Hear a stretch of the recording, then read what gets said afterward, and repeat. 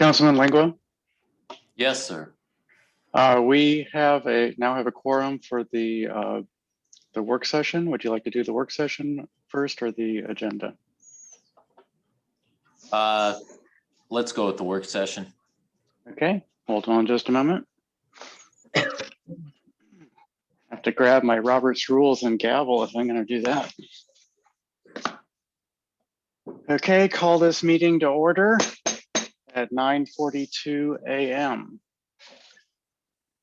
So this is a work session, a relatively informal meeting, and it looks like there's only one item on the agenda.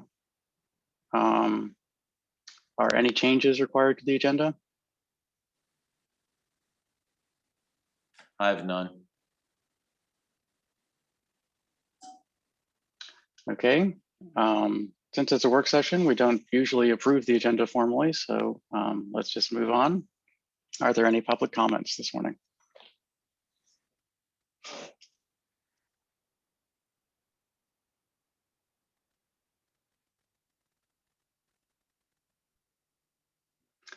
Hearing none, we will move to the work session discussion item, the Municipal Center project bid process and staff recommendation. Is there a staff presentation? There is. Ms. Lewis, can you lead us off, please? Absolutely. Good morning, Mayor, council members, members of the community and staff. No action is requested today from the mayor and council on the Municipal Center project. Instead, this is a quick update on the project, specifically the outcome of the bid process and staff's recommendation on a contractor to build out alterations and additions in all three Municipal Center buildings. On Monday, staff will request authorization for the town manager to sign an agreement with the contractor. When we last met on this project in February, the council approved the final scope of work, which consists of about 22 projects reflecting the goals and principles established for the program in 2018. Selecting a contractor is obviously a major milestone in the program, and with the council's approval, staff released a bid package on March 10th and received 2 bids on April 19th. However, only one of them was a responsive bid, and that bid came from Popowski Brothers Incorporated, also known as BPI. BPI submitted a bid for $517,680 and provided a detailed cost estimate necessary to thoroughly evaluate the bid. The bid committee, comprising staff and project architects, interviewed the PBI team and determined the bid to be realistic and inclusive of all elements of the overall project. Additionally, the company demonstrated its expertise and experience to manage a group of 12 specialty subcontractors. The project is funded by 2 Community Development Administration loans and 4 bond bills. The remaining bond bills, totaling $275,000, must be secured by contract by the end of the month for the state to encumber the funds. The budget balance is $630,013, which will cover the contractor's estimate plus an 18% contingency recommended by the project architects and the cost of obtaining county and other permits. The project is expected to be completed in 165 calendar days from the date specified in the notice to proceed. That date will reflect when county permits are issued. Staff are choosing the third-party review and inspection option allowed by the county to expedite the process. And with that, I'll take questions. Thank you. Thank you, Ms. Lewis. Director Lewis, are there any questions from the council on this item? I have none. I have a single question, which is when you say the other bidder was not responsive, you meant that they were missing critical components required in the bid package. Is that correct? We essentially only received a lump sum price when bidders were required to actually break that out across the 22 projects. Okay, thank you for that that detail. Are there any public questions or comments?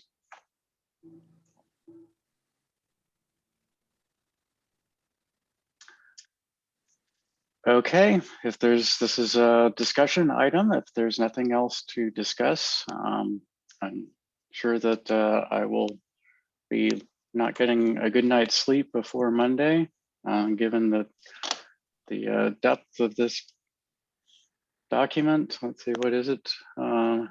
600 pages? 600 pages, exactly 600 pages. So I don't think I'll be reading the whole thing with a mind to catch every missed comma, but we'll be reviewing it. Mayor, may I ask a question?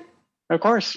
I was just curious why, if anyone has any thoughts on why so few bids were received. Obviously, we've asked ourselves that question, especially since we had such a good turnout at the mandatory pre-proposal meeting and from contractors who we took on a tour of the facilities. Two of those companies said the request by the town to provide detailed cost estimates on each of the 22 projects was more than what their subcontractors were willing to do in one case, and I guess more than what the other company was capable of doing on its own. Those are the only explanations we got from the bidders we met at the contractors we met at the pre-proposal meeting. You know, once we have a contract in place, we are interested in reaching back to some of those contractors and asking, in fact, why they didn't submit a bid, because they seem very interested. A lot of them commented about it being a good project and how detailed our architect's drawings were. So we were disappointed in the turnout, but excited that we actually have a very good bid before us. And I would just add that our architects said that from their recent experience, this is not unusual. Especially with so many moving parts. Yes. I would just ask again why. I can't believe our town, which is not a super large town. I mean, I know there's projects all over the country, you know, in this area too going on. It doesn't seem, I'm not super familiar with the process, but I can't believe that's unreasonable for a significant sized project with moving parts for there not to be companies out there that are equipped and qualified to take that on. And especially when this one company obviously did a very fine job of providing a comprehensive bid. Still, yeah, I don't know about that. I'm asking also because it's frustrating to me that our town, our hard-earned money and our well planned out spending for this money, that we can't have more to choose from, have more of a competitive process, make sure that we're getting, the smartest bang for our buck. But I do appreciate very much staff reaching out to ask those other bidders what the problem was. That's helpful. You know, to your point, there are a lot of projects out there that we're competing against when we hit the street. In fact, the pattern has been across different solicitations that we get a small number of bidders. Thankfully, on each occasion, we've gotten very good bids. Cool. And ultimately, that's the least we can expect when we're up against so much. And while this project has a lot of moving parts, it's considered a small project in the scheme of things. Under $1 million is a small project. I see. So maybe that's part of the reason why the effort to detail it out is not worth the time Right. for some bidders. Yeah, that was important to us in order for us to be able to evaluate the bids. Our architects provided very detailed cost estimates for each of those projects, and it was a way to understand the bid breakout relative to those estimates. Well, and am I correct then in assuming that that's also going to give us less risk in overrun when it's? That's exactly what, yes. Yeah, so that's a risk management strategy. Right. Makes sense to me. Thank you so much. Thank you. We also do have the 18% contingency, which is helpful should there be an overrun. Okay, any additional public comments? I'm sorry I missed your hand earlier, Ms. Katz. Okay. It was slow. So that's the only item on the agenda. for specific discussion item? Are there any items of new business? Actually, Mr. Mayor, if I may, with a follow-up on the first item. Yes, of course. Director Lewis, in reviewing the bid, did you find the breakdown? Well, what were your comments? What were your thoughts on the breakdown of the Popowski bid? First of all, they were thorough. Again, there are 22 separate projects. They did provide the 22 cost breakout sheets, which they weren't required to do. They were required to prepare and maintain them and provide them upon request, but they submitted them with their whole project. There was a question about the lumber prices per linear or foot, but they gave a feasible response for that. And they built in contingencies in their individual cost estimates to cover any potential increases. Their cost for the police department front entrance was higher than our architect's estimates, but they gave an explanation that was satisfactory to the architects in particular, as well as staff as a result. Okay. Mhm. How old were the architect's estimates on the front there? So overall, if they were about 25 to 30% over Right. the lump sum bid, but the architects admitted that they costed out each project as a separate project and not Okay. building any economies. Okay.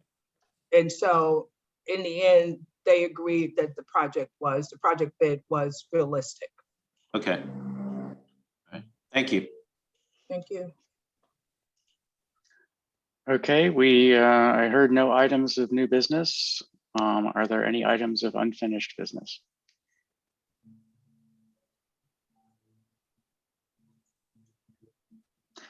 Okay, then I will gavel as closed at 9:54 a.m. and we can move on to the budget hearing. Mr. Chair. Thank you very much, Mr. Mayor. Greetings to everybody here today and in attendance for this second of two budget hearings for the FY22 budget. Today we will be covering, along with a budget overview, we will be covering police services, which is sections 12 through 15. We'll also be covering the Department of Public Works, which is sections 16 through 18. And we'll also be covering the capital improvement budget overview, which is section 19. At this time, I will turn it over to staff to begin with with the budget overview, which is sections 1 through 3. We went over this at the beginning of last budget. I'm glad that we're going over it again for anyone who missed last week's presentation, as it helps put things that we will be talking about into some form of context in relation to the overall budget. With that, Mr. Listician. Yes, thank you very much, sir. And I appreciate you framing the review of these chapters. So good morning to the council and to the residents and anyone watching us stream live on Facebook, as well as the staff team. So as I started last week, I need to acknowledge the hard work of the staff team, the budget committee, as well as the leadership team and our support staff in putting this document together. This document, a municipal budget, is the most transparent document that a municipality has, and arguably the most important document that a municipality produces. Because it outlines the town's spending plan, as well as its financial position, where we're going, challenges that we're facing, how we can prepare, for the years ahead to ensure our sustainability. So the first page, well, Ryan has the Distinguished Budget Presentation Award up there. So let's talk about that for a moment. And so we follow the Government Finance Officers Association guidelines for municipal budgeting. And for 2 years now, we've received their Distinguished Budget Presentation Award. And I fully anticipate that moving forward, we will continue to receive this award because we follow their guidance. A team of volunteers from within their organization actually analyze every page of our budget. We'll submit it to them this summer, and they'll make recommendations to us. And some of the recommendations that we've received in the past have been incorporated into the budget. And I think it makes it a better product each and every year. So in my budget message, I outlined a few things. And one is that we have a balanced budget proposed. And so in the age of COVID, we still have some uncertainty and we have stressors. And that uncertainty and those stressors are taken into account when we make our projected plan. So at the end of the day, a budget is our best calculated determinations based upon what we know at the time. And so the stress of the pandemic has created the uncertainty in our revenue projections. So what you will hear throughout from me and from the staff team today is that we're being conservative in our revenue projections. What you will see on the following pages is that we're actually projecting less revenue next year than what we project we will receive in the current year. I believe we will exceed that at some point for a variety of reasons, and we'll talk about those some. But it's proper for us, given the uncertainty, to be more conservative than even we have been in the past. That will position the town for long-term sustainability. And that's really important in looking at a municipal budget to only plan for expenses that we know we can cover. One thing that's not in the budget is the American Rescue Plan. So you may have heard about the American Rescue Plan,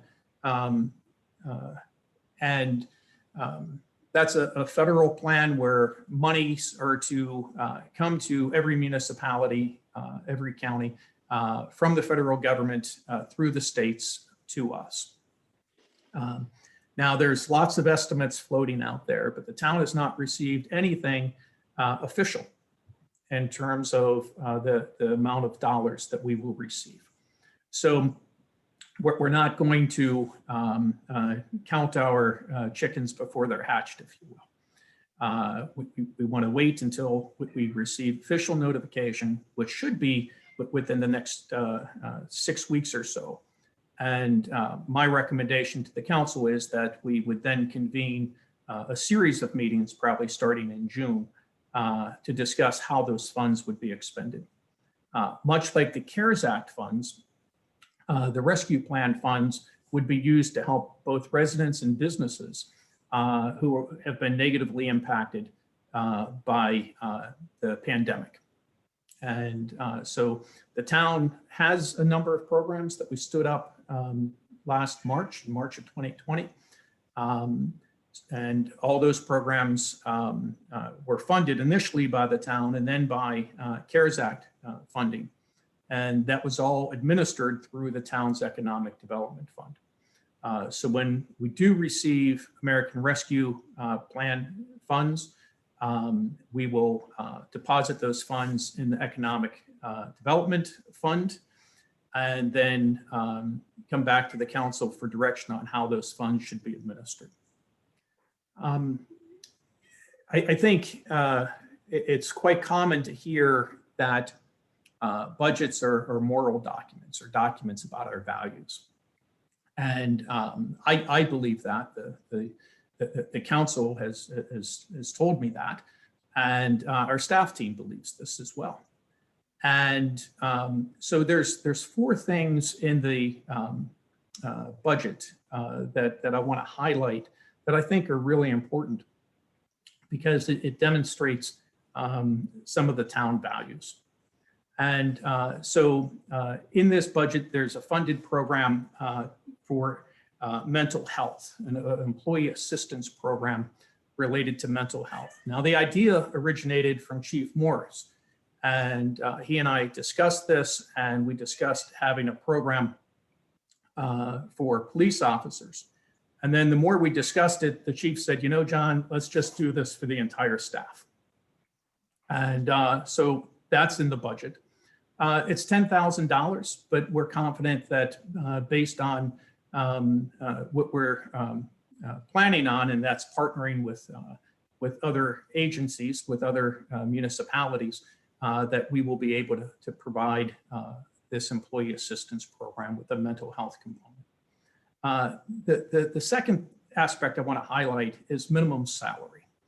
So we have a really good workforce, and Riverdale Park's a good place to work, frankly. And but we have some staff that, and actually it's staff that are put in some pretty rough conditions, that have been making in the low to mid 30s. And so we'll talk about the cost of our benefits and that here shortly. But when we looked at their salaries, the level of their salaries makes it difficult for them to frankly participate in healthcare, to participate in the higher benefit retirement plan, because those programs cost the employees. And so this budget includes raising the minimum salary for full-time employees to $40,000. Right now we have, I think it's 3 or 4 employees who are under that. And so we're going to raise their salaries to that 40,000. At least that's the proposal. And if the budget's accepted by the council, if that provision survives, then that would take effect on July 1. The third is translation services for public meetings. And at last week's discussion, it was recommended both by the mayor and by Councilmember Lingua that we expand the translation services, or at least work towards having a more expanded translation service than what staff originally proposed. We were proposing that translation services be for all public meetings. There's been discussion about extending that further, working towards our public outreach, whether it's a town crier or Ms. Barnes indicated last week that there would be more outreach through a program called Constant Contact. So that's in there, and that's to encourage a large segment of our population to further engage with us and to further be part of and included with the going-ons of the town. And so this too fits neatly into the values of the town. The last of the 4 that I want to highlight is the public infrastructure improvements. Now, we're going through section 19 today, and there's a lot of projects in there that meet the values of the town, whether it's a pollinator garden or pocket parks. There's a lot of things that fit the town's values. But I want to highlight the projects that we're talking about in our multifamily neighborhood east of the river. And so there's a number of projects included in the capital budget, and they include a pocket park with a tot lot. The town owns some property over there, and we have an opportunity to turn it into a green space, further meeting town values, but showing some investment in that neighborhood. Improved street lighting. That was a project added just a number of weeks ago in a budget amendment for this current year. The project will be completed next year. And that's where the mayor and council acted following the 2 homicides that we had in that neighborhood. We're also planning a sidewalk installation where none exist. You have at the end of 54th by Jefferson over to Spring Lane, there are no sidewalks heading to a park area. So it'd be installation of sidewalks along there. And then bus shelter improvements. We had planned this last year and we were really hopeful. And the county was supposed to partner with us on that, but they ran out of grant funds. So there's additional money this year for the town to take on this project itself. And then the last is the neighborhood safety camera program. Again, the mayor and council had approved this project as a budget amendment in the current year. We're working now to select a vendor for the design work, and then we would have a RFP hit the street here within the next probably six weeks. So that project should be happening, I'm guessing, probably by September, depending on supply, the availability of supply. So those are the projects I wanted to highlight. Are there any questions or comments so far?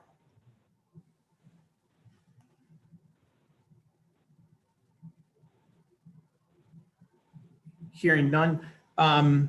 The budget process, if we can touch on that. And Ryan, can you just go to the, well, actually, let me cover that one part there. So for background information, those that don't know, our budget runs on a fiscal year of July 1 to June 30. And it's important that the town maintains adequate reserves. And so the Government Finance Officers Association requires for us to get these awards that we keep at least 16.67 in reserves. And we are projecting that at the end of next fiscal year, we will have more than double that in reserves. And so we'll have about $3 million in reserves at the end of next year. And I really think that's important because when I mentioned the COVID uncertainty, municipalities that rely primarily on property tax revenue,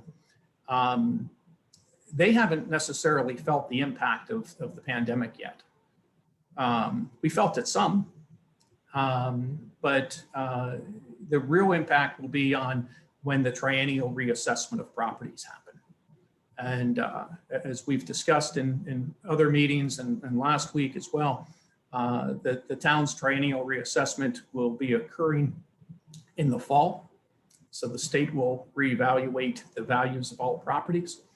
And the staff team have concerns about the impact on the office sector and retail sector. And those are things that we should prepare for. And building up reserves a little bit now makes sense. So we started the budget calendar and process back in December.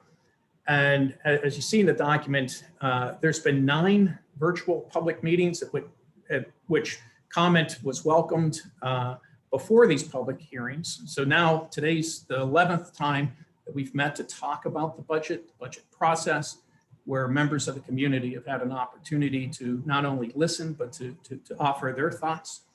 And after today, we will be meeting 3 more times before the budget's adopted. So there's opportunities to weigh in.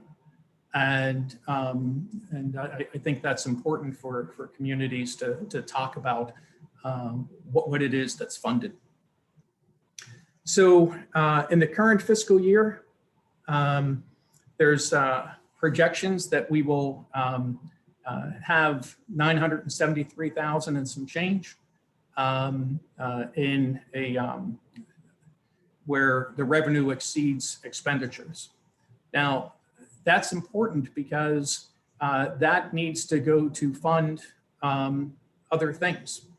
And because when we have the operating budget, funds also then need to flow to the capital improvement budget. And so these are the types of funds that go to fund economic development or capital improvement. That could be acquisition of equipment. It could be paving streets. It could be building the sidewalks and the projects that I talked about. That can't be seen as, oh, we just have this windfall of money. That's just what we have in excess of operating expenses, keeping the lights on. The proposed budget, as I've mentioned, the staff team has looked at the accessible base. And as in previous years, we think the state has some things wrong with what they projected our accessible base will be. We think it will be more because the state hasn't included all the properties that will be coming online. This is a conservative budget because we got to go with the state number. We have to go with what they have supplied to us. We cannot substitute our judgment for theirs when they're saying it's going to be a lower number. So we're going to go with their number. And if we have additional revenue, then that positions the other funds in the town better, as well as it helps set us up should we experience a significant decrease in the office and retail sector in fiscal 2023. So it's again, we're planning for the future here by accepting their numbers. So a few things that are in this budget on the expense side, a 1% cost of living increase for all staff. So the pay range plan that's included in the budget is updated annually to reflect any descriptives if we change a title or something like that, as well as the pay range out over the course of 18 steps for some positions, and or the majority of the positions, I'll say. And then we're also including merit and step increases. So if someone's doing a good job, depending on where they are on the pay range plan, they can get 1.5% to 2.5%. But there's some other expenses that, and we'll talk about stressors on the budget here in significant detail in a little bit, but there's an increase to the defined benefit plan, which is one of the town's retirement plans. And the town's contribution is going up by 2.5%. The management fees, and we'll get into the real dollars here shortly, but the management fees for that plan going up by 430%. Healthcare. Historically, we've looked at healthcare expecting a 10% increase. We got hit with an 18, and I mentioned this last week, this is a typo here. It's actually 18.5% increase in healthcare costs. And then our contracted services for information technology have also increased by 17.5%. So we were hit with some significant increases, but we've managed to fund all of those things in this proposed budget. So the summary of the message is that we've been conservative in our approach financially, and that's helped us anticipate and plan for. And a lot of this planning predates me. It goes back to previous administrations that had the foresight to say, hey, we want to make sure we have some money set aside for things. And that gave us a really good foundation to build on in the last several years. And I've already mentioned that budgets are the best calculated and strategic determinations that we can make at the time. Before we get into the next section, are there any questions or comments so far?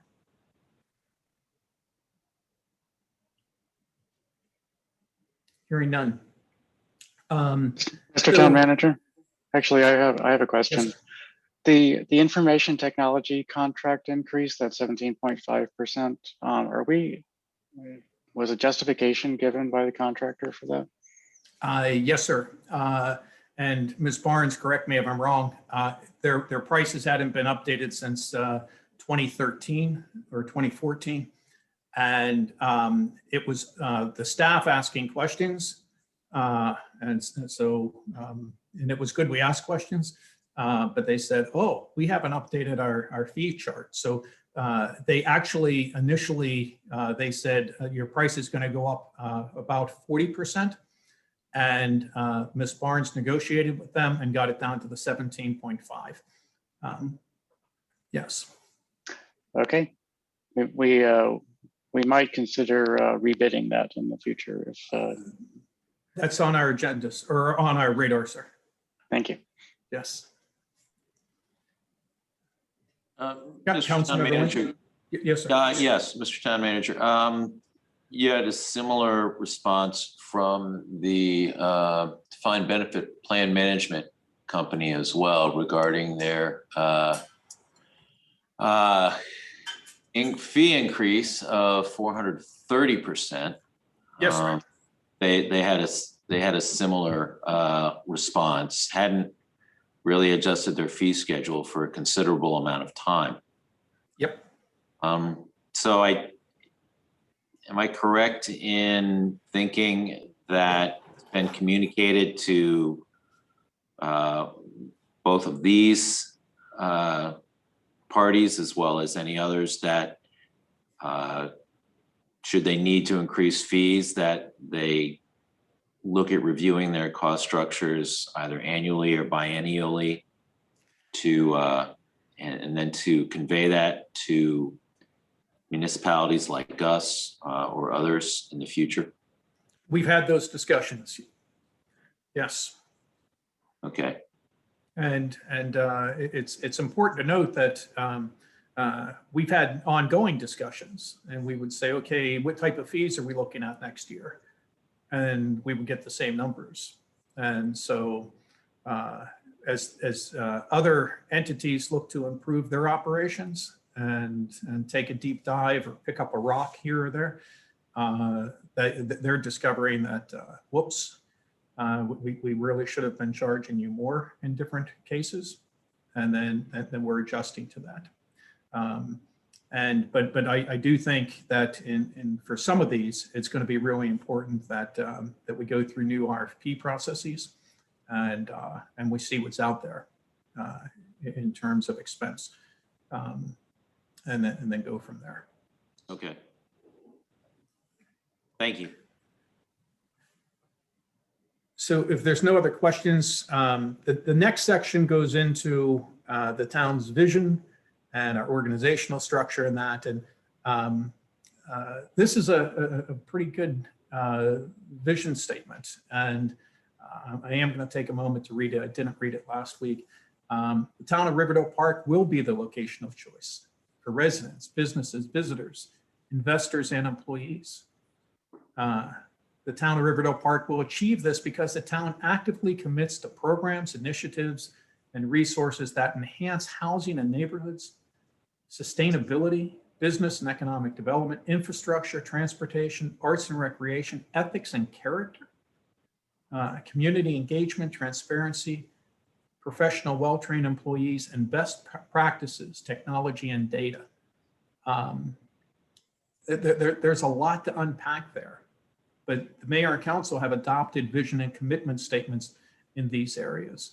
And these documents provide direction to staff, not only just in day-to-day operations, but when preparing a budget. These are the things that guide us and help us hit the mark when we are having presentations like this. The next pages list the elected officials, the town leaders who are on the budget committee, and then the balance of the leadership team. The demographics, the town population, the median age, our percent of folks with a bachelor's degree or higher. But I think it's good to look at our median household income, as well as our individuals below the poverty level. So the updated statistics that we receive from the federal government, they're still based upon the American survey. It's a combination of, I think, a 4 or 5 year period, and but 10.3% of our town is living at or below poverty. The next table there, or chart, shows the assessable base, the growth of the assessable base. And what we have seen is a steady growth over the years. And it's nice to have slow and steady growth like this instead of wide spikes. And what you don't see, because I mean, there's 6 years there, that gives us a good trend line. But in 2015, it was actually higher than in 2016. And that's when we had lost the USDA building over on River Road. And the town's revenue dropped $500,000 because of that hit to the assessable base. So if we continue on, there's pages here that I would encourage everyone to spend some time reading through. We have our community profile, how we're organized in the town, the charter requirements for the budget process that spells out why we're here today and why we've had all these public meetings, and what's required to approve the budget. The budget assumptions, if we can take a few minutes to discuss these. So the general fund unassigned reserve, we talked about this already today, and the guidelines we use and what our projections are for at the end of fiscal 2022. So I mentioned that we transfer funds out of these funds, and there's a line here. It's important to note that we're going to use $387,000 towards debt service. So that, and we'll talk about our debt service in detail in a little bit, but the town has 3 loans and we have to pay that debt service. And then separately, we're transferring $550,000 to the capital improvement fund. Now, the budget, when we look at our revenues, the primary revenue that the town has is real property tax. That's where most of the town's revenue comes from. The budget as presented shows that the tax rate remains flat at 6.54 per hundred of assessed value. So there's no tax rate increase.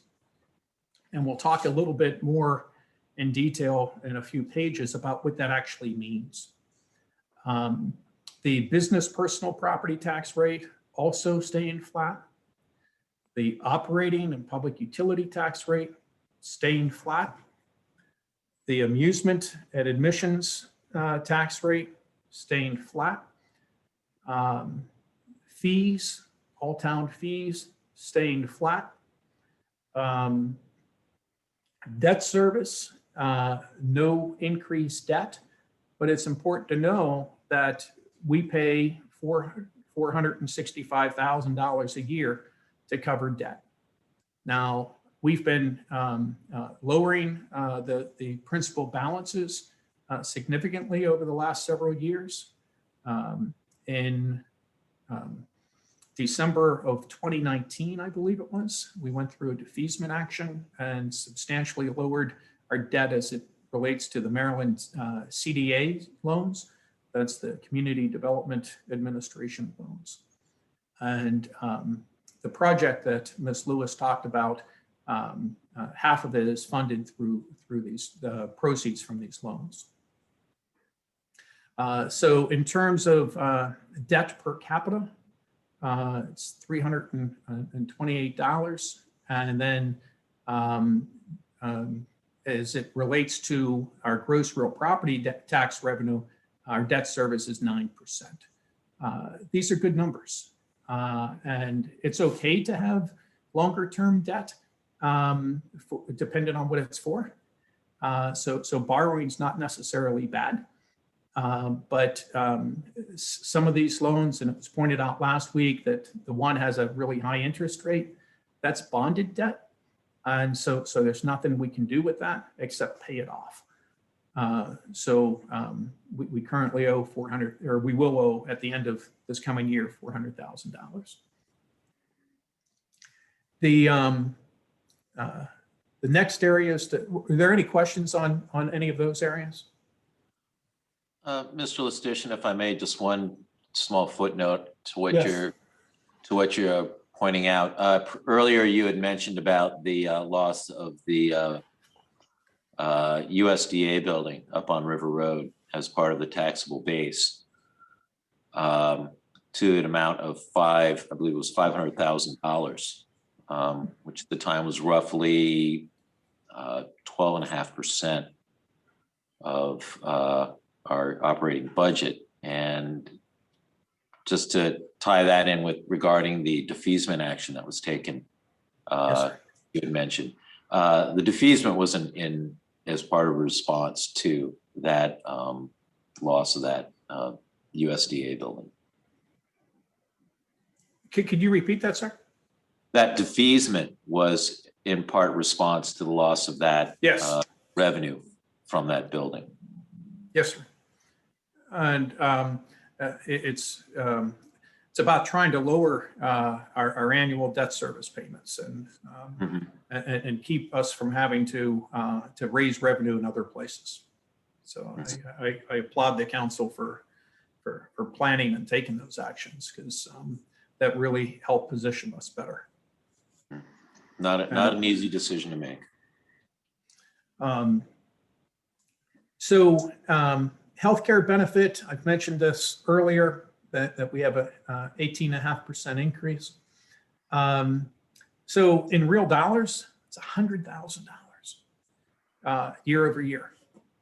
And we have 39 of our 50 authorized positions, or this year I think it's 49.25 authorized positions. It'll go to 50 if the budget's approved as written. And typically in years past, we've received some sort of a rebate. And we've been advised, not only is our rate going up 18.5%, but no rebate this year, no rebate next year. And we've managed to keep the employee share down by getting these rebates and putting it right back into a health and wellness fund to buy down the premiums. So right now, the spread share, if you will, between what employees pay and the town pays, the town's currently paying 78.5%, employees 21.5%. And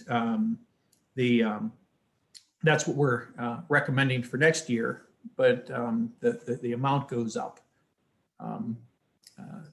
based upon the increased premium. And so the premiums, and this is a stressor, and we'll talk about this, well, or maybe I'll just do this now. This is a real stressor on the budget. And I mentioned we have 39 participants in the plan, 19 of which are in the single plan. So it's just them as an individual.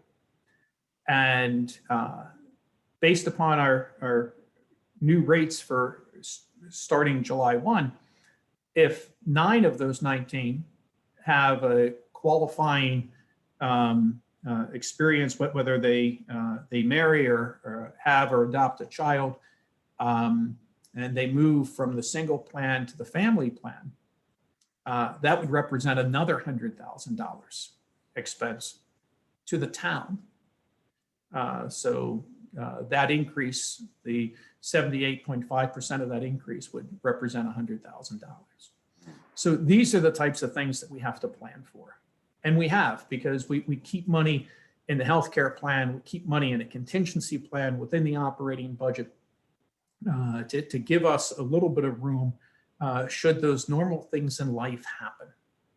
And so I'm confident that we can address this in the upcoming budget.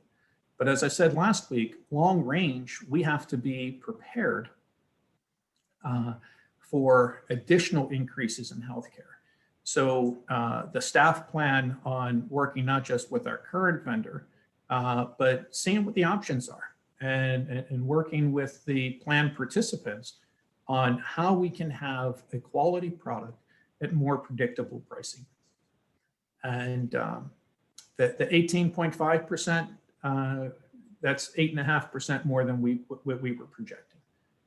And but again, we've managed to fund this and not increase the percent that employees pay. Any questions on that aspect of healthcare? We have the Health and Wellness Fund. We are transferring money out of the Health and Wellness Fund into the operating budget in the proposed budget. And that's to help offset this $100,000 increase. The Economic Development Fund, the mayor and council amended the definition of this fund in March of 2020 in response to COVID. And I'm just going to read the section that was amended. And that is, the fund may also be used for economic programs, grants, and initiatives designed to ensure the health, safety, welfare, and economic security of town residents and businesses. And it's that amendment that allows us to transition, if you will, and have our COVID related programs for residents in this fund. Before this amendment, it was that fund was geared only towards businesses. So it was a good move we made last year. And when we receive funds from the federal government or through the state from the federal government for the American Rescue Plan, this is the fund that they'll be deposited into. And again, we'll have future meetings and receive direction from the council on how those funds are to be expended. We have the OPEB fund is what it's called, other post-employment benefits.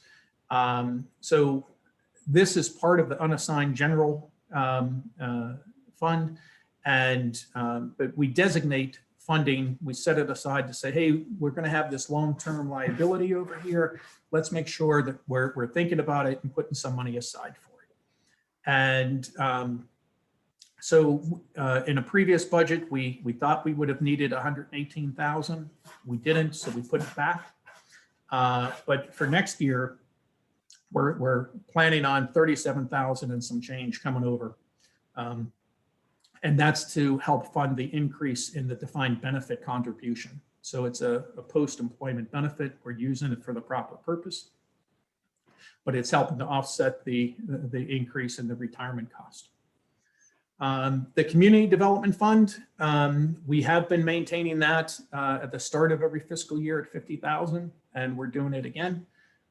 This year, we only need to bring over 14,000 and some change because the CARES Act funding helped fund some of our activities, both in the Economic Development Fund and things that traditionally would have been out of the Community Development Fund. The authorized positions, I've mentioned this before, we're proposing we go up to 50 authorized positions. and that's an increase of 0.75.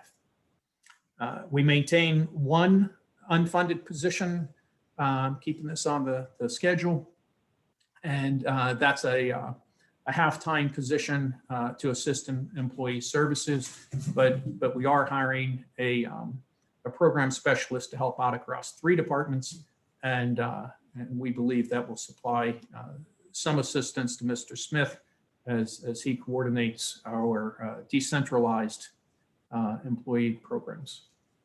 I've already mentioned the pay range plan. We're proposing it increase by 1%. Any questions on those things before I get into the stressors on the budget? Mr. Listician, one brief comment Yes, sir. that you brought up regarding the OPEB funding. This is something that really we as a municipality want to pay attention to at this time, in the sense that because how we approach this now allows future residents and future councils more leeway to manage it in the future. Like any investment program, it's good to start early and invest early, so as to be able to have those contributions being manageable. And what it is that we want to try and avoid is having a situation before a town and a council and staff where essentially they're having to really look to their general fund to be able to fund these benefits. Or another scenario where essentially having to make a sudden change in benefits in a sense that it could be seen as really going back on a previous commitment. I bring this up because while it may be something that's in the background, is something that's very important for the municipality to keep in mind.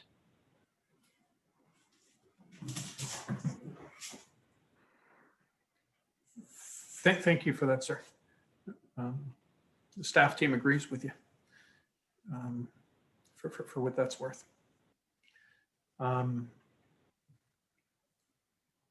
Do you want me to continue, sir? Please. So the stressors, significant budget stressors that we look at, the COVID uncertainty, I've talked about that.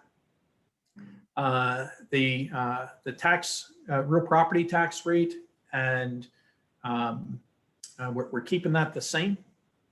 And we're seeing a surplus coming from the Calvert track, which is a good thing. I haven't mentioned this previous, but we do have debt service separate from the town's loans that we pay on, but it's not a direct debt in terms of traditional debt. Before tax revenues even really hit our books, we have to segregate them to pay that debt service, and that's paying for the bridge in the Riverdale Park Station development, or part of the bridge funding.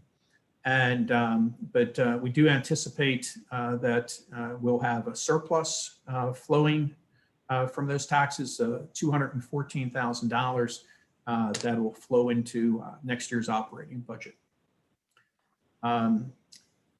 So we have some what the staff team calls unreliable revenue sources, and they're unreliable in that they're unpredictable. And our 2 biggest ones are Safe Speed for students and building permit revenue. We're actually seeing some unpredictability as well in any of our investment income now. because our investment income has dropped substantially. When it comes to our Safe Speed for Students program, as you see on the chart, there's a 6-year history of net revenue. And it's gone from a high of 700,000 to next year, very conservative projection, but the next year projection at 255. $500,000 or $450,000 swing. That's an unreliable source. So one thing that we have done, the town has done, is we don't rely on this to pay our bills. So we're conservative. We know that our numbers are going to be greater than what we project, based on history. But we have taken the approach that we will never work to balance the budget on fine revenue. That's not what the program's designed for, and that's not what we do. But it is a very unreliable source. Same with building permit revenue. So currently, in this fiscal year, I'll say, we were not charging some permit fees, and that was an action that the council had taken. And staff's recommendation back when COVID first hit.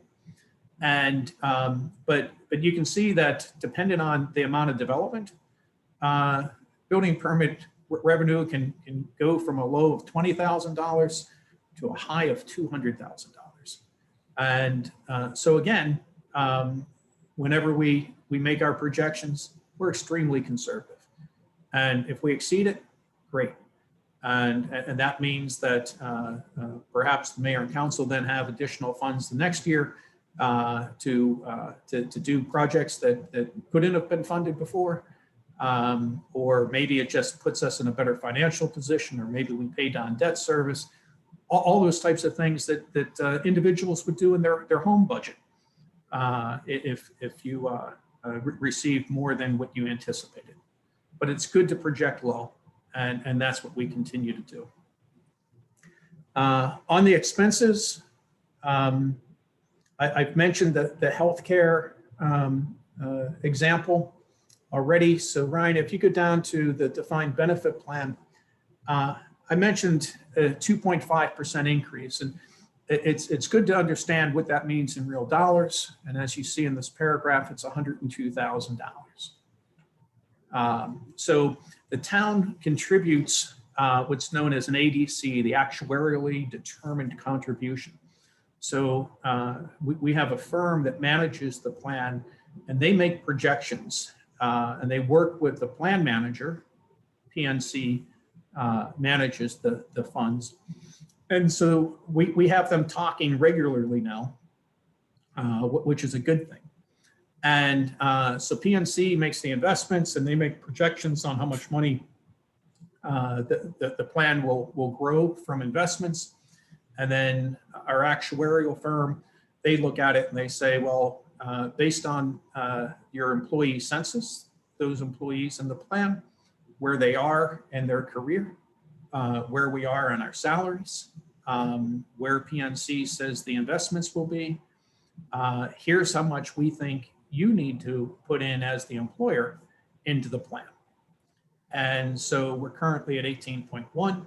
They're saying we're going to go up to 20.6. So I mentioned last week that it's just like healthcare. It's really important for the town that in the months ahead, that both the Board of Trustees for the plan, which I chair that, and Councilmember Lingua is the council representative on that board. That board, which also includes plan participants, and Mr. Gentry Jones, a non-plan participant but our financial advisor, that we work closely with the council to explore options to make the plan more sustainable. One thing that the Board of Trustees had talked about, and I've brought up to the council, is increasing the employee contribution. And I think that needs to happen in some format. But that's not included in this budget. As I mentioned last week, I did not want to propose a budget that boxes the council in on, hey, this is what you have to do to balance it. It's something that's going to require considerable study and working through best practices, hearing from the attorney for the plan, hearing from the actuarial firm, hearing from the plan manager. It's too complex to simply say, well, let's increase this by X% without that study. And so over the course of the next several months, we will initiate that. Councilmember Lingua and I have talked about a pretty aggressive meeting schedule where the Board of Trustees will be examining this closer and bringing some recommendations forward to the council for consideration. The other thing I want to cover, excuse me, I have a cat that is trying to knock over one of my laptops. You see me stretching. It's feeding time, and the automatic feeder has not gone off yet. So, so if she walks across the keyboard, she's just saying it's time to eat. Where was I? Okay, so 430% increase. And so we talked about the fees. PNC has for years been charging us about $5,500.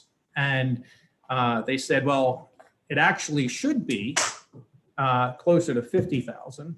They took us up to 24,000, but that's with a 50% discount. Now, over the next several years, they've told us that discount will have to go away. So we're up to 24,000. It's funded in this proposed budget, but realistically, we should be planning on something in the mid 40s. Not next year, but next year may go 28,000, 34 on up until we're in the mid 40s. So we're planning for that. The next page is really where I like to kind of say a few things and then hit the pause button to make sure that there's a shared understanding. The budget does not have an increase to the real property tax rate. I've said that earlier, and that is true. The state, when they assessed the properties nearly 3 years ago, the last triennial reassessment, the assessed values are phased in on residential properties. The mayor provided this clarity last week, and I think it's good. And commercial properties, they realize the increase in lump sum. But values on residential properties increase over the course of 3 years. So we're keeping the rate the same, but values are increasing. So the town will realize additional real property tax revenue. This form is required by the state. We cannot amend the language. We cannot put a little footnote. This is what this means. This form is required by the state. And so it says notice of proposed real property tax increase. In the strictest sense, yes, we will have an increase of revenue from real property tax. We're not increasing the rate. So if you take a look at line 1 of this form, it shows that the real property or the assessable base is growing from $750 million to nearly $790 million. And so the base is growing. That means with that growth of the base, we will receive an additional $218,000. And I think it was Councilmember Lingua who pointed out last week, correct me if I'm wrong, sir, that, or it may have been the mayor, that, I just talked about a $102,000 increase in defined benefit and a $100,000 increase in healthcare. And our revenue from our largest revenue source is going up by $218,000. And so if we wanted to not have this additional revenue, we would have to lower the tax rate to offset the increase in property values. And that rate would be 0.6263. And the proposed budget is built on the assumption that we will stay at 0.6540. Are there questions or concerns on this form? Or additions, I should say, as well. Mr. Chair, may I make a comment? Go ahead. So I was inspired by the American Fact Finder information on median income to go and look at the sort of 3 years that are included in this budget for both property tax assessment, assessable base, and income increases from 2016 to 2019, since that's where the census data, Fact Finder data, drops out. And median family income went up from approximately 60,000 to approximately 80,000, and which is, if you take the 80 over 60, it's worked out to be 1.27. And the assessable base only went up by 1.2 by the same mathematics. So in fact, income is increasing over that time period anyway, faster than the assessable base. And so we have to maintain a constant tax rate in order to keep up with the rising costs. So just wanted to point that out.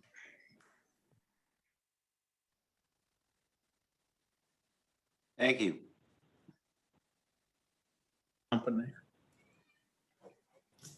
Would you like me to continue, sir? Please do. The next page is the constant yield tax rate certification. This is a form that the town typically receives on Valentine's Day. And so we'll receive one next Valentine's Day or thereabout. And this is the worksheet, if you will, from which we fill in the blanks on the form on the previous page. So this is where we take the numbers and we populate that form. It's important to notice the deduction for homestead tax credit. Councilmember Lingua, you made a point last week. Did you want to speak to that this week? No, that's okay. Um, That would be fine. Oh, the homestead. Well, the homestead, I would just say this is that it is something with the triennial coming up. And this is something that's available to folks each year. When you get a county tax bill, they have a address or contact information where you can go if one is not already participating in the homestead tax credit to begin that process. And I would encourage folks when that piece of mail comes around, usually about this time or in June, to look for that. It is something that I know already a substantial number of homeowners in the area do participate in, and it's something that I would encourage. May I ask a question about perhaps not the homestead tax credit, it might also be the abatements and deletions. There's a program that the county runs typically for fixed income seniors, where you can have your property removed from the tax rolls entirely. Is that under the homestead or is that under the abatements? I believe that's under the abatements, sir. Okay, thank you.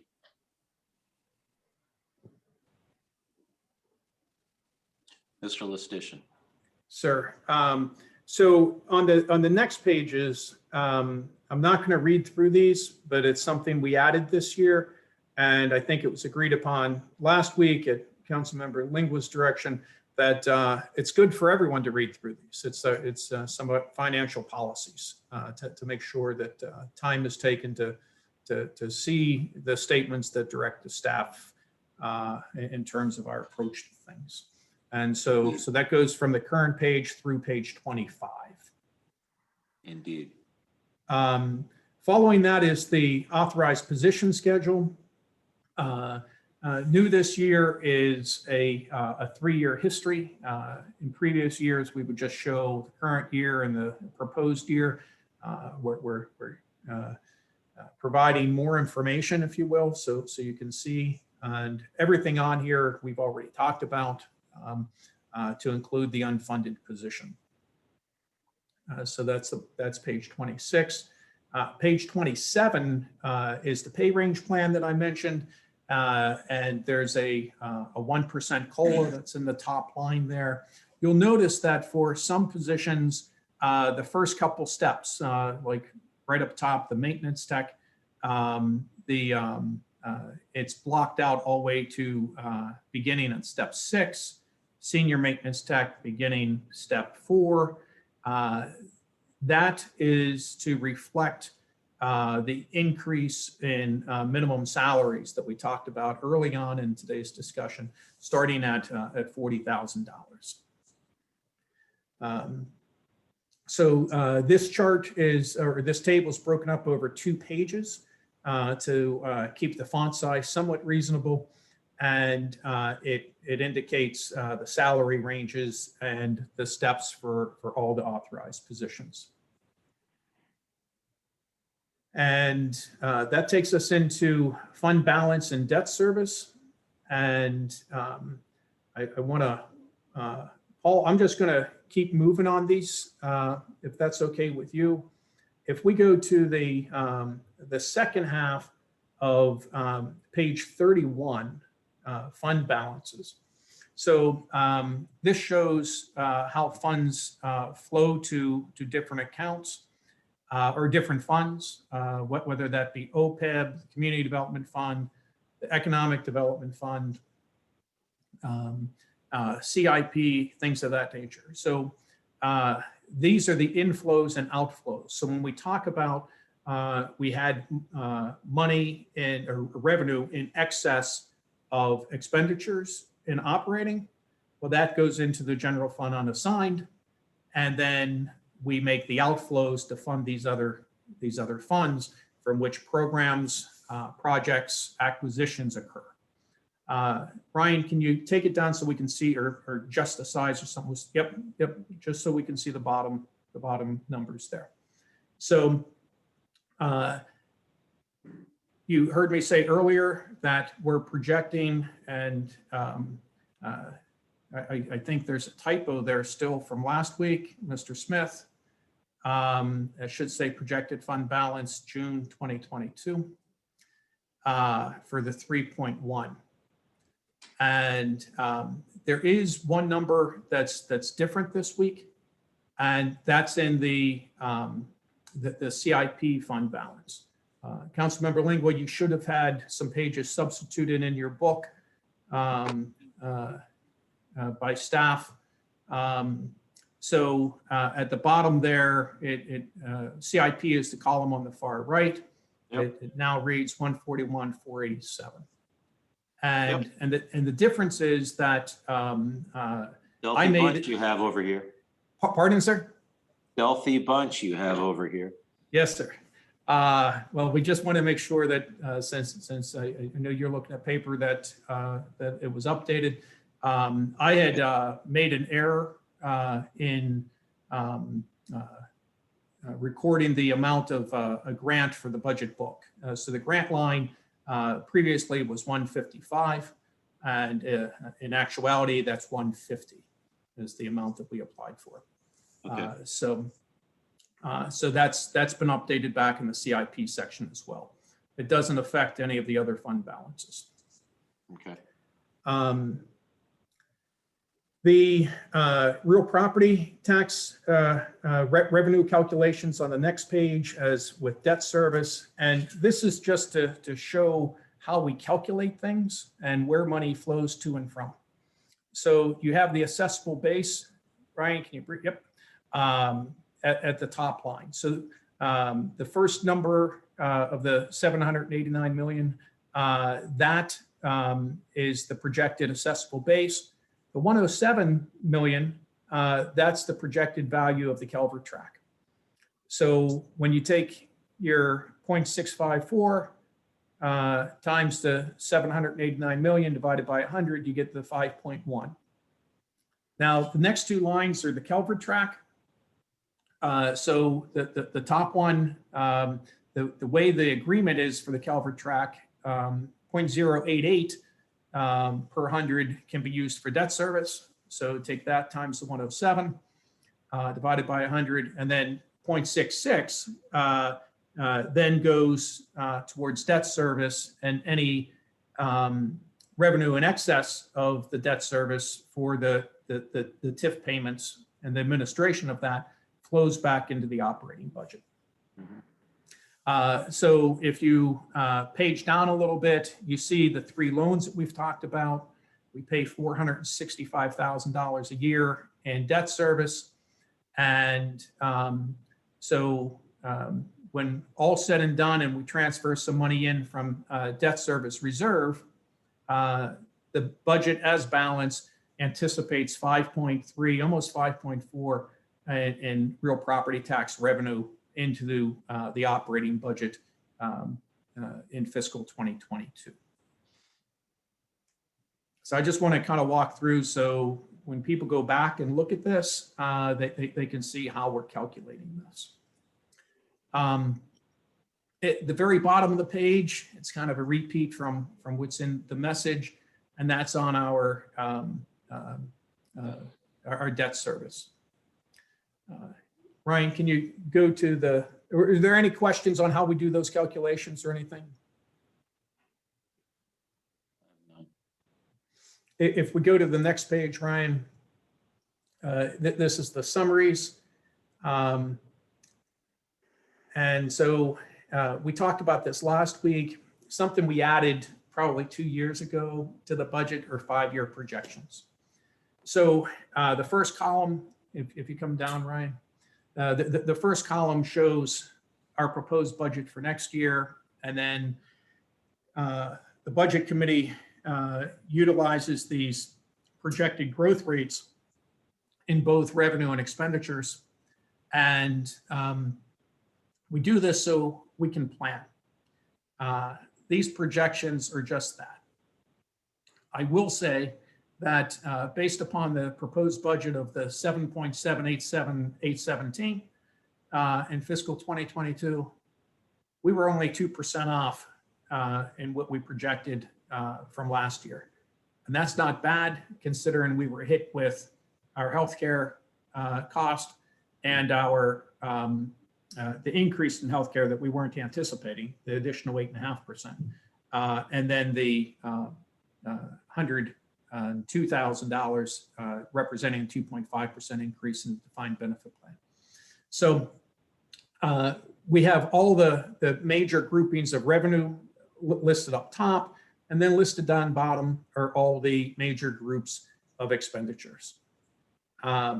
We continue to show at the bottom of the expenditure page that half-time position is unfunded, and then PAYGO. So PAYGO is when you are able to have capital projects paid with current year monies. So you pay as you go. And that's ultimately where we want to land as a municipality. Some debt's good, long-term debt's good, but the more we can get towards PAYGO, the better we'll be positioned.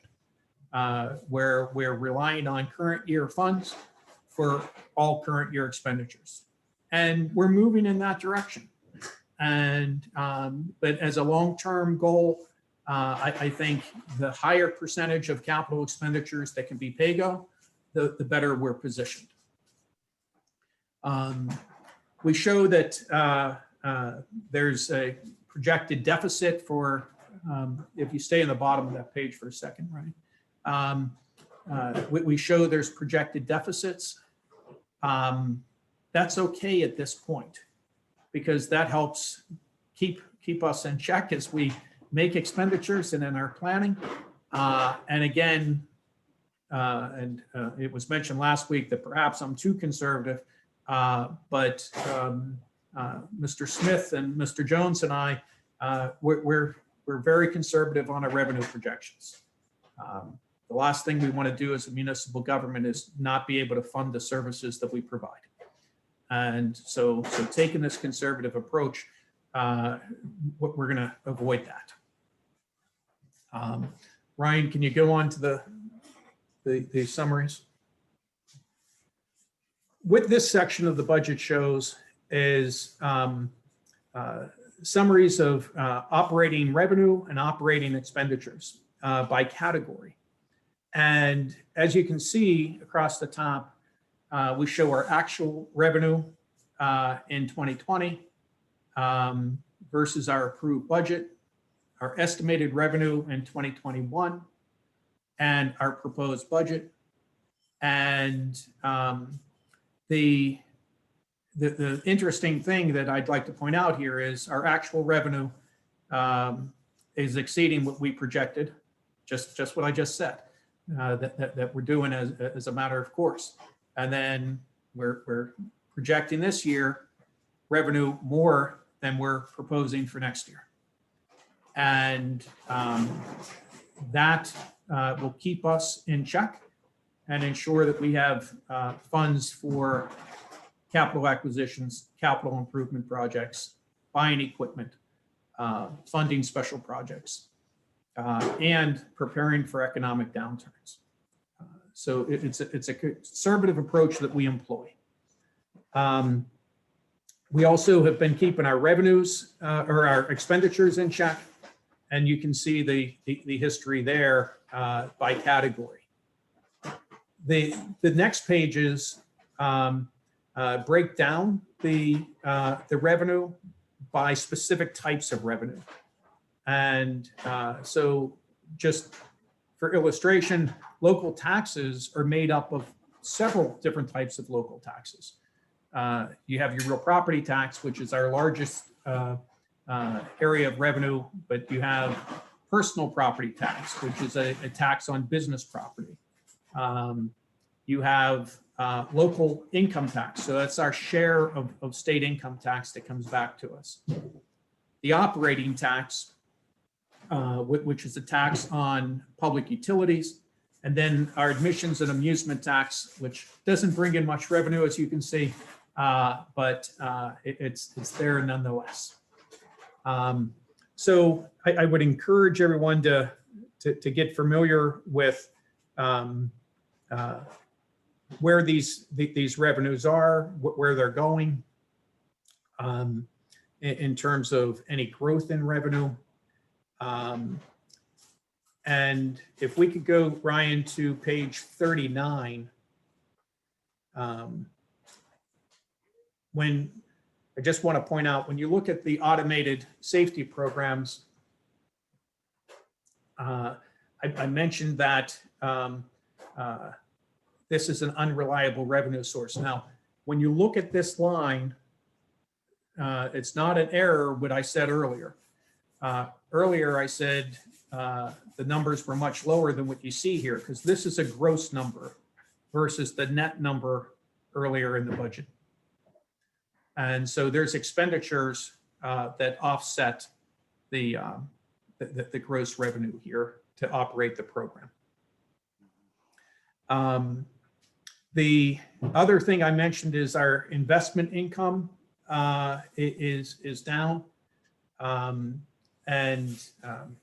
Paul, is there anything you wanted to add about the investment income? Not at this time. Okay. So the next section, starting on page 40, same type of numbers, it's just presented in a different way. So now you can see the numbers in terms of the expenses by cost center. So we've developed these cost centers, and that's what we review in the budget book. Think of them as almost departments. We have some cost centers that are not departments. So we have cost centers such as weather events and municipal buildings, grants, town events. We set them up as cost centers so folks can see where's the money actually being expended. So these are expenses by cost center. And so that goes through all the different departments and aspects of departments. And then there's a summary of on page 44, expenses by cost center. And you can see it's broken down: salary and wages, benefits, overtime. The vast majority of the town's expenditures are in salary and benefits. There's actually the keeping the lights on represents a small fraction of the overall budget. And so are there any questions on the summaries or on anything that I've shared so far today? Mr. Listitian, one point you had from last week was items in intergovernmental revenues has been moved to a different part of the budget that covers highway user, financial corporation, and MVA. Yes, so highway user funds 4 years ago when I arrived were recorded here in the operating budget. And we, over the last 4 years, have gotten to the point where we don't reflect any of them in operating. They're all reflected in the CIP budget. And that's where the funds are most useful.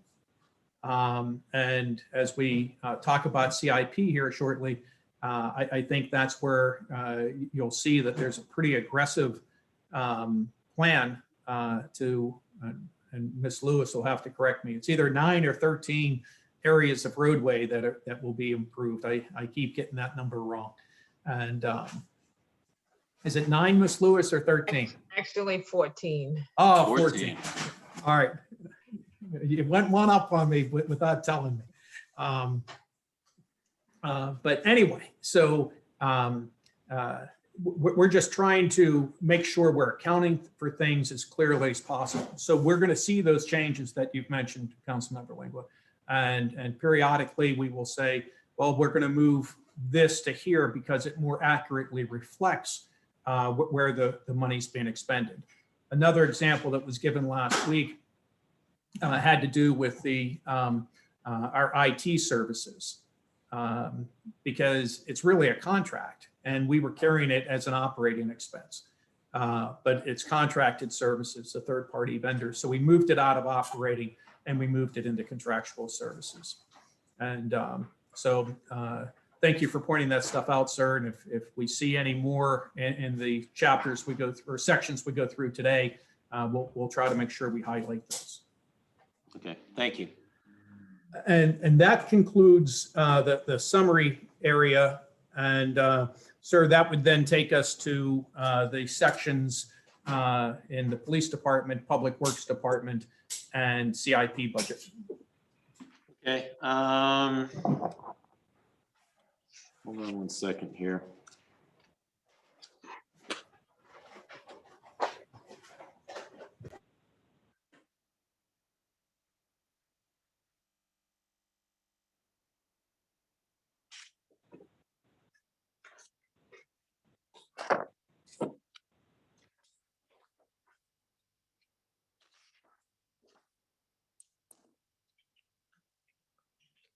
And my thought here, and then we're now at 11:17.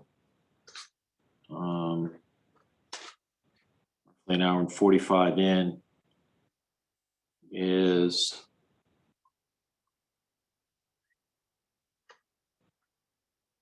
we're going to take 3 minutes now to recess, and then we're going to come back. Let's come back at 11:20, and we'll go to 1 o'clock, take a lunch break then, and then we'll come back after that. How does that sound?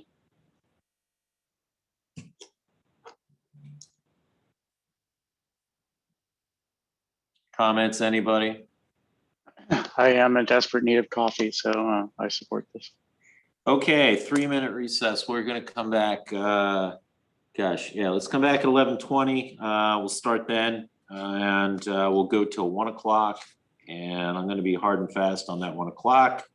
Keep that in mind for anyone presenting, which will take lunch, and then we'll come back after that and conclude. All right, we are in recess.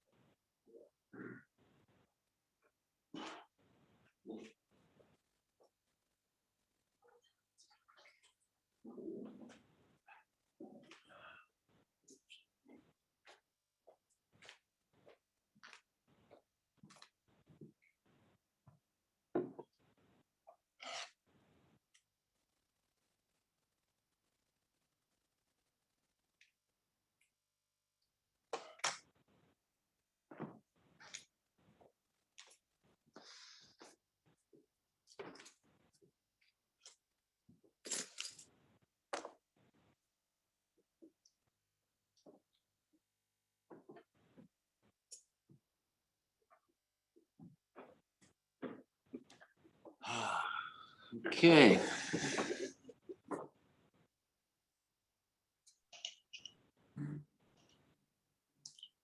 Welcome back, everybody. A little bit longer, should have been a little more generous. Supposed to settling on 3. Perhaps I should have gone to 5. That 5 would have been a more proper number than 3 in terms of time for a recess. So.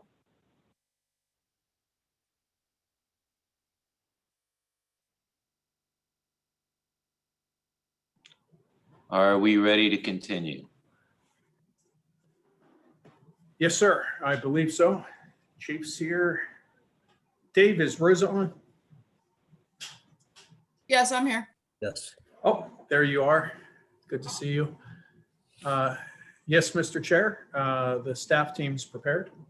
Okay. So Please, go ahead, sir. please proceed. We'll start with the police department and follow the same type of process that we did last week, going over the summary sheets and the intro type things, the accomplishments, the objectives, the performance indicators. And I will say there's something unique about performance indicators with the police, because we don't make projections on performance indicators, because we can't. You can't project how many citations and events and stuff that you will encounter. Actually, I think that would be a violation of good ethical standards and of law. So with that, I'm going to ask Chief Morris to go through these, and with the assistance of Assistant Chief Quixons, and then we'll go through some numbers after that. Chief. Very good. All right, good morning, everyone. Thank you for the opportunity to be here today. Just quickly, I want to offer some acknowledgments. Certainly recognize my staff, Assistant Chief Quixons, Lieutenants Turner and Slattery, as well as Ms. Wendland and my civilian staff for all the work that they've done on assisting in the preparation for this budget. And equally important, many thanks to Mr. Lustician, Mr. Smith, Ms. Barnes, and Gentry.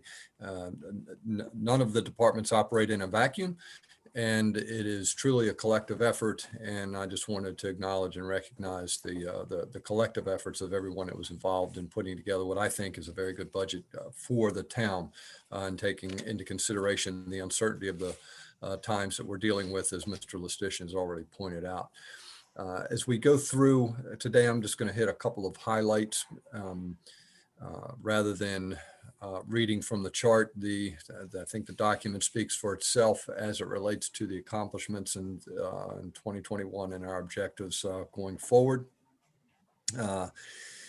As we look at the cost centers for the police department, and we're divided into 4 cost centers for the purposes of budgeting, with the police services, administrative services, communications, and our safe speed for students. But I'm mindful that it's one department and one mission, and the mission of the department is consistent with the values of the towns. And that's not only to keep the community safe, but more importantly, to promote programs and best practices and strategies so that our community feels safe.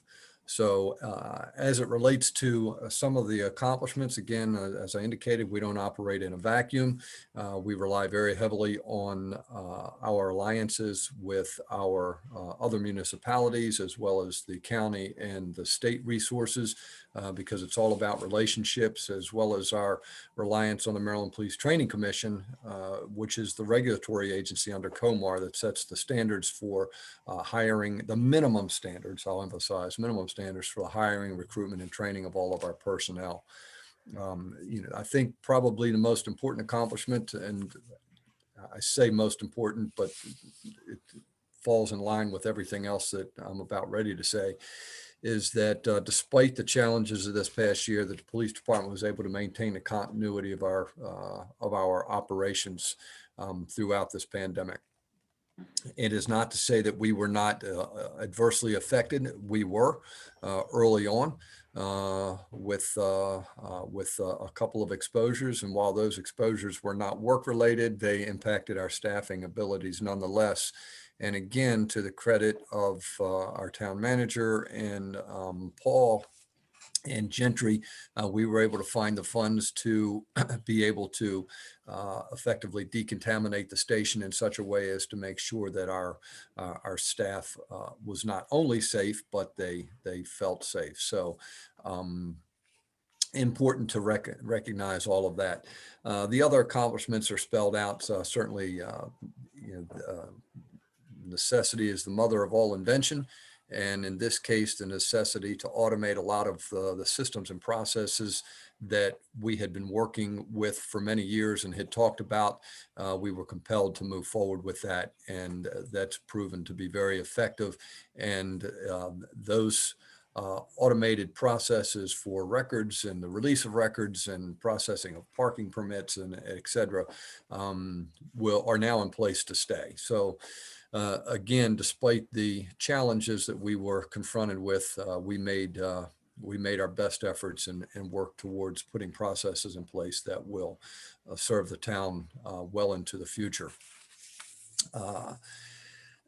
As we look at the budget, I'm mindful that there are 4 areas that will get any jurisdiction, department, agency into hot water. And that's negligent hiring, negligent retention, negligent supervision, and negligent training.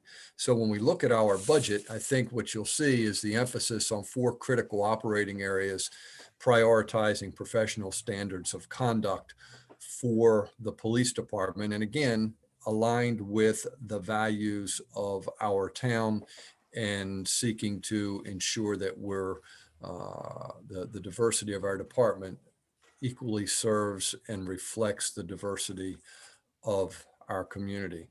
So when we look at our recruitment and retention of personnel, clearly our personnel are our most valuable asset.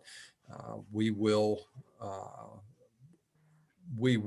work short before we hire individuals that we do not feel reflect the values of the community.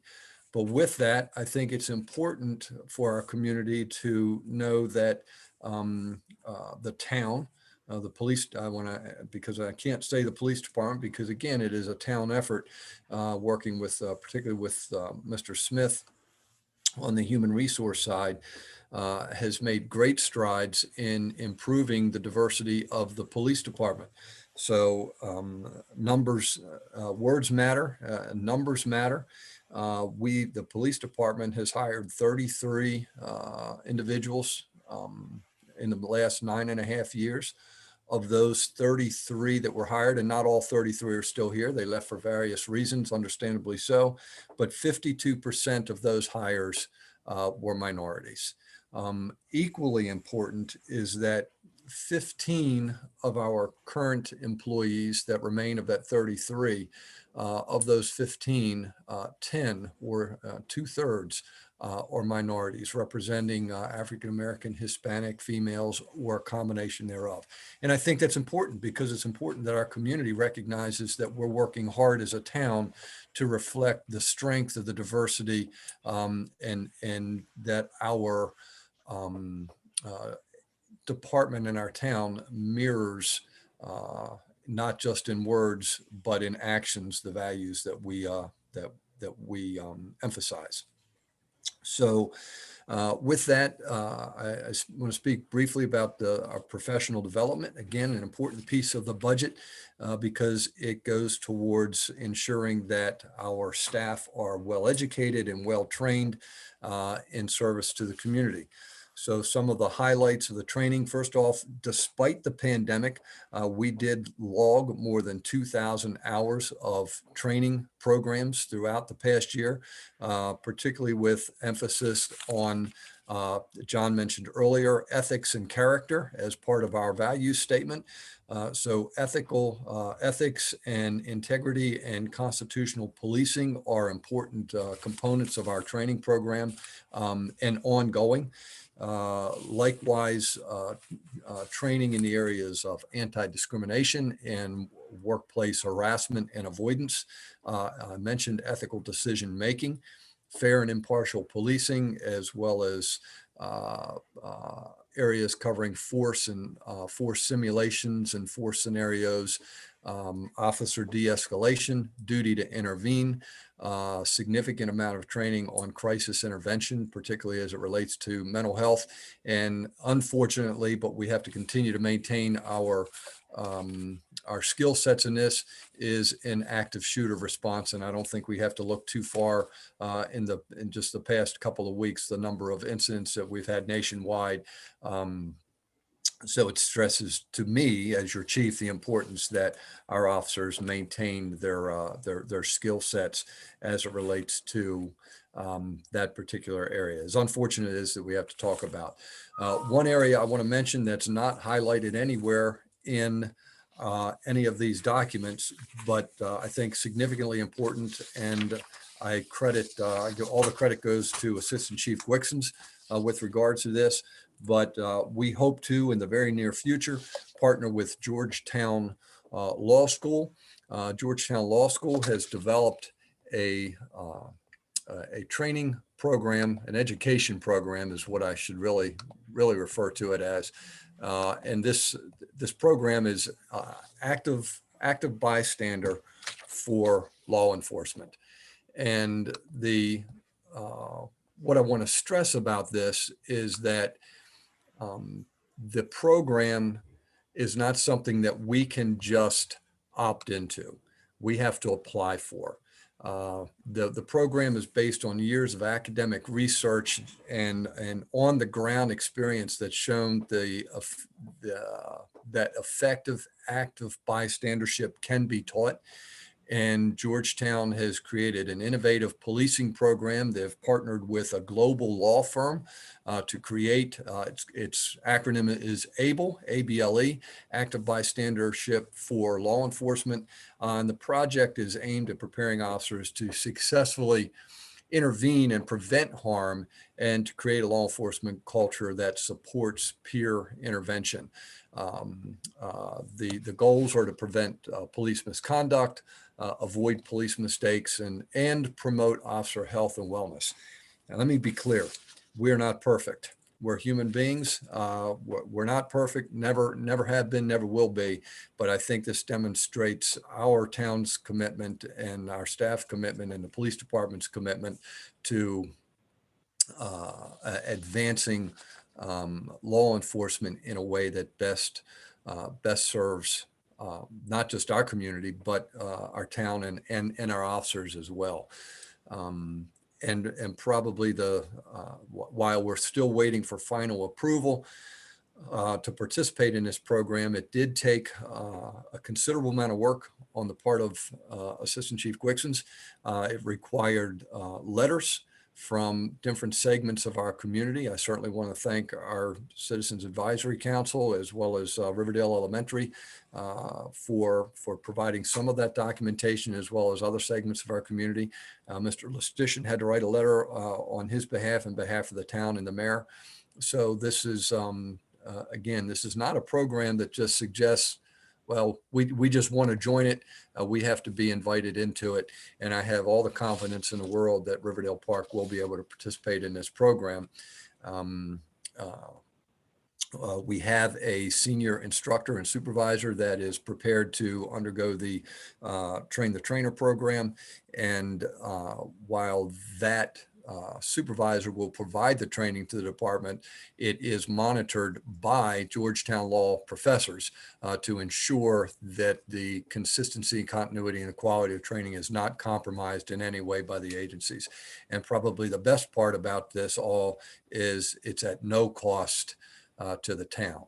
So no cost to us, but I think the benefits will pay off substantially So I've spoken a lot about that particular program. I think I've covered it all, but Assistant Chief Wixons is the one that did the work on this. So I just want to double check with her to make sure that I've done proper service to this program. Yep, I think you covered it all. Okay. All right. These are a few words. Thank you. And John, anything else? I know that you worked with us on this, and I appreciated your support and your help on it. I'll just, you know, I don't want to shortchange the importance of this. Yeah, I think it is not only a good program, but it shows, illustrates, I should say, where we are in terms of taking the department. And so, Dave, you mentioned the 4 areas that are crucial. And I think especially policing in today's day and age, active bystander training for law enforcement. I actually pulled it up on my screen when you mentioned it. And it just talks about now more than ever, communities across the country and the law enforcement agencies that serve them are recognizing that first responders must do a better job intervening when necessary to prevent their colleagues from causing harm or making costly mistakes. That's a description of the program. And so I applaud you and the leadership of the department for taking these steps and bringing forth these types of programs to keep us positioned appropriately and be able to better serve the community. So thanks. All right, thank you. Yeah, and it just the last 2 areas, again, aligning with what I've already stated, the supervision is critically important. As many hours as Rosa and I may put into this job, we can't be here 24 hours a day, and we have to rely on the quality of our supervisors, particularly our first line supervisors, and that's our sergeants. And to ensure that we are truly developing and placing emphasis on the development of our staff. Again, Rosa worked hard to put together a promotional process that involved both written examination using a nationally recognized company to provide the examination. For objectivity purposes, all we did was administer the exam. The exams were then packaged back up and sent back to the company so that they could evaluate and grade those examinations and provide us the feedback. Likewise, we used an assessment center recently for both promotions to sergeant and lieutenant. And we've recently made those promotions. So 2 sergeants, actually 3 sergeants, because we just had another because of the lieutenant's promotion. So I do want to recognize the promotions of Sergeant Slattery to the rank of lieutenant as through the assessment process, as well as Sergeants Jamie Amaya and Jeff Prodzek and Jermaine Green, who are the three newest supervisors.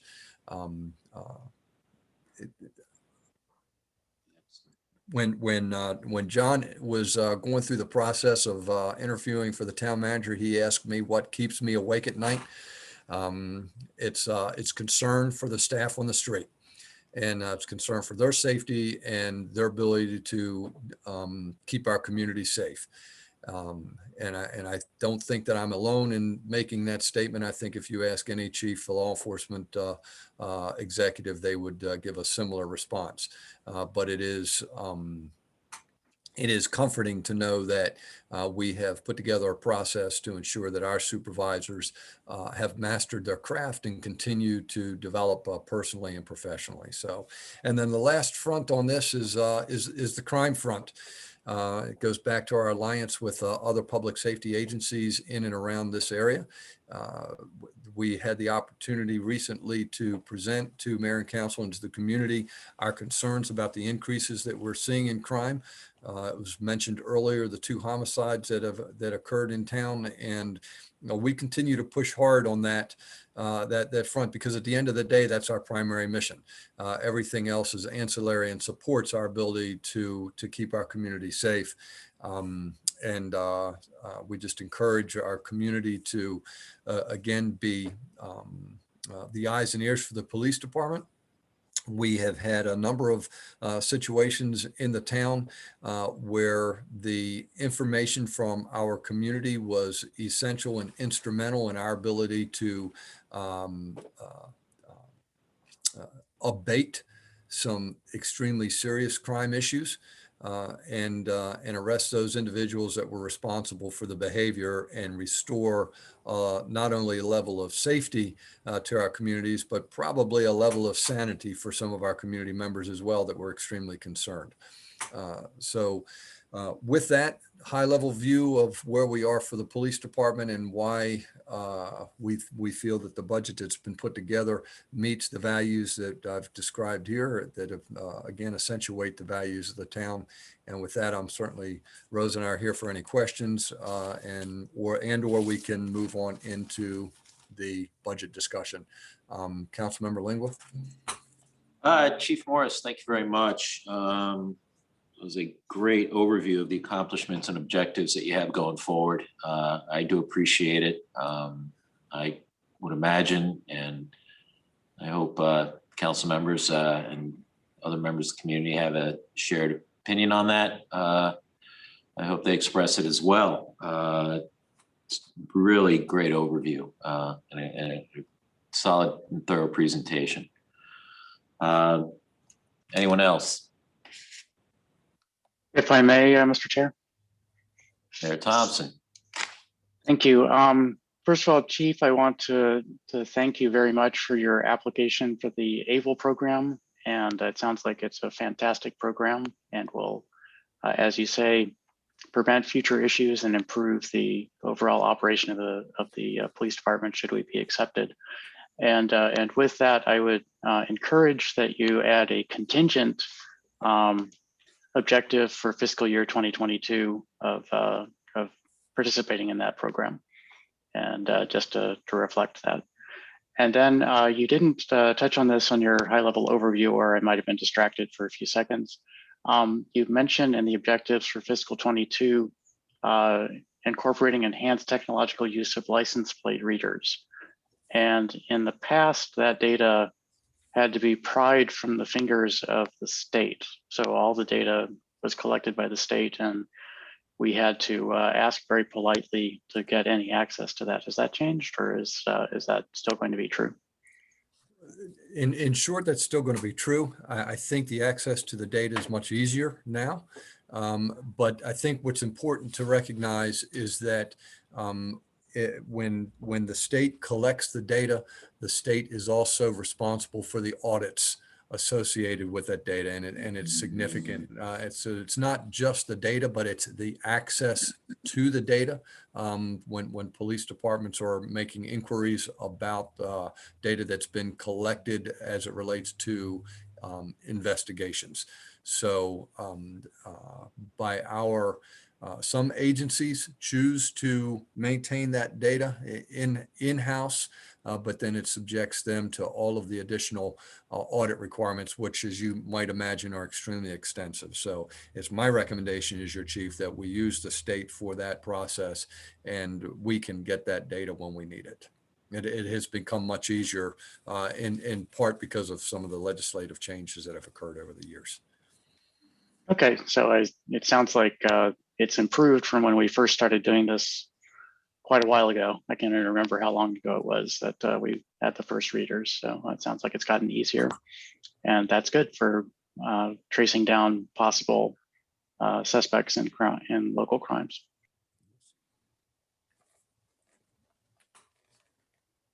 Okay. Thank you, Mayor Thompson. Any other council comments or questions? Okay. Any comments or questions from the attending public?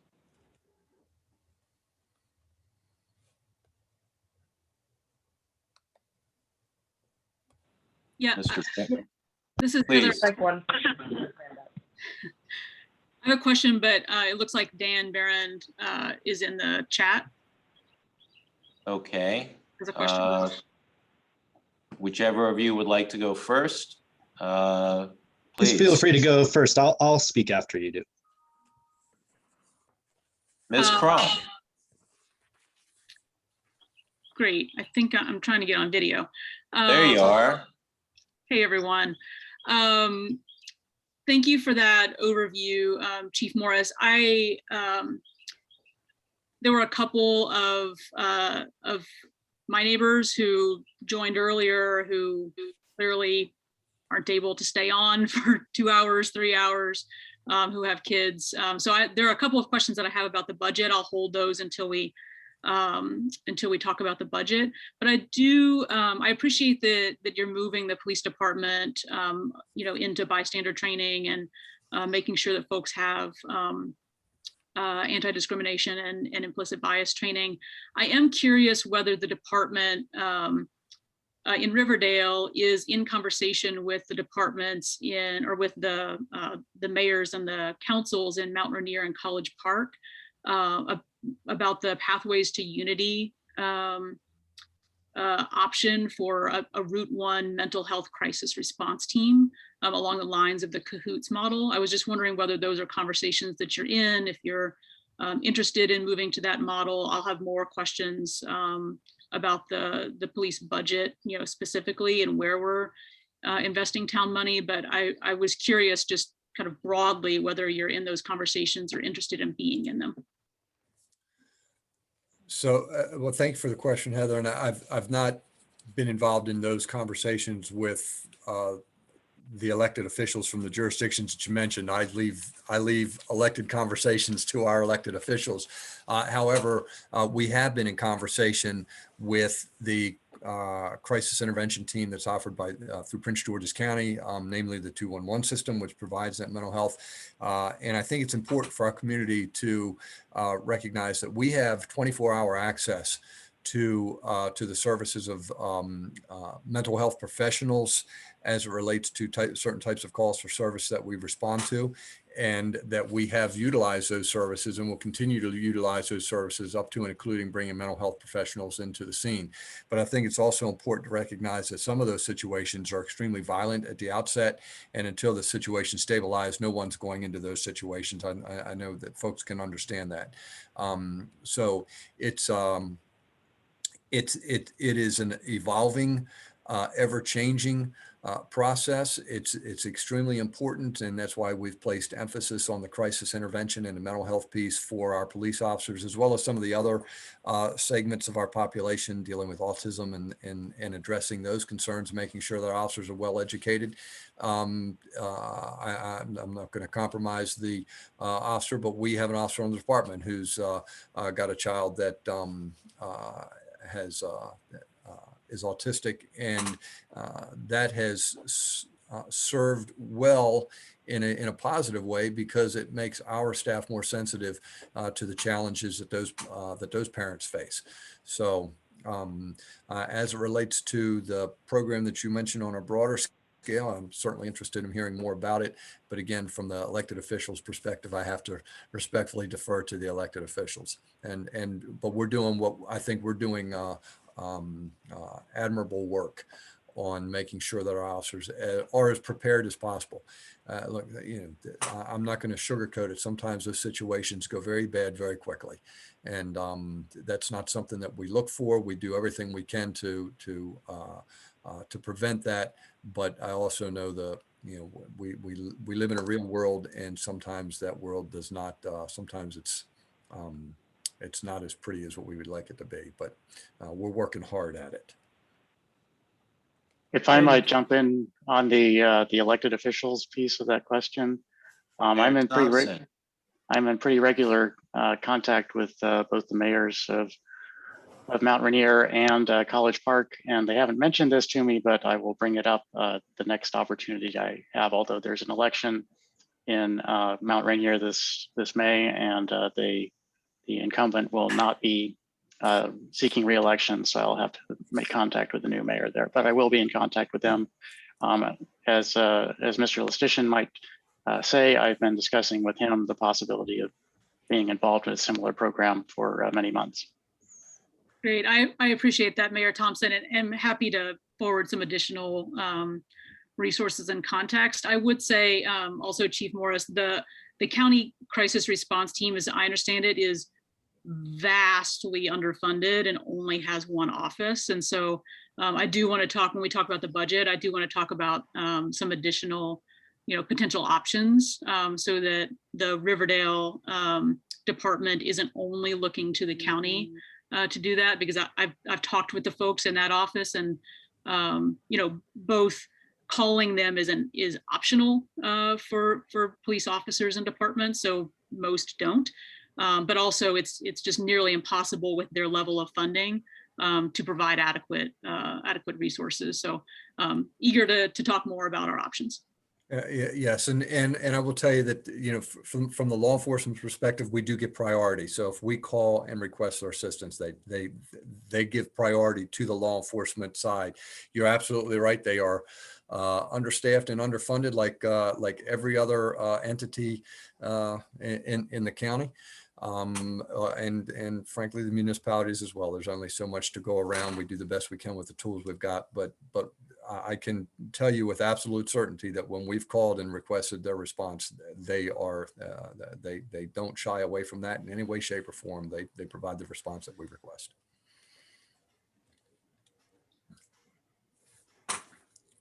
Thank you for that. Ms. Cronk, if there's any information you'd like to forward to us on council, I'm sure we'd be welcome to receive it and to read it. And Councilmember Lingua, I too would like to be copied on that if possible, so I could review that information. Great. And she replied in chat, no problem. Great. Look forward to seeing this. Great. So with this, Well, pardon me, Go ahead. Mr. I'm Any other sorry, sir. questions or comments from members of the attending public? Yeah, thank you for the opportunity to speak. I just wanted to take the time to speak in support of the council approving the proposed budget for the police department, and just share one example of the excellent service that we received from the police department with a concern in our community. I think the chief alluded to this with some of the abatement work that they've done over the past year. I believe the example also speaks to the town's vision the town manager discussed earlier, and that the town being a location of choice and having a professional, well-trained staff. I think some of you on the council are aware of the situation that happened last year in my neighborhood where we needed the assistance from the police department. Based on the nature of the crimes, I'll be somewhat vague today, but I'm confident Chief Morris would be happy to fill any of you in if you'd like more details about the situation. The criminal activity that was ongoing in our neighborhood was persistent and posed a direct public safety threat to my family and our neighbors. It had a profoundly negative impact on how safe my family and our neighbors felt in our own homes and out in the community. And I believe without the hard work of the Riverdale Police Department, it was only a matter of time before people were going to be seriously injured or worse. After learning more about the criminal history of some of the people that were involved, I feel even more fortunate that our police department was able to address the situation before it got any more out of hand and anyone was hurt. The Riverdale Park Police Department, including the chief and assistant chief, were incredibly responsive to our concerns. They developed an approach to attempt to investigate and address the issue. And after a good deal of time and effort, their team was ultimately successful in resolving the issue. I just wanted to take this chance to express my incredible appreciation for the police department, as well as the other town departments and town staff that were involved in helping us with this issue. And with that, I'll just thank you all again. Thank you very much, Mr. Barrett. Additional comments? Chief Morris, did you want to respond to that, or Mr. Lustician? Chief? I just want to, I want to thank Mr. Brand for joining us today and sharing his thoughts and expressing his support for the police department. There was the situation had a significant concern for public safety. The individuals involved have extensive criminal history records, particularly violent criminal history records. And I think what that situation ultimately showed, and I'm thankful that we were able to resolve it in such a way. And while it was not as perhaps as timely as what the residents would have liked, because investigations take time, we were able to ultimately resolve the situation and without harm to anyone within the community or to our officers or to the individuals that we arrested. But I think what the situation shows most importantly is what can occur in a very positive way when the community and the police department work together to address the issues. And the community was instrumental in providing the initial intelligence that was essential for the police department to be able to conduct a complex and comprehensive investigation that resulted in the execution of a search warrant and the arrest of several individuals, and the complete abatement of that problem in that area of town, and restored the safety of the community.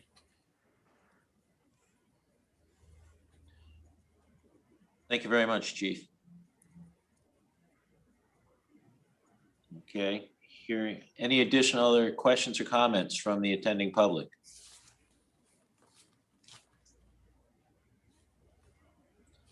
Hearing none.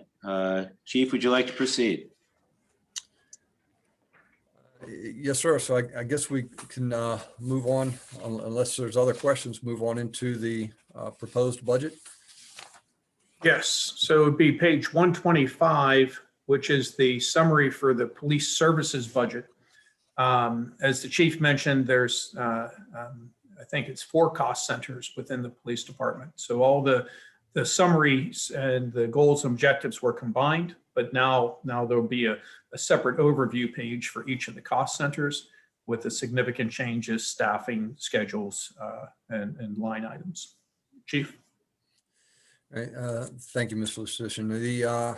Starting with the police services budget, just from a very high level, the increase, and I think John spoke to this, the increase in the budget is due substantially and primarily to the increase in salaries, the cost of living, as well as the merits. And in addition, we're able to finally address the salary compression has been caused over the years when the town implemented and incorporated current pay scale. We recognized that there were compression issues as it relates to tenure, as it relates to experience, as it relates to, at least in the police department, within certain ranks. And those wage compression issues have impacted our staff in the sense that the salaries did not recognize the years of experience that individuals had versus new hires or individuals being recently promoted. So just for an example, when we have a sergeant with 20 years on the job and having been a sergeant for the past 10 years, is only one step higher than a sergeant that's been on half the amount of time that's recently promoted. It creates the disparate wages, and we want to make sure that we're compensating our employees in such a way that recognizes their level of experience. So other than that, I think what we'll see as we go through the budget is that the operating expenses continue to remain at 7%. There's been no increase in costs as it relates to the operating expenses or to the overtime. We've been able to effectively manage our overtime primarily because we've been able to increase our staffing slightly over the previous years. And the increase in staffing this year just accentuates the fact that we hired, or we got funding for, example, the lieutenant's position was funded at a quarter position last year. That's the one that we unfunded several years ago in order to be able to hire lower ranking officers, newer officers, and increase our staffing. So that came back to a full-time position, and we moved the position that was frankly erroneously, mistakenly funded for the speed camera officer and both the police operating as well as the automated enforcement back to the automated enforcement. So we've seen a total increase of a half a position on the sworn side this year, and that's to allow for the full-time lieutenant's position that's been reinstated. High level view.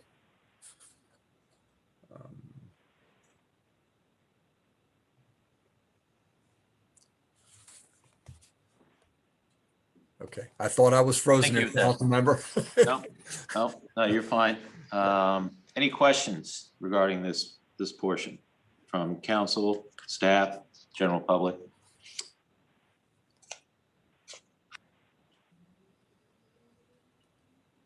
Yeah, now is an appropriate time for public questions about the budget? You have something on the part that the chief presented, be a good opportunity. Great, okay. I know there might be other stuff in the budget that may be coming up, but I was hoping let's try and keep questions to like what's being presented. So that way it's more of a continuity and flow and a little less tangential. Okay, I have a question about the overall police budget. So it seems like now's an appropriate time for that. Go ahead. Great. Thank you for the overview, and also thank you, Chief, for making that a short overview for those of us who are trying to get to other things this afternoon. My main question is just sort of on the whole, without going into specific line items. I'm still sort of I don't know, challenged by, yeah, I guess challenged by is an appropriate word. The proportion of the town budget that is going to policing, given the size of the town, and also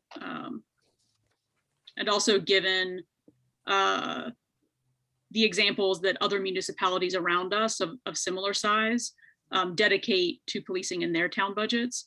So this year, it looks to me, if you add up the 4 police-related cost centers, it looks to me like we're spending just over 50% of the town budget on policing. And a majority of that police work, at least as I'm looking at a combination of the status reports and the activities of police that are in this budget narrative, it looks like about 3,200 incidents of traffic stops.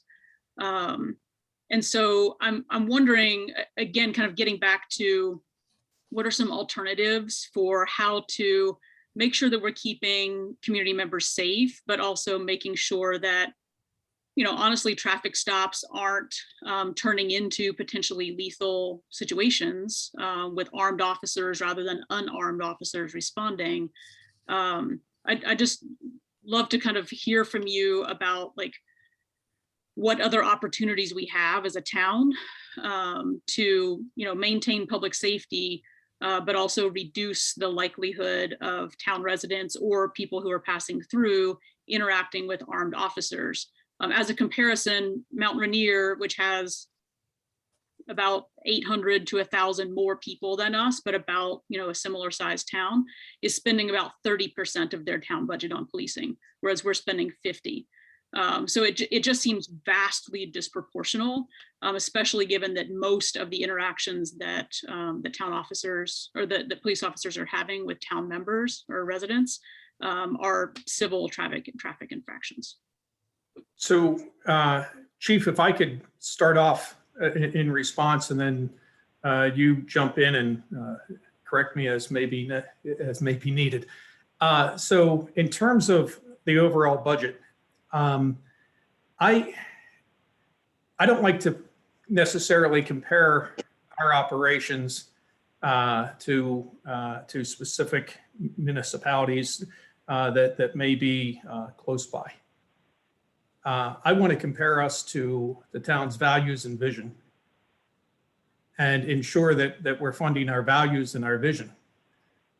Because I don't know what their values are. I don't know what their vision is. And so I don't think we can look and say, well, we're spending this percent of our budget on whether it's policing or an administration or public works or whatever. Because there's so much more in a budget. I don't know what their salary costs are. I don't know what their retirement cost is, which our retirement cost is 20.6% of salaries. And most of our police officers are in that retirement system. So having our own retirement system is going to drive the cost. But so I would rather focus on what our values are and what our vision is, and say, are we funding our values and our vision, as opposed to trying to compare it to our neighbors? Because if you also took the police department's budget and compared it to other nearby jurisdictions, such as Greenbelt and Laurel, we would be underfunded by comparing, I believe, to those two jurisdictions. So if we could, from my perspective, that's the document you have in front of you, is to reflect our values and our vision. As it relates to traffic stops and that, I'll defer to the chief, but I will share with everyone that the chief and I have regular conversations about policing in today's day and age, with everything that's going on. And so that's why we have an automated, one benefit, I'll say, it's not why we have, one benefit of having automated enforcement programs. We can modify behavior without having put our officers in high-risk situations. Traffic stops are high-risk situations. I say that as someone who's graduated from 2 police academies and did the job for a number of years. They're high risk. Just the other day, I received and Dave, I hope it's okay I share this, I received an email that included some photographs of a firearm that was taken on a traffic stop. What street was that on, Chief? Taylor and Riverdale, right next to the school.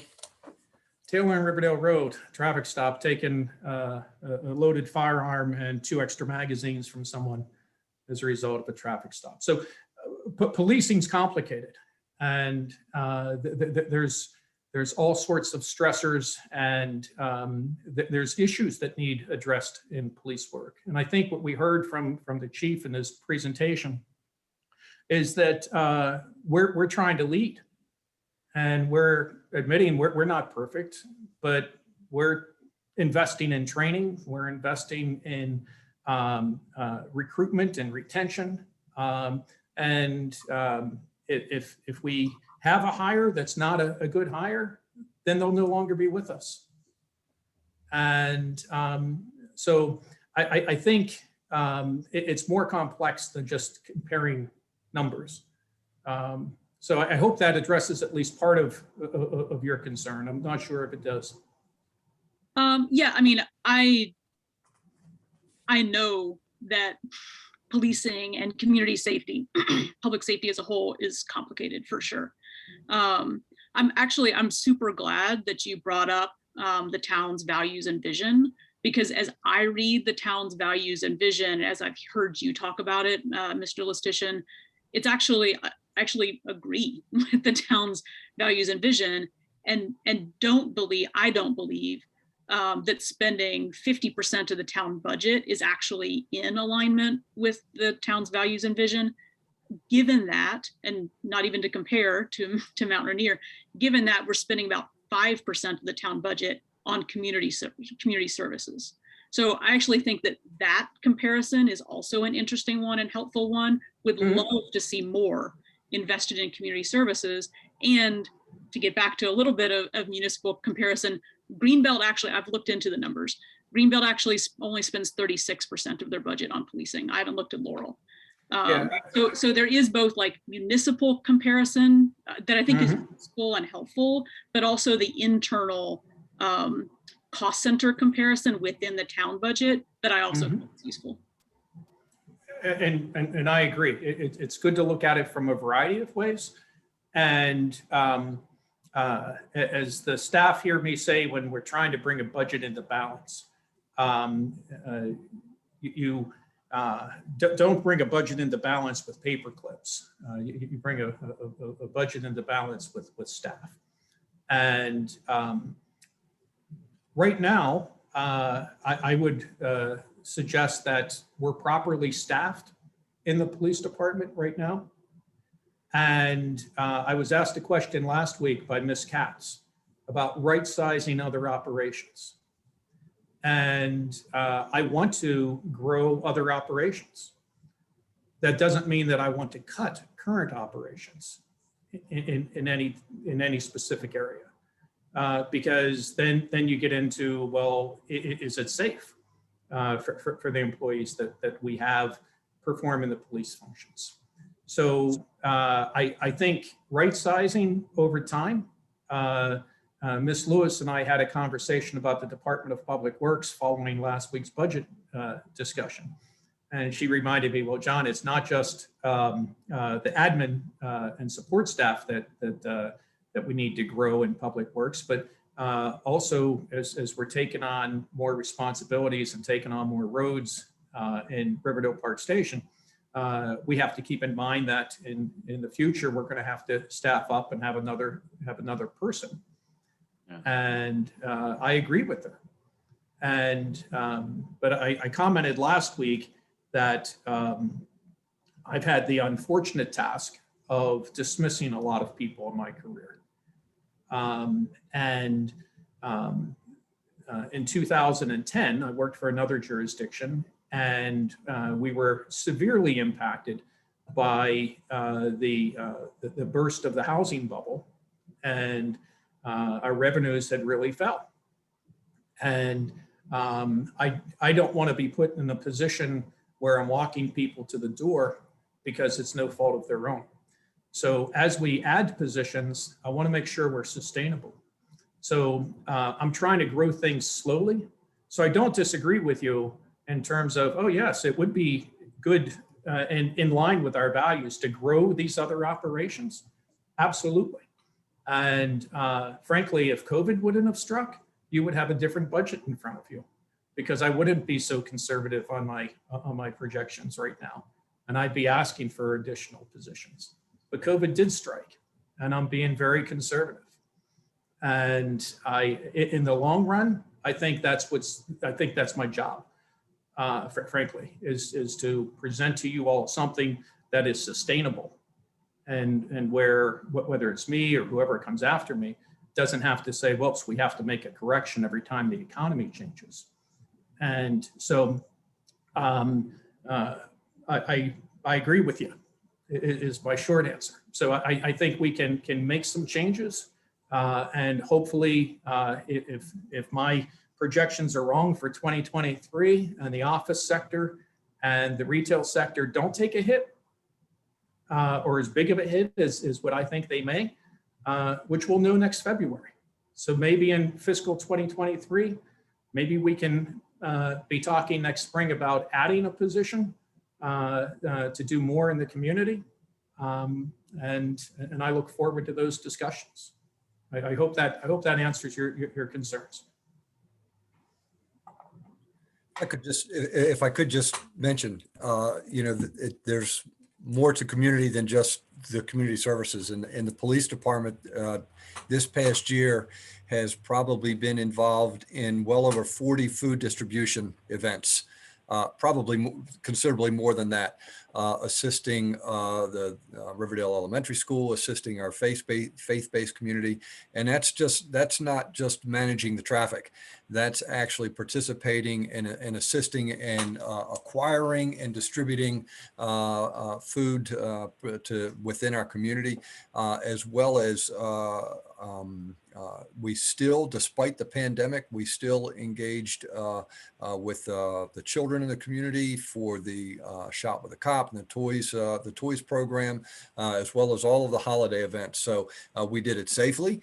We did it as socially distanced as what we could, considering the circumstances, because frankly, the other day I was walking, school's back in session, at least part-time, but I'm walking over by Riverdale Elementary School and I hear this hullabaloo, and it's the children, "Hey, chief, or officer, thank you, we love you," and I'm jumping up and down and waving my arms and saying thank you to them. So there's a lot of community engagement that the police department does every single day.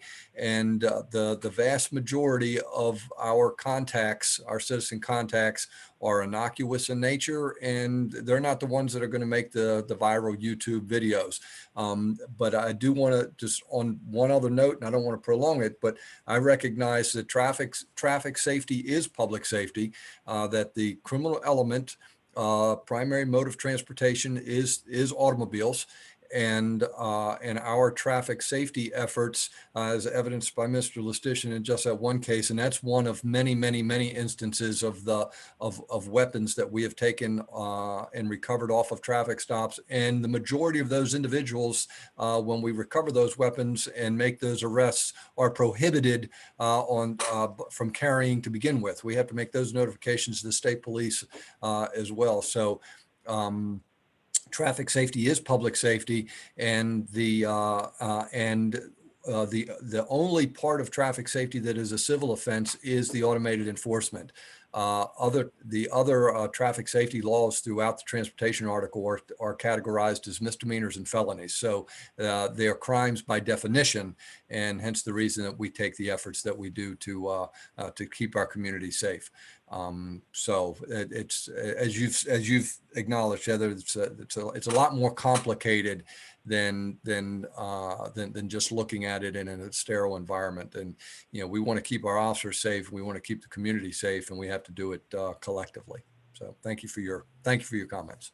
Yeah, and I just really encourage, like I said before, I'd really encourage us to think about all of the ways that we can engage in community safety and public safety, and that doesn't require armed sworn police officers to be the only engagement. So I'm really glad to hear about food distribution and engagement with the community, and think that we can ramp that up. That doesn't require sworn officers. So I'd love to talk more with the mayor and the council about how some neighboring jurisdictions are exploring other alternatives, and think through what might make sense for our community.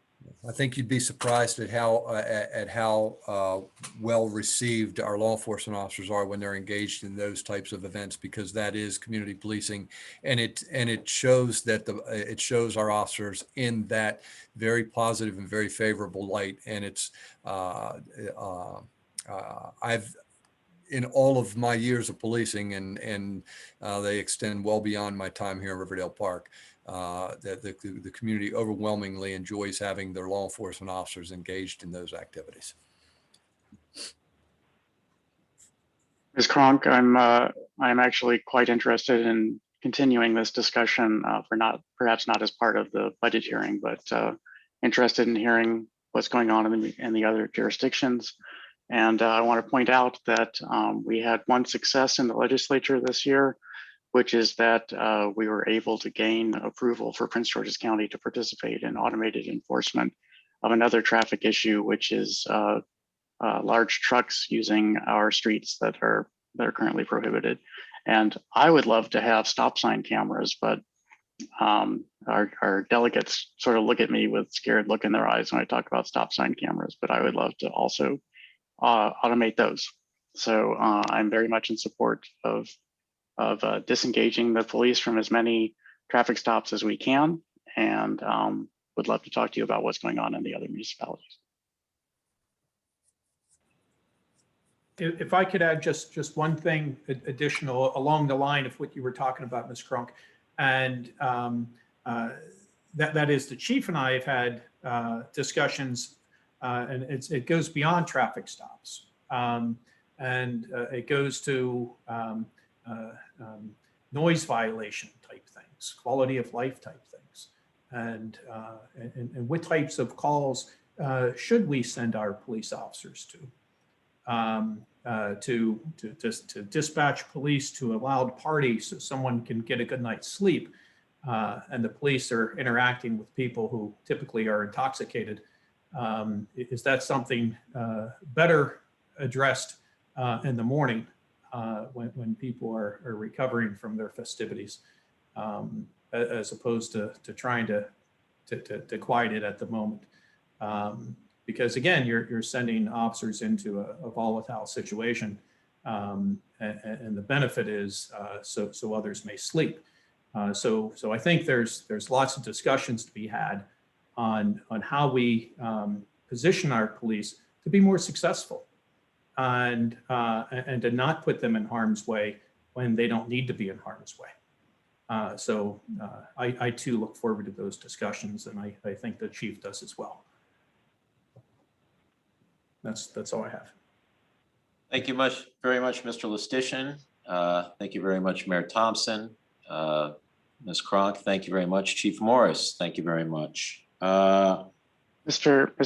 Councilman Lingle, Mr. Chair. Yes, Mayor Thompson. There's a person in the chat, Ms. Mattis, I believe is the name, who has a general budget question. Yes, and as long as I can finish my thought, that's where I was going next. Ms. Mathis, I understand you have a question. Yes, Or a thank you. comment. Please, it's all yours. Thank you. It's along the same lines as what Heather was talking about. I share the concern for the proportion of the budget that goes to, oh, by the way, I'm a resident of Ward 1, and thank you for taking my question. But I do share Heather's concern for the proportion of the total budget that goes to policing.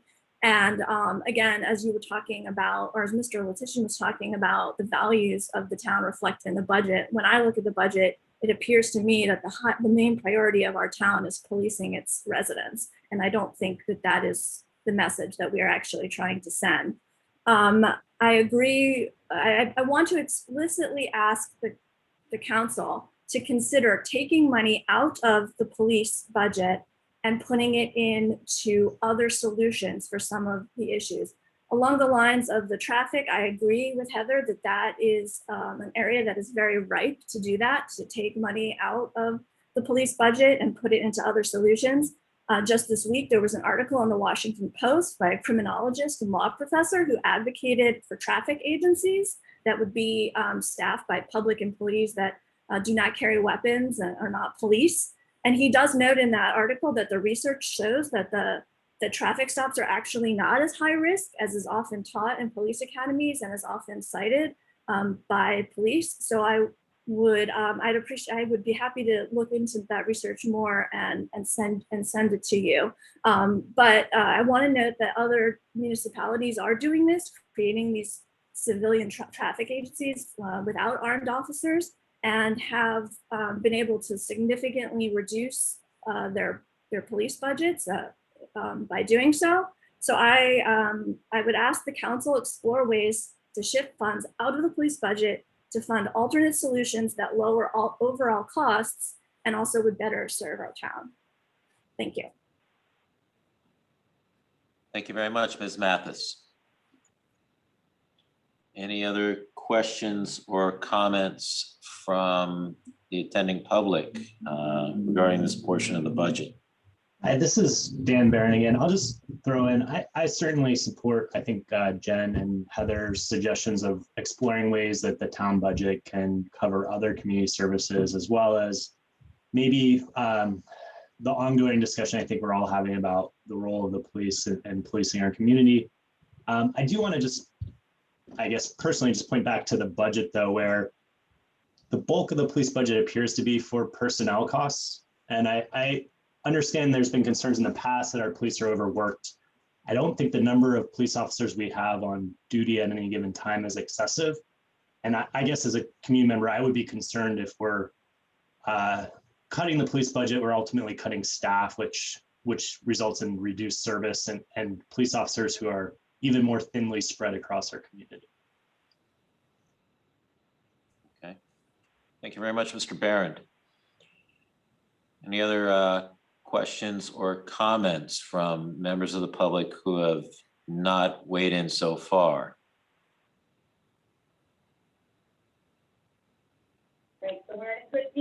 Has like a class going on in the background, so I've tried to stay somewhat quiet. I'm not sure if you all can hear me, but Yes, Councilmember I would Dixon, just please round go ahead. I would just round out all the comments that everyone has noted to say that I think we shouldn't look at it as necessarily cutting the police budget, and I feel like this is something that comes up every year.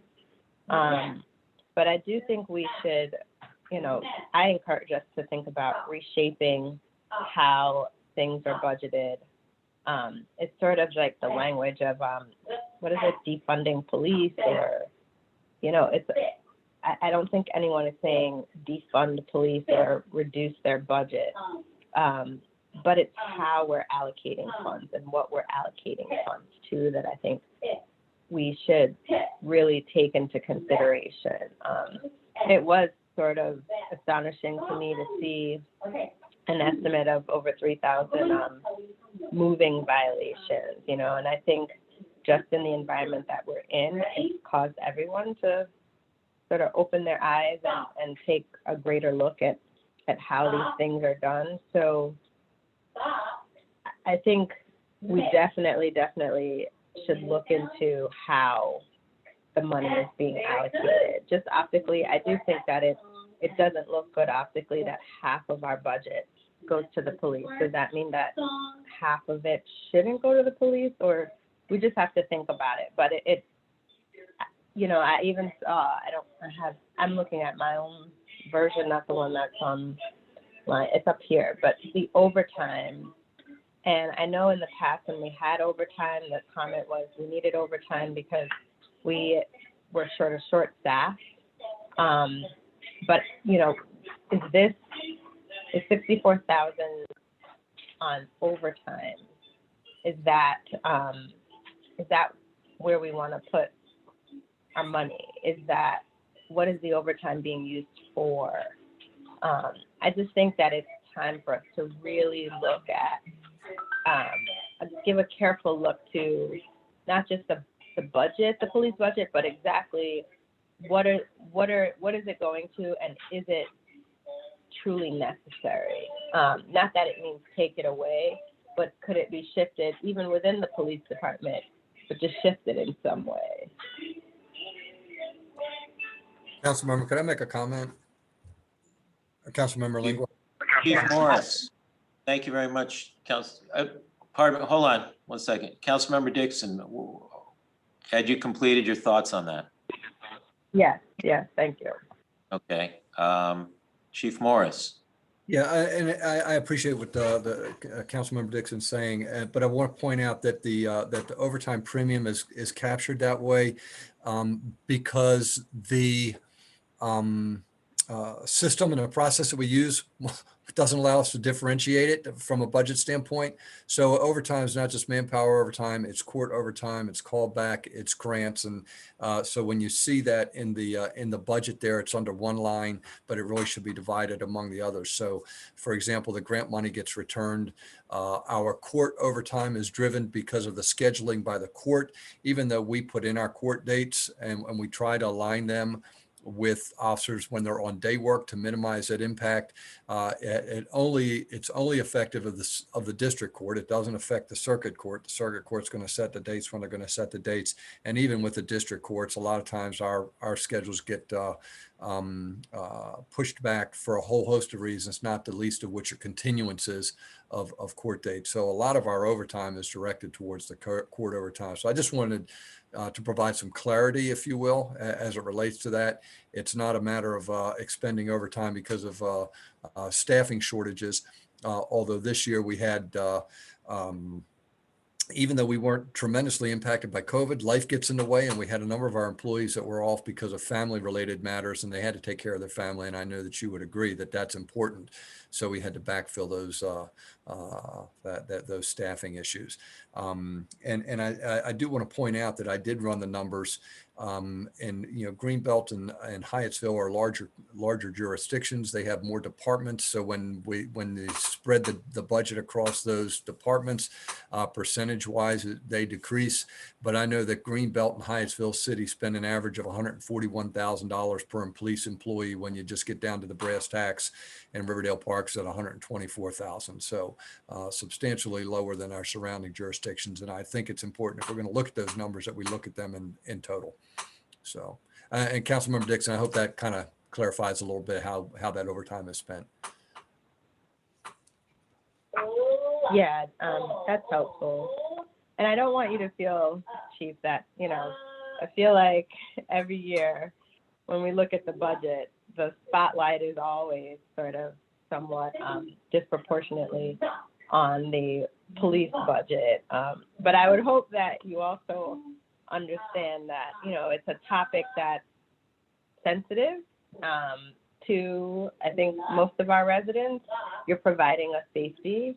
But again, I'll reiterate, just as we've seen in the past year, some would say, it's providing a safety, with air quotes. And so I think that, with all due respect, it serves us all to be able to take a close look at the budget, speak to everything that's there, and feel comfortable and justified in how we're spending or allocating every penny of the budget. So I don't want you to always feel like you're on the hot seat, but you are 50% of our budget.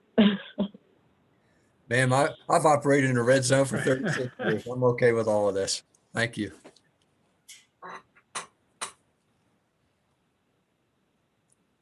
Thank you very much, Chief Morris. Thank you very much, Councilmember Dixon. Any other questions or comments from council and or the attending public regarding this portion of the budget that the chief has presented? Oh, Councilmember Lingua, this is Abby Kisa. Is it okay to? Hello, jump in? Abby. Good Please, morning. Abby, go I right have ahead. Welcome been back. to get my second shot and I'm back. And Congratulations on that. thank you. And thank you all for continuing on with this really important conversation. I just want to be another voice to weigh in favoring the council explore more creative, maybe more strategic options for caring for our community and keeping people safe in a whole myriad of ways. So I just wanted to join in to what Maura and Jen and Heather and others have been saying. Thank you. Thank you, Abby. Anyone else? Council and or attending members of the public?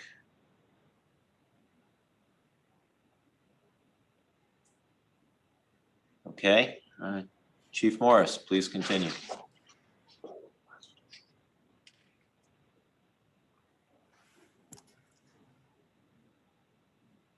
Yeah, council member, unless there's specific items and line items that are that need to be addressed. Again, the majority of the budget is related to the salary and benefits. We continue to maintain contractual services and third-party collections as it relates to our automated speed enforcement, and we maintain our emphasis on training and education, which I've already addressed as the reasons why, so that we ensure that we're maintaining high-quality standard employees that are expected for our town. So. Okay, I did have one query on you, being that this program has been a part of the department now for a number of years now, and that is the body camera program. You had mentioned about you were looking at making some adjustments. We referred to it as streamlining that program. I was wondering if you could touch on where the town is right now with the body camera program.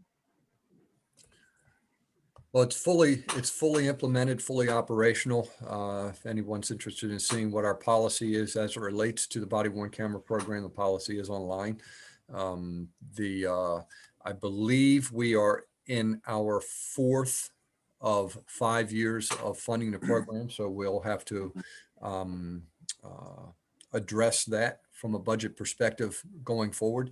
The costs have substantially increased. The advantage of us locking in when we did on a 5-year program, and I want to say it was back in 2017, was that we locked in on the costs at that time. But I do anticipate that the costs of we're going to see a significant increase in costs. Legislatively, the General Assembly this year in one of the bills mandates body worn cameras for all county jurisdictions. They named 4 in particular that have to have those body cameras in place within a shorter period of time, but by 2025 it's required for all counties. Frankly, I don't have a crystal ball, but I think that will be revisited next year in the General Assembly and it'll mandate all agencies to have body worn cameras. So we're well ahead of the curve in that regard. Okay.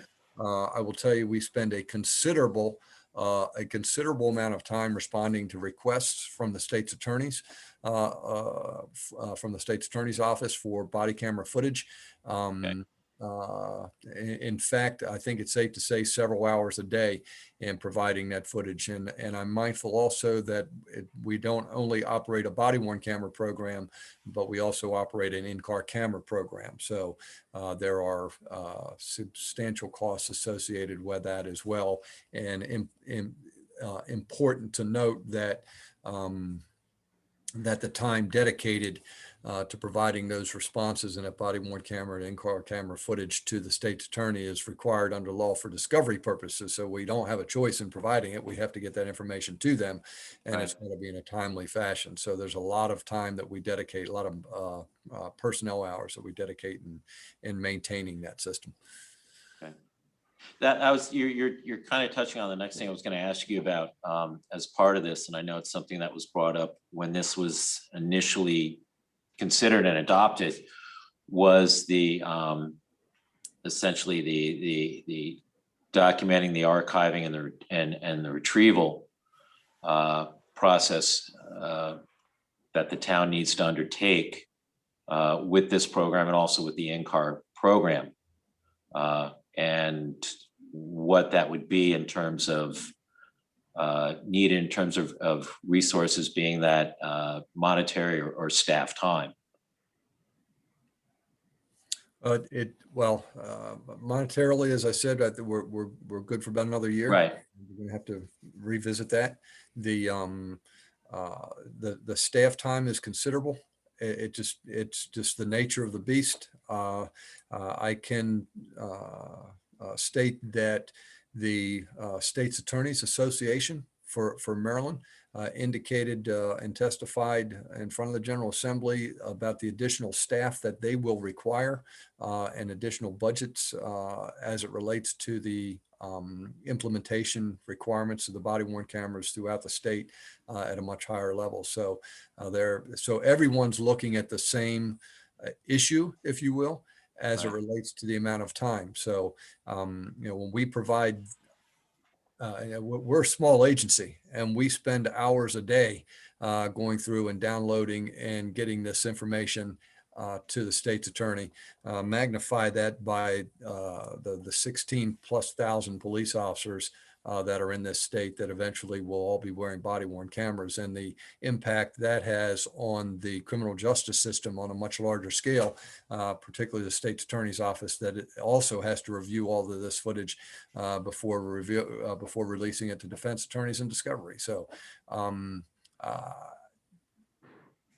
an absolute avid believer in the body worn camera and the in-car camera.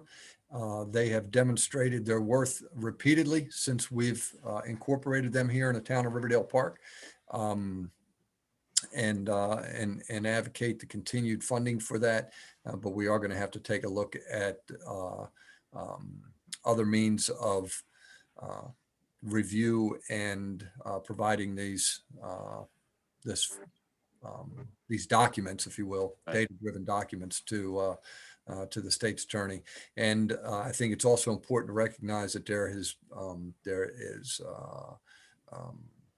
change to the MPIA piece that's coming. So the body worn camera footage may be releasable under other elements as well that we've not had to address in recent years. So a lot of changes coming.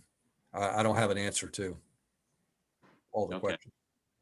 Okay, but essentially there is a substantial commitment that as a municipality is being undertaken towards greater transparency in police operations with regards to curating in-car and body camera footage. Yes, sir. Okay. And that's something that we need to consider going forward in terms of how we're approaching the town's approach toward public safety. Would you agree? Yes, sir. Okay. Thank you. Any other questions or comments? So is this bringing us now to page 135? Yes, sir. So this is our administrative services. It's a very, very short segment of the budget. It's the executive associate for the police department who frankly handles every piece of correspondence in and out of the department, as well as dealing with the budget primarily, and so forth, as well as our records manager and parking permit manager. I think it's important to recognize both of these employees are civilian employees, but we could not operate the department without the services that they provide and the expertise. Ms. Perrin, as our records manager, deals with a tremendous amount of expungement requests that are coming forward every year. And it's not just a matter of looking at a record, it's a matter of determining whether or not a record can legally be expunged, whether it's gone through the proper court process, and then ensuring that those records that should be expunged are expunged, because that's a liability for the agency or for the town if we don't expunge a record that should be.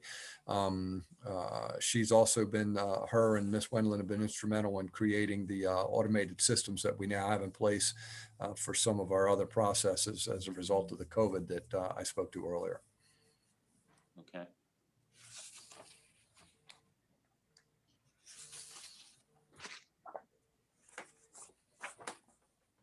Any questions, comments from council and or the attending public regarding this portion of the budget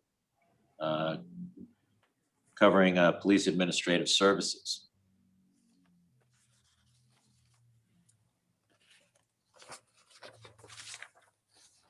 Okay, hearing none, would you like to go to communication services now?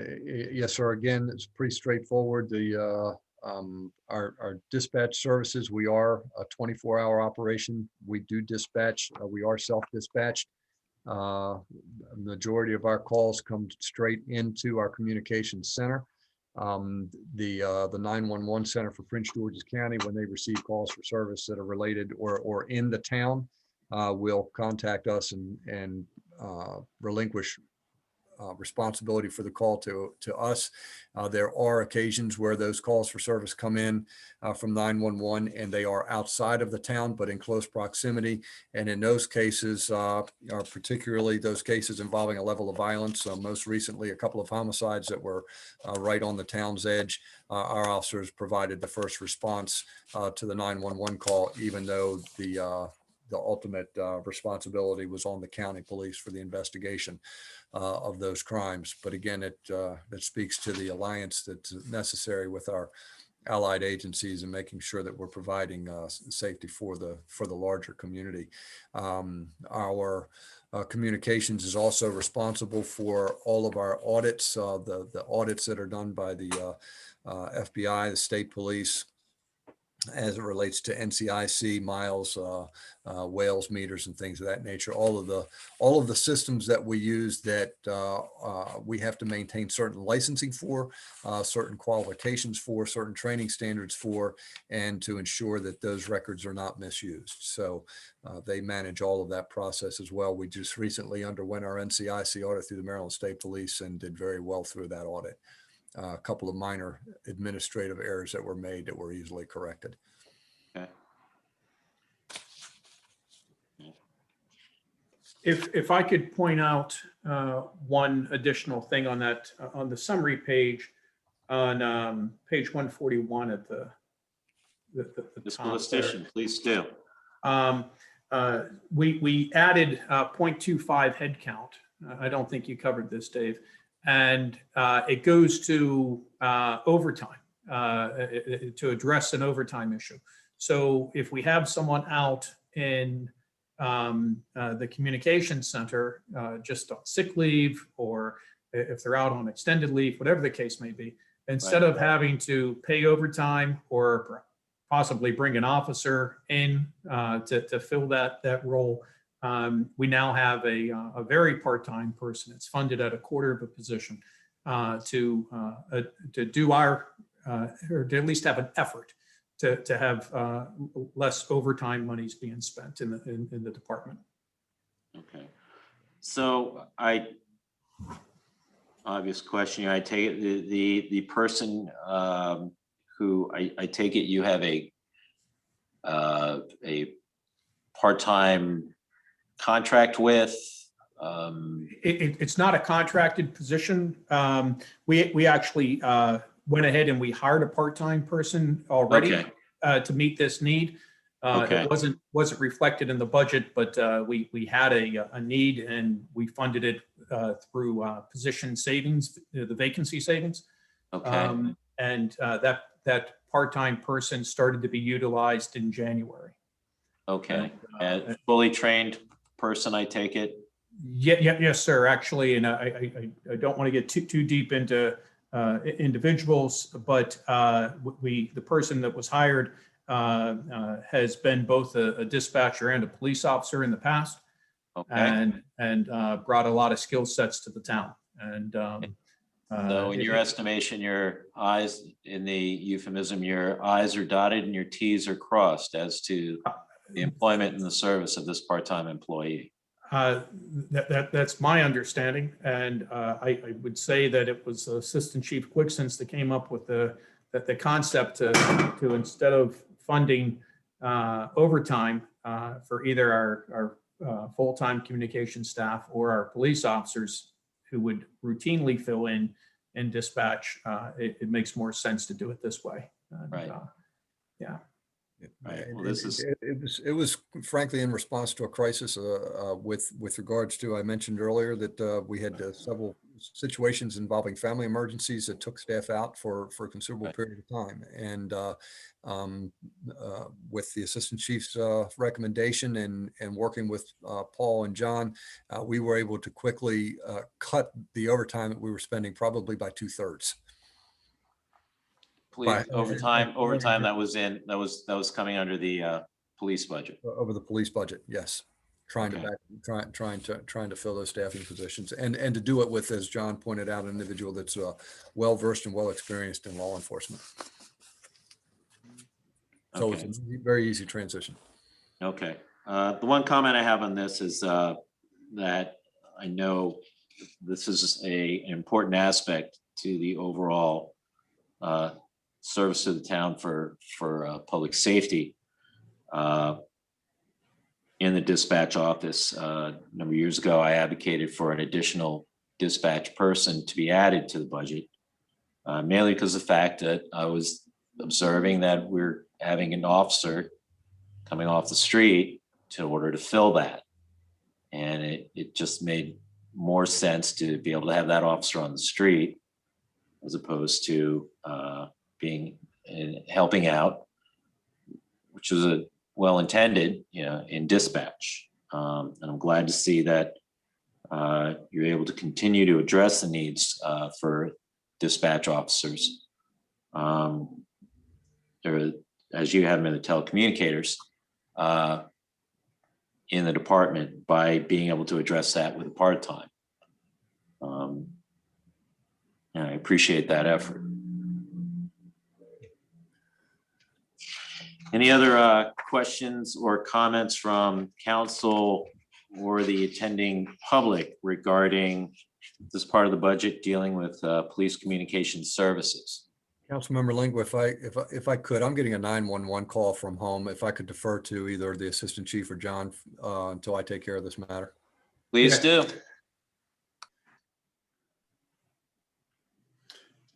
So, Assistant Chief Whitson or Mr. Listician, did you want to add anything? I believe the mayor was trying to speak at the same time, sir. I was just going to point out Thompson. that Ms. Collins has her hand up. I'm not sure you can see hands up on your computer. No, I can't. Yes, I'm seeing on my side screen. Ms. Collins. Hi, thank you for the opportunity to speak. I did have a small question about this section of the budget that was just discussed. Sure. And I also just have a brief comment reflecting some of the earlier questions. But I do notice in this discussion about adding the position, I can understand, you know, I have to interrupt. I have a dire emergency at home. I have to go. Go, Dave. Go. Best wishes to you, sir. Ms. Collins. Yes, I hope all goes well with that. And basically, I just noticed that it looks like, although there was discussion of saving overtime, it looks like there's a net increase in the total budget as a result of adding that position. Is that reflective of, is this just in this portion of the budget and there are costs reduced elsewhere? They're not shown on this snapshot, or is that actually an overall increase in that portion of the personnel? If I may, yes, this is in this portion of the budget. For example, and again, we're making projections, but if you look in the summary page, it's on the screen now. The approved budget for overtime was $10,000. We only reduced it by $2,500. Because we really do have uncertain times now, and COVID had caused a significant impact on our communications operation. And so we want to keep some money there. Where we think we will save is we think we will save in the police overtime budget. So we're not going to be paying police officers time and a half to perform this function. We would be paying an employee straight time. But there's all sorts of factors that come in. So if you look at the police department overtime budget year over year, I believe it's flat. We're not projecting a decrease because the courts had been closed for a period of time. And we actually, as the courts have opened back up and there's going to be working through that backlog, there would actually naturally be an increase in overtime for court, but this will help offset that as well. So it's not all reflective here. Okay, thank you. I appreciate that. And I wanted to just comment that I also appreciate this very detailed discussion of the costs in our overall community budget for our town. And I just want to reiterate that I also agree with the earlier comments and suggestions about how to strategize the funding for our community, considering just to make the most benefit for our residents and the vision of our town, considering that we've spent a good amount of time talking about amounts such as this, about $40,000 or increases of around 100,000 here and there, when this is a large portion of the budget that's millions of dollars. So I do agree with others who have suggested that it makes sense to look strategically at the allocation of funding overall to the town. And I appreciate the chance to comment. Thank you. Thank you very much, Ms. Collins. Any other questions or comments from council and or members of the attending public regarding this portion of the budget, police communication services, and or the overall police budget as discussed so far?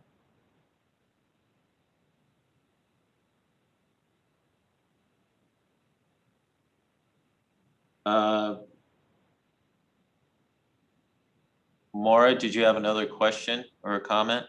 I did not. I accidentally raised my hand. I apologize. Okay. All right. Okay. Assistant Chief Gwixon, would you like to bring us through the automated safety programs portion of the budget? Actually, being that we are so close to 1 o'clock, and I do not expect you to go through this in 4 minutes. We're going to break for lunch now. We're going to come back at 1:30, and we will pick up at the automated safety programs portion of the budget.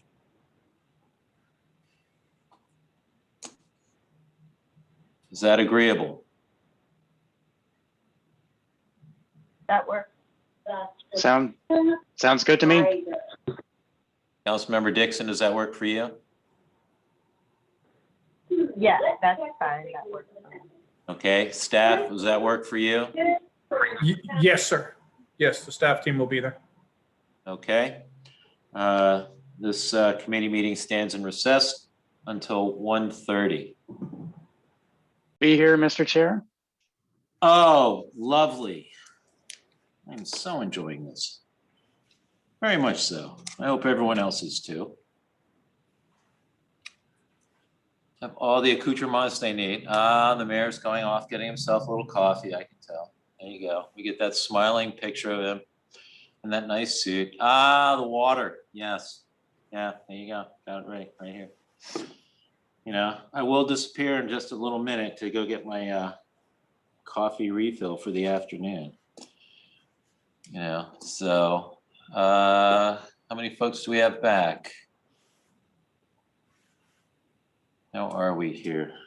Let me check on that. I could do that. Let me see. What's the view here? Da-da-da. See the view. Okay, looks good. All right. You have a quorum with Councilmember Dixon. Yes. Well, I would say then, if everyone's here, let's reconvene and go back to the automated startup with the automated safety programs. And Mr. Mayor, I'll ask you to just temporarily hold the fort for a second while I go grab the second cup. Assistant Chief Gwixon, 'tis all yours. Actually, sir, I'm going to start off. Mr. Lestitian, my apologies. Yes. Oh, nope, that's fine. I've talked with the assistant chief. I'm going to cover this section and then she'll let me know if I've missed anything.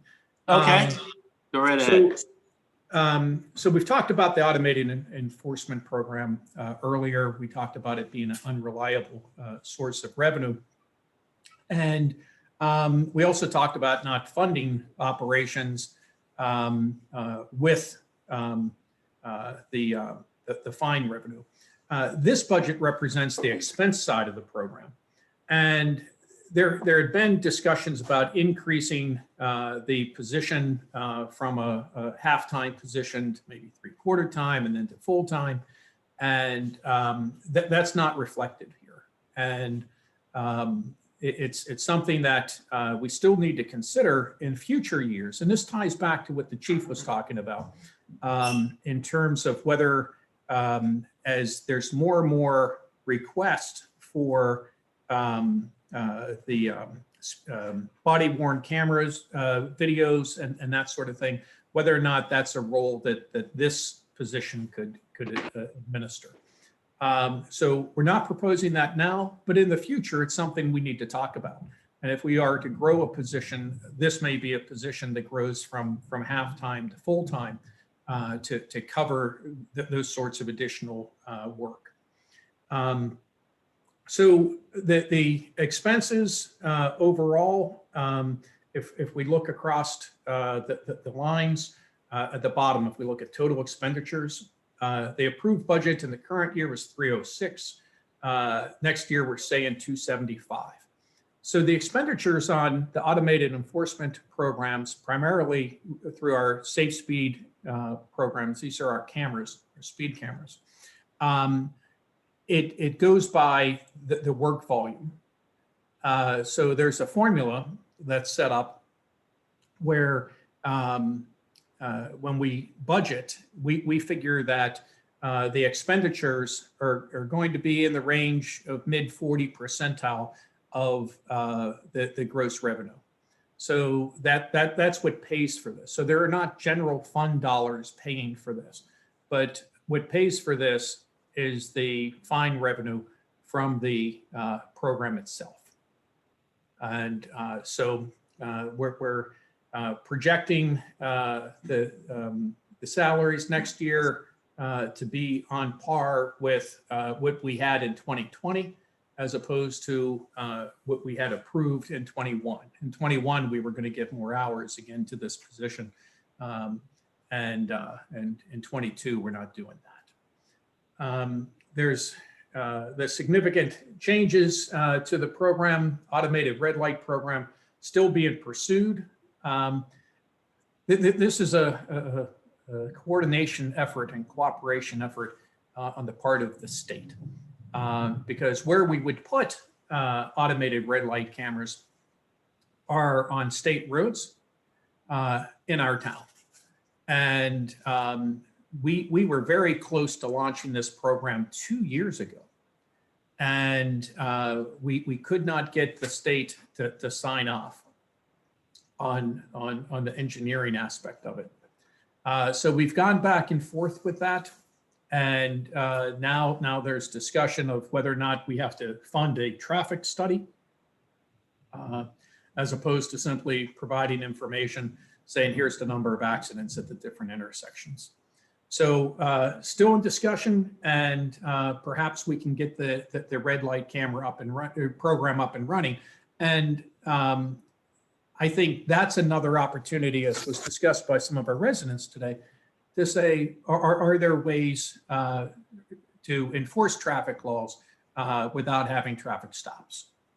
And I think this is a perfect example, because I look at this through a different lens and say, is there a way that we can gain compliance?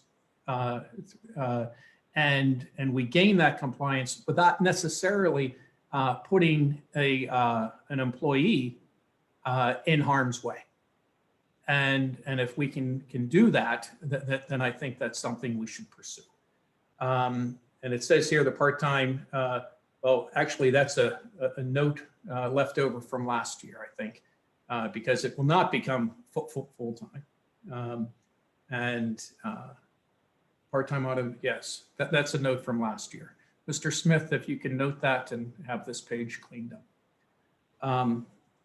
So if we look at the detailed sheets, it's pretty much just the wages and the benefits. And we did not budget any benefits this year on the healthcare because, again, we had anticipated it going full-time. That didn't happen. And then there's no overtime for this position. The next section is where it shows where all the expenses come from.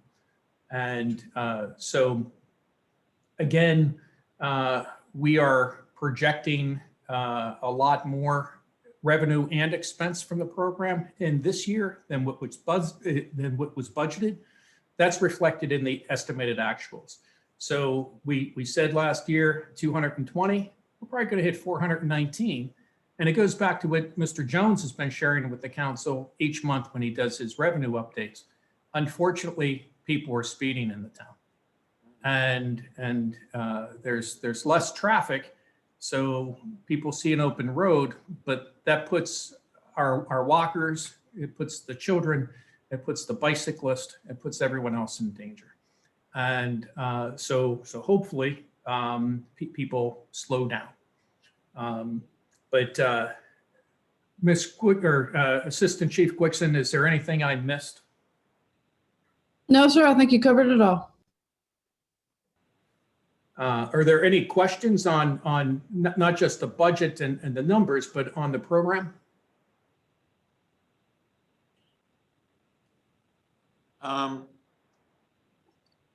More as a just a general knowledge thing. Currently, the town is operating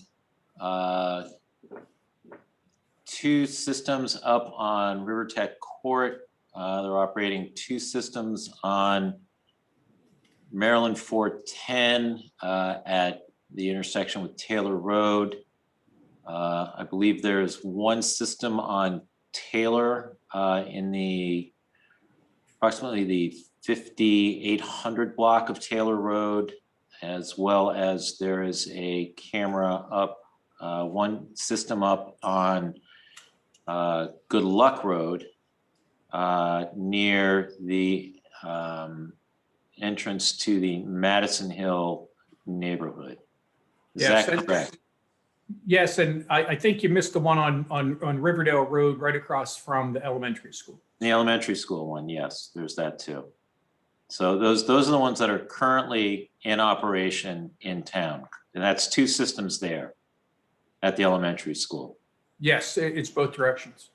Okay. And those are the ones that are currently in operation in town. Yes, and before any others could be put in operation, we would have to come back to the council Okay. and seek specific authorization. All right. The reason I was bringing that up so is that, and you know, anyone in the public who's listening gets more of a context of the scope that we're talking about by knowing how many cameras we have in operation. Yes, and Ms. Barnes or Assistant Chief Quixons, can you correct me on this if I'm wrong? I believe we have those locations posted on our website. Is that correct? Included in this edition of the Town Crier as well as a reminder. Yes. So we're not doing this in a stealth mode. We're trying to modify behavior. Right. And hopefully we're successful. And one other last point, when you say about in terms of how this is paid for, and you had mentioned a ratio of about 40%. Yeah, it's in the low 40s. It's above 40. I don't recall the exact percentile, sir. Okay, and as you were mentioning about how this is coming from the money, the revenue generated by the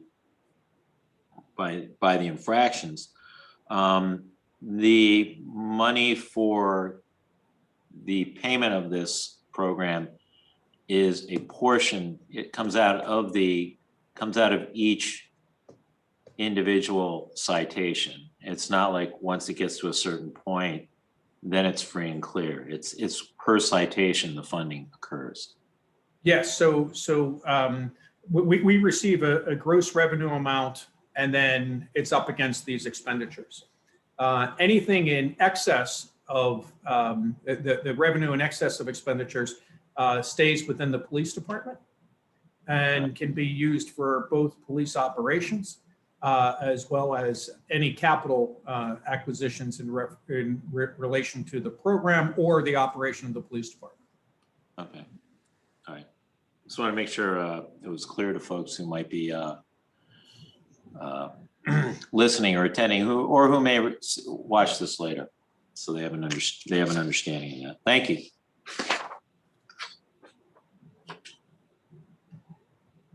And sir, that would conclude the police department's budget review overall, unless there's any questions.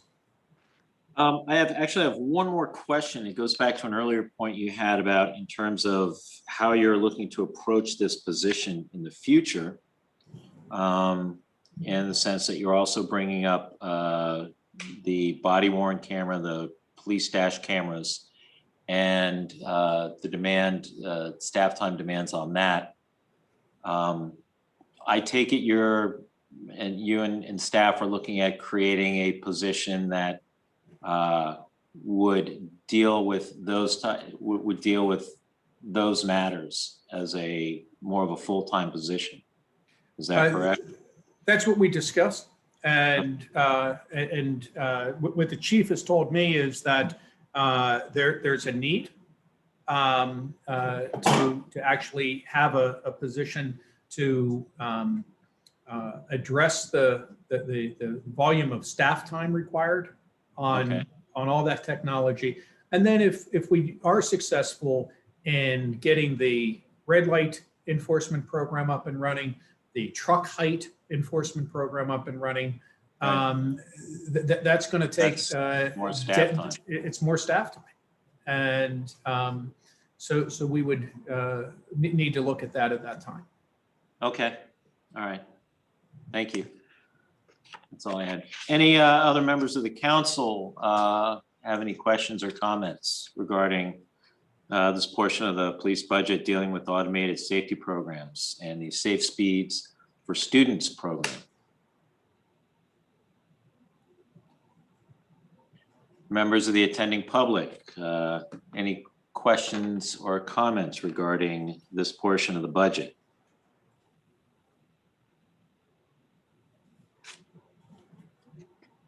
Okay, hearing none. Let's go to the Public Works portion of the budget. Just Ms. Lewis, before you start, that's why I didn't make this clear when we resumed back here in terms of what I hope we can do with the time we have this afternoon. I'd like to see where we get to by the time 3 o'clock rolls around. Hopefully this will be plenty of time to discuss the Department of Public Works and the CIP portion. If it's not, then I'm sure whatever we have left, we can address at Monday night's meeting.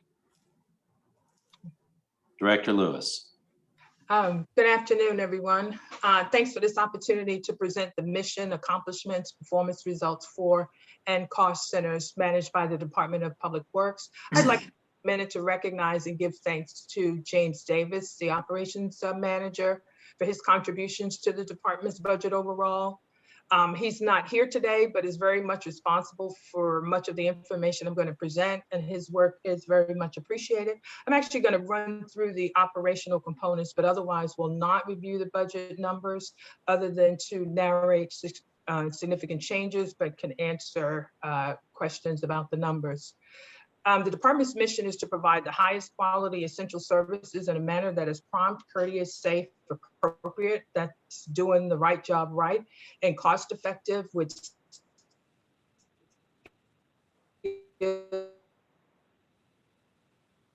skilled and dedicated employees in a manner that contributes to the appeal of the town as a location of choice. We've had a difficult year, and not just due to COVID, though COVID has changed perhaps permanently how the department operates in good and challenging ways. We've had several employee injuries, one serious enough to incapacitate the employee. That employee has been out since November, and we're crossing our fingers that he'll be back at work soon. Another employee has needed an alternative work schedule to balance work and family demands during COVID and their of recent years. Yet the staff managed to maintain essential services and be responsive to service requests at a level that continued to meet community expectations. Our notable accomplishments includes the department's preparation and response to winter-related events. I talked about that during the State of the Town recently. I think we did a very good job, and the results were appreciated by the community. We created area team assignments facilitating ownership, new, more in-depth assessment program of vehicle conditions and maintenance needs to better prioritize and schedule repairs. And we've made measurable progress on capital projects. Most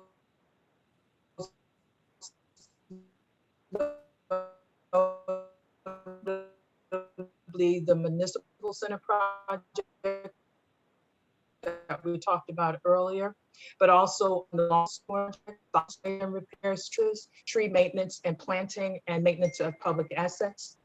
I understand I'm breaking up. Yes. Am I not being heard?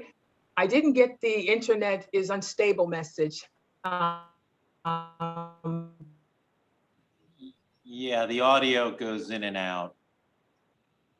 Should I continue or do you need me? Okay, I'm not sure how to. You know what? Let me turn off VPN. Is that better? Sounds it so far. Okay, so I had talked about our accomplishments. I think, were you able to hear most of those so that I can continue? Okay, Yeah. on with key objectives for fiscal year 2022. Continuity planning to prepare for any disruption in service, specifically to answer the question of how we function effectively without access to some of our basic tools of operation, including our staff resources, maintaining a 6-month supply of personal protective equipment for the entire organization, continuing and expanding progress on capital projects, completing key infrastructure inventories, keeping up to date, something we continue to strive and work to make time for so that we have the information we need to inform how we prioritize maintenance activities and prolong the life of our infrastructure, and continuing to improve our snow response by incorporating best practices. I think we've done quite well on our workload and performance measures. We continue to make progress converting halogen lights to LED. 11 additional conversions this fiscal year, 25 anticipated next year or in fiscal year 2020, bringing the total of LED lights to 105 in 2021, representing 73% of the total 143 town lights. I understand I am breaking up again. Can someone give me a nod? Yes or no? You've been fine with me. Also with me. Okay. Okay.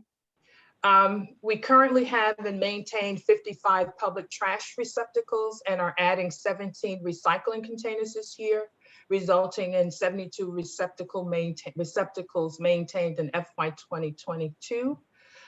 We are continuing to disseminate free leaf bags, 7,700 this fiscal year, 10,000 expected to be disseminated next year, with an anticipated reduction in tonnage from leaf collection.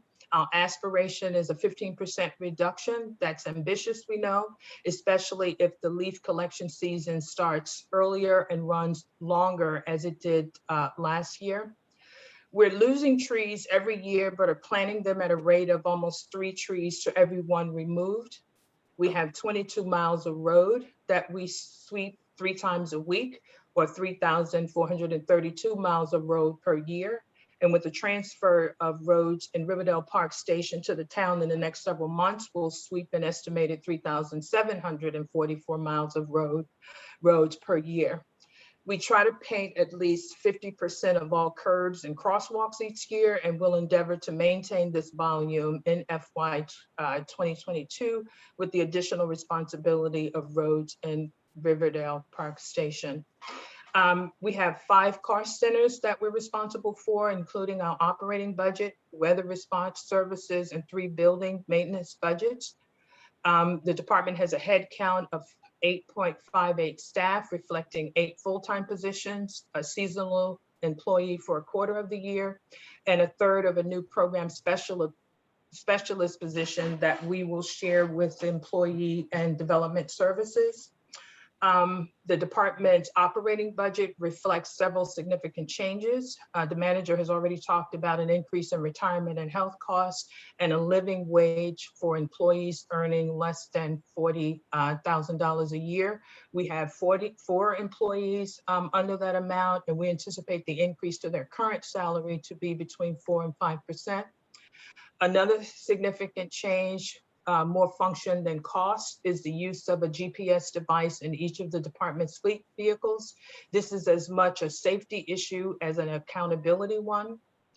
With new street lights along the trolley trail, which we hope to have installed within the next fiscal year, and lights inherited by the town in Riverdale Park Station, the department's electricity cost is projected to increase by 20%. A decrease in fuel costs using the county's fuel services. While this was expected, the amount of the decrease was an unexpected 39%. We do anticipate being able to live within the proposed budget for the new fiscal year. Disposal fees are expected to increase even with the hope for a decrease in the disposal of tonnage from leaf collection, due to an increase in bulk trash drop-off that we've experienced over the last 8 months, an increase in tree maintenance and related disposal, an increase in debris collected in the street sweeper and weather-related cleanups, an increase in small equipment purchases to replenish and expand the department's tool inventory to ensure that each staff has the equipment they need in their assigned vehicle. And for the first time, an allocation of funds in the department's operating budget for engineering services for unscheduled projects. In our weather-related and building cost centers, there are really no significant changes, only a slight change, mainly decreases in town hall and PD building maintenance costs, and increases in DPW building maintenance costs, primarily due to the consolidation of the budget for sanitizing supplies for all buildings in the department's operating budget. With that, I'll take questions, including on specific budget numbers. Thank you. Director Lewis, thank you very much. Thank you for getting that squared away. The last part just came in loud and clear. Okay. I can give you my notes. No. This is great. Actually, what's here in the budget, it's pretty well spelled out. You know, I appreciate that tidbit on that stat on the LED light replacement in terms of where we are and how many are left to go. I was really impressed, you know, taken by the free leaf bags disseminated, that you're looking at 10,000 over the next year, which I think is, that's great. And I know from it's a little more anecdotal, but from the folks who have talked to me about it, or I asked them about it, it is something that they appreciate a great deal. One question I had regarding on your tree stats, you're looking to plant 100 in the coming year. You're looking that you're going to probably have to remove 30 in the coming year. And this isn't so much about numbers, but about approach and strategy, and how it affects your planning for the budget regarding assessment of older trees throughout neighborhoods, especially those that say either Pepco or Verizon has come through and had to trim, to say to use that term generously, in order to be clear of the lines. Right. Do you look at some of these, and is there in place an assessment of those trees in terms of their long-term viability, in terms of how they're going to be able to fare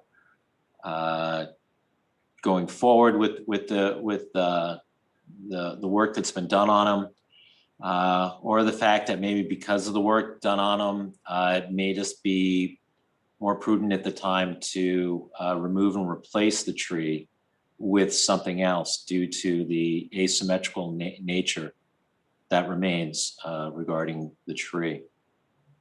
So the town has maintained a sort of biannual or every 2 years tree inventory. We are way behind schedule. The last one was due in 2019. Okay. We have money in the budget in this budget request to complete the inventory in 2021. Okay. We have identified additional, so we have a tree company that provided that inventory or produced that inventory every 2 years.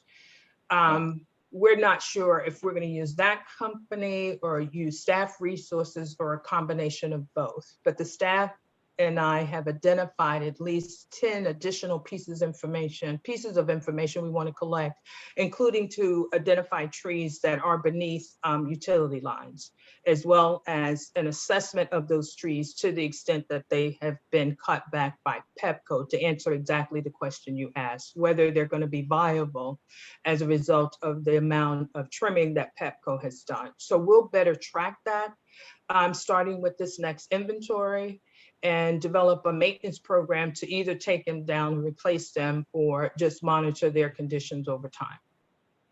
And you're looking to do this in the upcoming fiscal year, correct? Yes. Hopefully before the end of the calendar year, but certainly before the end of the new fiscal year. At least by June 2022. That's right. Okay. Preferably sooner, because we don't have the information that we need, frankly, to maintain our tree inventory. It's just not up to date enough for us to just develop a maintenance program. Okay, and right now you're saying it's a toss up between continuing a contract with one company or searching out a new one, or essentially having staff do this? We're going to need more technical expertise than we have on staff, honestly. So it'll either be with our current company or a new one.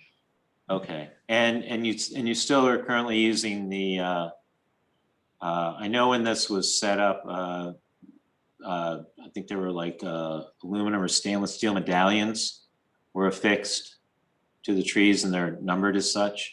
The tags, a lot of them have fallen off or been taken and not been replaced. So that'll be a part of the work that. So that'll be a part of it too. Absolutely, and to try to keep up with them so that we have the information we need when we're out in the field that ties back to the inventory. Okay. Mm-hmm. And we have the supplies in house to do that. Okay. Very simple, low budget item. Mm-hmm. So it's a matter then of just retagging, renumbering, and making sure the inventory matches up. That's with right. What's out, with what's out along the right of ways. Exactly, on all trees, if possible. Okay. All right. Of course, we're taking on trees in the Riverdale Parks, with the transfer road. Riverdale Park Station, yeah. And your new lot there going in along the park up there at Tuckerman and Lafayette. Yes, and I just got a message that my internet is unstable, so I'm not sure what's going to happen in the next few minutes. Okay. Well, thank you for that. I appreciate that information. Any other council have any questions or comments for Director Lewis? I have a question regarding the new line item for engineering services. Mayor Thompson, please. Director Lewis, if you could sort of explain that a little bit better, just the sort of project that you would pull in the engineering services on. So I could share with you the experiences we've had recently. We've had sinkholes, and we've called in one of the on-call engineers to do an assessment of the cause and the solution for addressing it. We get utility permit applications all the time. Some of them are complicated. We at times need the expertise of our on-call engineers to help with that review, as well as to help convey the standards for utility patches so that they don't fail. and actually to do some site inspection once the work is done. We, as a part of the fence contract, although that'll come out, the fence that we're obligated to install at the town center on the east-west side of the tracks, while we do have a budget, we've called on an on-call engineer to do site surveys. We have paper streets, whose boundaries are not clear. We need a survey for the railroad property we acquired. Again, we think we can pay for that out of that project's budget, but those are the kinds of projects that are unscheduled and for which we've had to, that is DPW, borrow money from other accounts. Okay, thank you very much for that level of detail. You mentioned it and it piqued my interest, and now I understand exactly what it's going towards. Thank you so much. Thank you. The only thing I would add to that, Mr. Mayor, is that in future years, we'll probably increase that amount. Yes. This was to get us started on towards that. That was a very long list for $10,000, and I know that engineers are not cheap. So I appreciate the warning for future budgets. Yes. Mm-hmm. And I would mention too, another type of project, and that's dealing with stormwater issues. Some might be eligible for the county's municipal participation program, but given our recent experience with Longfellow, it'll be a while before I think we'll be back at the top of the list of getting additional funds. And not all of them will be as expensive as Longfellow. So the engineering work will inform sort of how we might address some issues. We have one on Tuckerman and one on Cleveland Avenue. Very good. Thank you. Thank you. I think I'm familiar with that one on Cleveland, but so essentially you're looking at an approach then where we can get engineering services where we may not need to come to the county as early as we needed to, say with the Longfellow project. Right, on smaller, simpler projects for sure. Okay. In fact, when we were on break, I sent a follow-up email to the engineer looking at the drainage situation on Taylor for a cost estimate. That's going to give us a good indication of how a project that we think is small is actually going to cost us in both engineering and construction costs, because we've asked them to give us a rough estimate of what it would cost to make the actual improvements. Where we're missing a 6-inch curb across the frontage of 2 properties. Okay. By design, seemingly, inexplicably. So one other question in the details, page 160, special services line 6088, seasonal plantings and Field of Dreams plantings. It's completely blank all the way across. I'm just curious what the status of that is. We actually have that in the capital improvement budget. So it's been moved to capital. Okay, thank you. Okay. That's in CIP. Okay. Thank you very much, Mayor Thompson. Any other members of the council with any questions or comments for Director Lewis regarding this portion of the budget dealing with public works?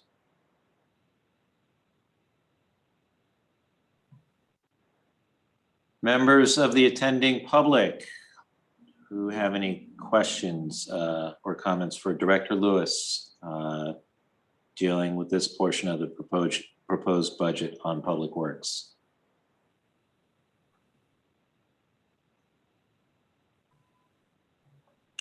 Well, Director, looks like what you're doing over there is everyone's enjoying a great deal.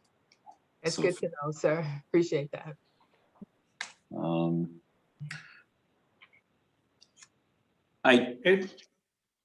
Yes, Mr. Listician.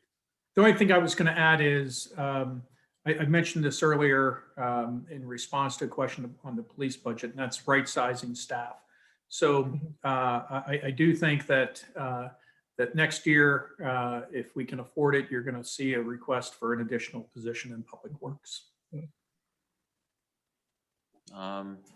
Well, I look forward to seeing that. And based on what I'm seeing here in the budget and the scope of what I see around town, I don't think I'd have any issue with that at all. Just like to say as you like to say, Mr. Listician, from a almost a 30,000 foot view, though it sometimes wasn't so much 30,000 feet as being on the ground, but really taking both views into perspective over a long period of time when it comes to the Public Works Department. As I could say with the other departments as well, but I just noticed it as much and paid particular attention to Public Works because when I came in, that's one of the areas that I was responsible for under the former government, former model of government we were working under. And I would say that it has come a very long way. And I think that, and I appreciate the efforts that Director Lewis is making to continue that improvement in the department and really making it something that experience-wise for folks working there that they enjoy and they're proud to be there. And I thank you very much. And that goes really for overall staff as well in helping with that mission. Thank I know you. it's a very challenging mission.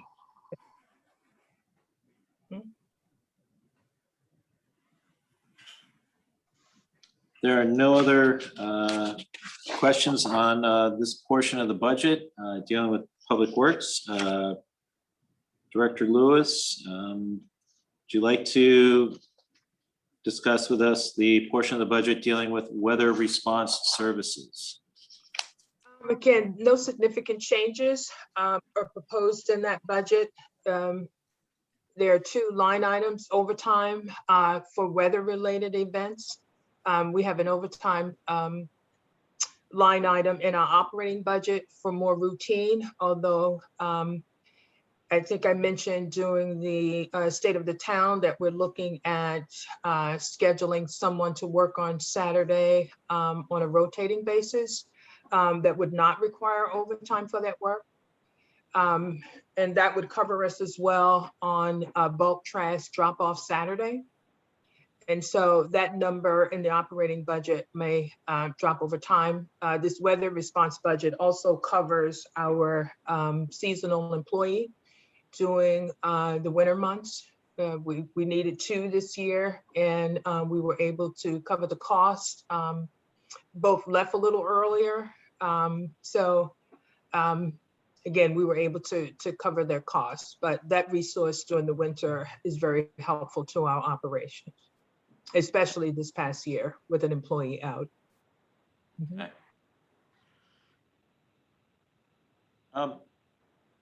I have one question for you regarding this part. Are you starting to seeing this portion of the budget becoming more of a 4-season type preparedness as opposed to a one? Because normally when we think of weather response, we're thinking heavy snowfall. No, that's right. Need to. That's right. But now what we're seeing now are flash downpours. That's right. Things of that nature. That's right. So maybe not a 4-season, but maybe a 2-season. Okay. Hopefully not a 4-season, but definitely at other times of the year. Recall that in the solicitation for trash services, we got an estimate for emergency cleanup related to like a September 10th storm. Okay. To supplement Yes. the work of the staff. Yes. Yeah. Mhm. But your point is well taken. Yeah, we have other Okay. issues that require an emergency response that don't all happen in the winter months. Okay, and I take it it would be a recommendation to council to keep in mind for future consideration in regards to budget formation that this may change. Yes, as well because of the responsibilities we're taking on in Riverdale Park Station. Okay, To our winter weather response. The American Public Works Association had its snow conference last week. And I attended several sessions on new technology or new practices, you know, brining and such, and in locations where you've fully removed the snow. Right. I stopped and made a note because Riverdale Park Station commercial area is an area where we're likely to want to do that. They really don't have the space to accommodate mounds of snow. So it's going to have to be taken almost completely out of the development. And what is that going to cost? And, you know, where will we put that extra snow? And recall that at least 45th Street is a permeable street that requires a different approach to snow and ice removal. And so we need to gear up in terms of training as well as the potential cost of that. And then the parking lane, at least in the townhouses south of Van Buren, are also permeable. Okay. That requires a different method for dealing with snow and ice. So we're going to get a sense of that real soon when we take on the responsibilities within this upcoming fiscal year. Okay. And we'll have And a better sense. I'm sorry. No, go ahead. I'm sorry. I'm just saying, you know, we're scheduled to take it on in the next several months, and we'll have experience just in terms of routine maintenance. You know, calls for service, I expect are going to go up. Calls for service have already gone up, and right now we don't have the responsibility, so we don't have the authority to go in and address some of that concerns. But you know, we're taking on more trees, sidewalks, curbing, roads, snow removals, street sweeping, all of those things, you know, maintaining roadway markings and all of that. It's a high density area. And so we might have to do some of those things more frequently than one would think in a new development like this. So it keeps me up a little bit at night, sort of wondering if we have the resources right now to take all of that on, because it's all going to come at once. Okay. Mm-hmm. Well, I know this is of interest to me. So anytime you want to share any information, okay, I'd be happy to read it. One other thing I wanted to bring up with you, and it kind of falls under the Saturday drop off. Mm-hmm. With the advent of looking at how we're dealing with waste removal in town by way of a new company, and some pilot programs that we're looking at doing for certain things. Really looking at how both residents and commercial, business owners in town are disposing of waste. Are there opportunities that allow us to help with disposal of such things that you normally wouldn't put in the trash yet are going to be disposed? And then what I'm getting at is compact fluorescents, LEDs, electronics. People now have much more in the way of electronics than they did, say, even 15 years ago. Mm-hmm. And how is, is there, I guess I'm just trying to figure out, it's like, how do we go about, as a municipality, go about doing this in a way that, it's not someone saying, what am I going to do with this 32-inch flat screen? Well, let me just put it out on the curb. Maybe it'll, maybe that'll, that's their approach, as opposed to knowing, I can take this up to somewhere either in town or somewhere close and recycle it that way.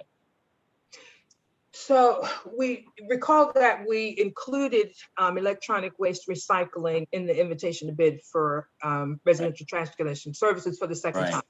And we treated yet again because the cost is high to the town, especially the monthly cost. The town does, the county has a program. The county collects e-waste, electronic waste at the landfill, but of course you got to get it there. Right. I would believe that the county allows municipalities to collect those things within their jurisdictions and dispose of them at their facility. So maybe conversations with county, but the basic answer to your question is no, not yet. You know, Okay. it's really getting a trash service in place that works for the town and making sure that works. And then to continue to look at opportunities, as we mentioned, you know, using the green team to help us sort of research, you know, how these things have done, how much volume you need, maybe Yeah. talking with the other jurisdiction about some collaborative program, Right. so that if we can't collect it here, can we reach an agreement if a nearby municipality is collecting it for a fee that's a little more affordable than having a hauler do it? So we certainly need to start looking at that. But our plate is so full right now that we really Right. haven't had the time to really give that serious thought, and we need to. It's just, you know, figuring out a process that we actually have time to do. Right. And just keep the conversation going is maybe as much as we could commit to at this point. Well, I like your early idea, you know, it's a green team, something, a green team project, and see what they can come up with. And I think, you know, based on what you're saying here, you know, in terms of working with other municipalities, it might be coordinating, essentially coordinating dates for when folks in several municipalities are dropping off and collectively working with one group that would then come to all of them and pick them up. It's just one idea, because there's just an immense amount that needs to be disposed of in a special manner, or it can go back and get recycled. Because of course, right now it's going in the landfill, and we all Exactly. need to be concerned about that. Where it Yes, does I'm not need to sure. be. Yeah, I think the first question is to find out if any of the municipalities in the county are actually collecting electronic waste. We just haven't had that conversation. Okay. It'd be interesting to know if they are, how they're doing it. I actually spoke with the company that collects the county's electronic waste, and he just talked about how expensive it is, and you got to have enough of a volume to make it cost effective. So possibly then looking at like private contractors then as well. We did, but yeah, it's really finding out a way to do it But- affordably. and local. Okay. Mhm. All right, well, let's put them on notice. Okay, green team, you're looking for something to do. There you go. I know today Hyattsville has a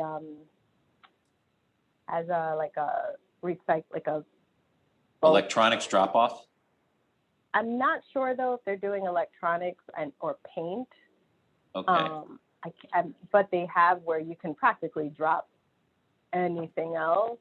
Wow. I have to check to see if, I know paint isn't included. I gotta check to see if electronics, but I know they're doing it today. So maybe in the future we could partner with them to do it. And then just going back to something else that was said earlier, I think the chair raised that there are a lot of winter weather response, but I do, and it seems like Ms. Lewis is at least aware that at least to personal homes, and I think we're going to see more of it maybe just affecting the town and maybe spaces that we're responsible for or have to at least be responsible for until the county comes up with an effective way to deal with it. But, you know, the rainwater and, you know, the energy, the effort that it's going to take on the town's part and the manpower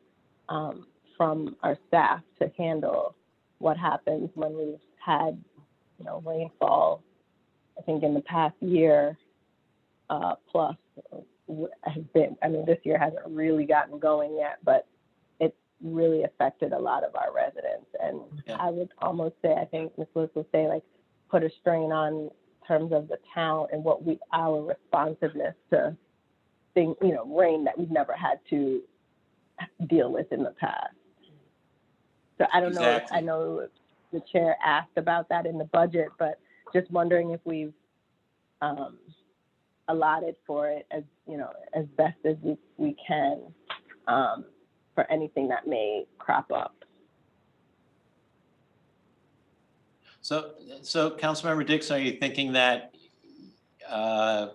possibly may want to expand, you know, for weather response, something greater than the 23,500 being proposed? I mean, I would defer to Ms. Lewis, and, you know, she would know best as far as what response we've had to do in the past. And I know, and I'm sure our budget doesn't allot for this, but, you know, we had residents who needed just any sort of financial help or support in the rainwater damage that Right. was caused to their home. I don't believe that the town is in any position to provide any substantial support in that way.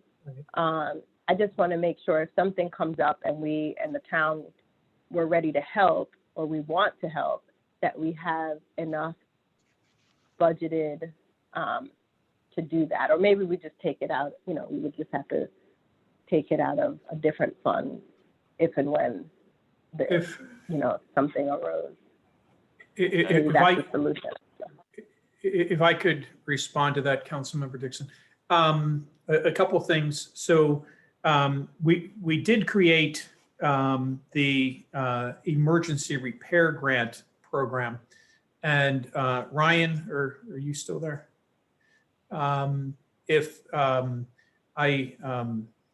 Does that program expire? Does that have an expiration date on it? I believe That it does. program's sunset was extended until the end of the fiscal year.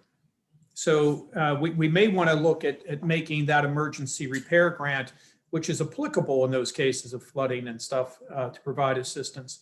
And then Ms. Lewis had talked about how in the new trash contract, there's a provision for us to call them out to provide assistance in hauling things away. In terms of funding, we have $30,000 in the contingency that's contingently funded in administrative services. So if we run into something, we have $30,000 sitting there. So if we have some sort of an emergency, we can tap into that without modifying the budget. And so there are some funds sitting there. So if God forbid that if we had terrible summer storms and Public Works was expending funds that they don't have within their department, then I would just tap into those contingency funds to keep things moving along in response to that. And then again, the programs we have, and if we want to create other programs, those are considered one-time dollars. So so those would come out of either the Community Development Fund or the Economic Development Fund. And we can certainly make amendments to put more money there if that's what you want to do. So our role in DPW would be whatever would be required, of course, during the active time of the event. And after that, it's curbside bulk trash pickup, which is the role we played after the September 10th storm. We have increased the budget, or proposed to increase it from 11,000 disposal, that is, from 11,000 to $25,000 in 2022. Anticipating, because our disposal fees have gone up this fiscal year. And the new budget reflects at least what our experience has been this fiscal year. Okay. So that's the role we would play in that emergency situation. Just the question on the contingency. I only saw a contingency sort of appropriation in the administrative services. Is that where the contingency, is that where it would come from? That's where it lives. And I don't budget for individual departments. I budget, that's for the town operation. And, but the contingency money is in other operating expenditures. So it's in the operating major category. So we could use that for operating expenses across the organization, wherever we had something that we didn't plan for. Okay, and that is that the 43,000? There's a total of 43,000 there. 13 of it, we put for, Oh, I see. for leave payout and buyback. And then, Got it. So that's where the 30 comes from. but there's 30 sitting there that's unassigned. It's allocated, but it's not assigned. So if we have an emergency, that's where we go to. Okay, thank you. I couldn't, you said 30 and I couldn't figure out if it was that, so like 30, Yep. but I got it.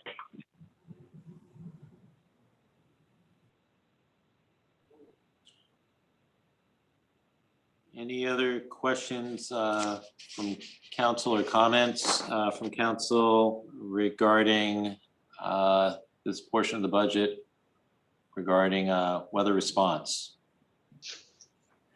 Ms. Katz Members- has Mayor her, Thompson. just gonna say Ms. Katz has her hand up. I have a comment, but again, she had her hand up. Yes, I just wanted to give council Well, if you want to give a council, chance. And then, but now with I figured Ms. Katz would have her hand up, being that I opened my big mouth. You called on her. So I'm going to recognize Ms. Katz. That's because I look the same. Is that why you recognize me? I have been cutting my own hair. I would not mistake you for any other. Great. Well, thank you so much. I apologize. I've kind of been disengaged from this meeting for quite a bit. I just got re-engaged. And I just had one comment maybe to build on what you were just talking about regarding stormwater and funding and potential funding to help folks that are affected by storm events. But I would just like to say that I think I would like us to see some money and please, I would like us to see some money put more proactively towards prevention of damage from stormwater events. If we have tens of thousands of dollars to put towards that, that would be my preference. Understanding that when people suffer losses from stormwater, it's not a pleasant thing at all. But I think in the long run, investing more in what we can do to prevent these incidents is a better use of the funding that we might have. So I just wanted to say that, even if it has to do with actions that we need people to take prior to events when we can prepare for them, that might involve funding outreach, funding tools and techniques, demonstrations of what, I know that we promote the leaf collection stuff, but is that a root cause of maybe some of these incidents where people suffer loss? I don't know, or maybe a study to determine what are the root causes of losses, maybe at the first tier of a storm event, that kind of thing. Anyway, so that's I just wanted to say that to be more proactive in using the money. And then the second, obviously, was about the recycling discussion, which I appreciate everyone having.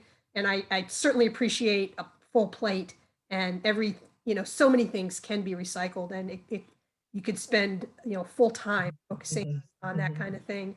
And so I certainly appreciate the time and effort that is put into it, and knowing that I wouldn't expect, 100% time and effort. And it is something, I think we have some residents that are very interested in pursuing options. So it only just seeks staff and council support when we do find potential ways to collaborate with some other towns. And I know we would have your support, but that is something we can put on the plate of the Sustainability Committee, I think is a reasonable thing. I do know that Greenbelt and College Park in particular seem to be at the forefront of recycling more things and composting and that kind of thing. And so those are just the comments I wanted to make regarding that and our neighboring towns. I think it's fortunate that we have so many towns around us, because I think it does provide opportunity to collaborate with others on some of these issues like recycling. Thank you. So I think, certainly one of the ways the Green Team could be helpful, or what we could look to from these other places, is to determine what our priority should be, where the economies of scale, where the more affordable opportunities, what's most important in terms of recycling, keeping out of the landfill. The county, I just got a letter from the county as a resident of the county, looking for volunteers to participate in their composting program. So that looks to be a new priority of the county. So what are our priorities in terms of diverting waste from the landfill that can be recycled or landfill in another way in terms of composting. And so we need some input or some discussion about where to start. What should be the town's priority in that regard? Great. I appreciate that, that direction. That's very helpful, and I'll pass that on to the committee. Also very excited what you said about composting, because I just went to a presentation by the county that gave me the impression that Riverdale was not anywhere near to being included in the piloting of the composting that the county is doing with other towns. But you I'm in Upper Marlboro, yeah, so. well, that might no, still now be you're true. bragging. Okay, that's fine. No, I'm Yeah, just I knew saying. Upper Marlboro was. No, I didn't mean to imply that. Oh, yeah, they because we're way down on the list. So Well, only 3,000 households, yeah. you're, So yeah, that's you're a plugged small in. pilot, Upper Marlboro, yeah. that's great. That's Yeah. great. No, that's good to hear. I'm so glad that you're aware of it, and you're hopefully going to participate in Upper Marlboro, and Right. it's all good for us too. Right. So just on the point of composting, the Green Team is working to roll out a pilot project for composting. And we've identified funds within the current operating budget to assist them in doing that. So stay tuned for more information in the coming weeks and months. Right, it's a good thing. Thank you. So, Mr. Chair, I have one more comment on the Weather Response Services page, and that is that I know that with some of the staffing limitations earlier this Wait a year, minute, there did I is. say it was okay? Yes, go ahead. Thank you, Mr. Chair. Appreciate your indulgence. With conversations with the town manager earlier this year and knowing the staffing limitations that Public Works was under, there was discussion of having contractor response to weather response events. And it's not going to affect sort of the bottom line here. Do we need to move anything under contractual services in the budget just to make that easier, or is it fine as is? And Ivy, I believe the mayor is referring to, we signed that contract with Motier to provide backup service in the event of snow. Snow, yes. Yes. And that theoretically would come out of this cost center. Yeah, so it's more of, we would use one or the other. So if we don't have the staff, then especially the seasonal staff that we pay extra for, then we would be turning to the contractor, and those savings would pay for this. And I believe that if I'm remembering the contract correctly, we could get a basic 12 hours of a truck with a plow and a driver for $2,000. Mm-hmm. That's right. And we've given thought to, they have experience in using brine and removing snow from permeable surfaces. And so some consideration maybe to have them do the weather event in Riverdale Park Station initially until we're up to speed and skill level to do it. Okay, well, I don't see it impacting the bottom line. It's just a question of whether to put a number on the contractual services line, perhaps taking it out from the others, but I don't think it matters. That can happen just during execution as long as the blank line is there. Yeah, So and I I'm think fine. it's yeah, we plan to take out of the other operating expenses as opposed to contractual, but you make a good point. Okay, thanks. Thank you very much, Mayor Thompson. Any other comments, questions regarding this part of the budget under Public Works as to weather response? Members of the attending public? Okay. Let's move on to the municipal buildings, the FY 2021 proposed budget. And very interesting, I'm looking at a page that says FY 2019 budget overview. I'm sure it's FY 20. And what page are you on, sir? That would be page 173. I'm looking at it as well. Our apologies for that, sir. Well, you know, that's okay. As long as the numbers are current, that's, you know. the dollar numbers, that is, that's more the main thing. And I take it those are current, so. Mr. Lustician or Director Lewis, either one of you who would like to discuss. So this. again, no, there've been some decreases in this cost center, certainly regarding gas utilities. And then I believe the building maintenance, some of the expenditures were covered by the CARES Act. And then money was, more money was consolidated within the operating budget of DPW, just for overall building maintenance. Okay. Well, I am seeing a substantial increase from the previous year in other operating expenses. I take it that's your explanation is an account for that.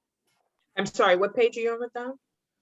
Well, the page I have, the page I have, which turns out much to be to my advantage. I'm looking at a FY19 where the total amount, well, it says here my total amount for FY 2021 approved was 15.5. And what we're looking at for the proposed is 19.9. I have that right? 19.9. The page is incorrect, sir, I believe. Yeah, but I was just noticing what I am just seeing is there's the market increase. It's over 30% increase, and I take it that's, you know, hence the reason for the director's explanation. If I may, sir, are you looking at Town Hall? Yes. Okay, and what's on the screen though, It's public safety. And okay, that's odd because the first one in my book is, I thought we were discussing Town Hall because that's the first one in my book.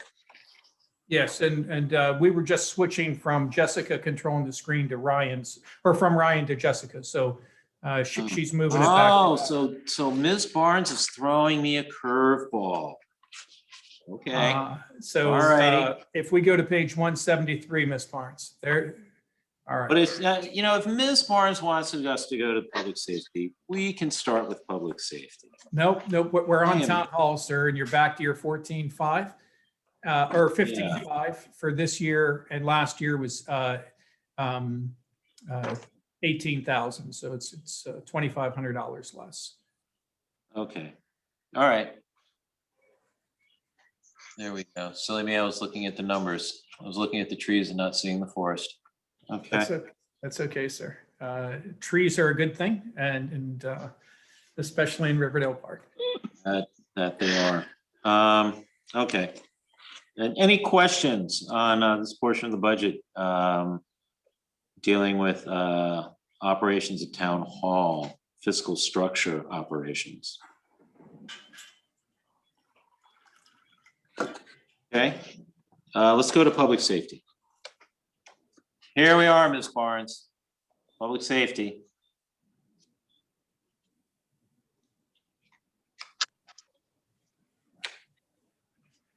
You can see the mayor chagrined. He wonders, God, why do I put up with this? Okay, Director Lewis. So here we're actually seeing a decrease from FY 2021 from $30,900 to $22,400, largely due to zeroing out account 6040 equipment rental, maintenance and equipment, Okay, and a decrease in janitorial supplies from 3,500 to 2,500. okay, And that's taken it back to still being more than what it was historically, but we had raised it up to 3,500 in response to COVID, and we found that that was too high. Is that Okay. fair? Is that fair, Ms. Lewis? Yes. And Okay. then again, in terms of utilities, gas costs have gone down across the buildings. Really?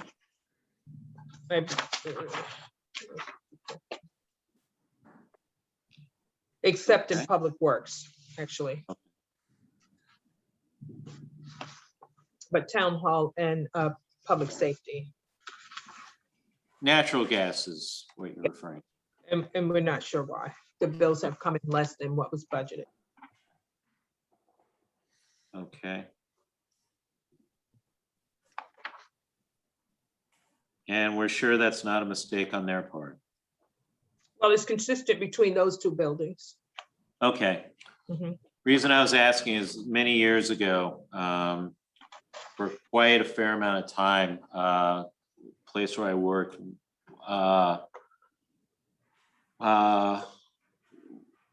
the District of Columbia's Water and Sewer Authority was substantially undercharging. Mm. And then they caught up with it. And it was quite a shock to numerous folk. So just making sure it wasn't a case like that where something was awry at the supplier's end. Right. Any questions? Mhm. I'm sorry. No, I was going to say not that we've seen. Okay.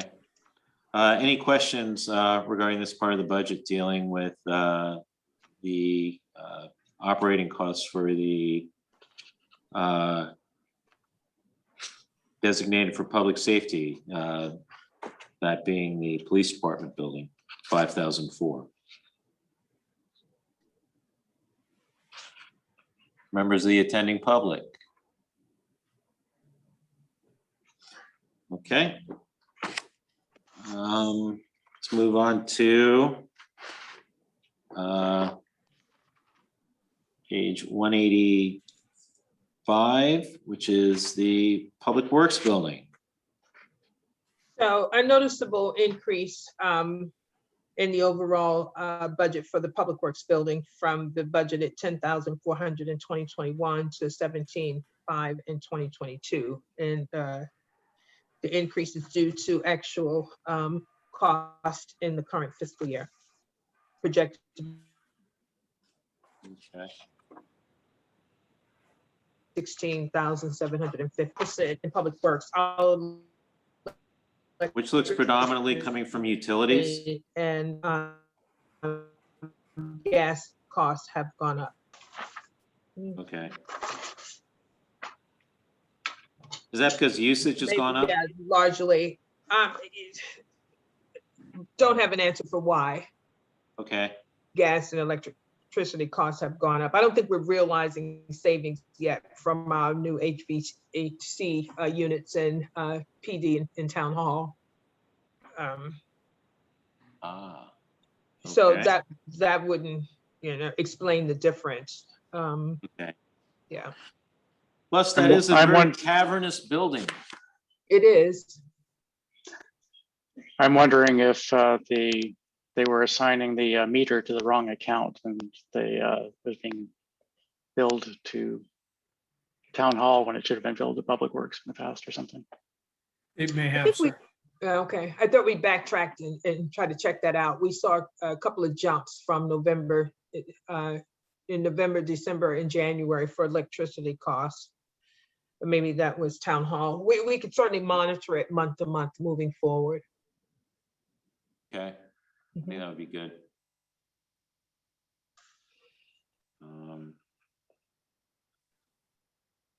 And then water services have gone up too, from the budget of 1,500 to 3,750 in the current fiscal year. We've increased that to 4,000. Yes, and it's, from what I understand from the county is looking at approving a 5.9 increase to WSSC rates. Mhm. 5.9% increase to WSSC rates for the coming year. And I imagine that part of this cost, Ms. Lewis, the increase in water would be because how frequently staff are laundering their uniforms and that with COVID. I would imagine that washer and dryer we installed is probably getting a lot of use or more use now than it had previously. And just in personal hygiene in that as well, staff being subjected to dirty conditions, probably showering more often and stuff as well. Okay. Any other questions or comments from council and or attending public regarding this portion of the budget dealing with the operational costs for the Public Works building?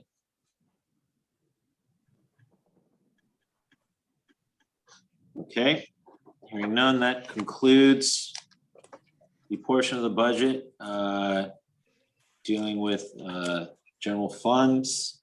And now we're looking at the capital improvements projects portion of the budget. It is now just about 10 minutes before 3.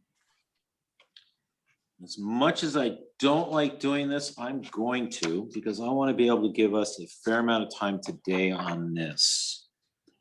So I would like to see how much we can get covered in the next half hour. So extending this to 3:20. I know I said 3 o'clock. Hoping that we had such good discussions regarding Public Works. I'd like to give us a fair opportunity to get a good amount into the CIP portion of the budget today. So one thing I will ask is that folks go and review the background. I'm not saying that we shouldn't cover it, but I will ask that Mr. Listician give a brief overview on those so we can get into the projects and acquisitions portion. Yes, so very briefly, we have a vibrant and I think CIP proposed budget that will create visible and impactful change throughout the town. And so with that, I'm going to ask Mr. Jones, Mr. Jones to talk briefly about sources and uses of funds, restricted versus unrestricted. And then the funding summary. And if he could cover the funding summary page, then when the staff get into the projects, they can talk more about the merits of the projects as opposed to the funding, unless there's specific questions. Mr. Jones. Thank you very much. Sure. Thank you, Mr. Listician. So for CIP revenue, we have various sources. We do have a total beginning balance in CIP of $2,762,000. Of that, for restricted use, it is comprised of, we have $2,067,000, and for unrestricted use, $695,000. So the various sources that we have consist of state Maryland highway user funds, cable franchise PEG funds, grant revenues, sale of vehicles, and then we have a transfer from the general fund.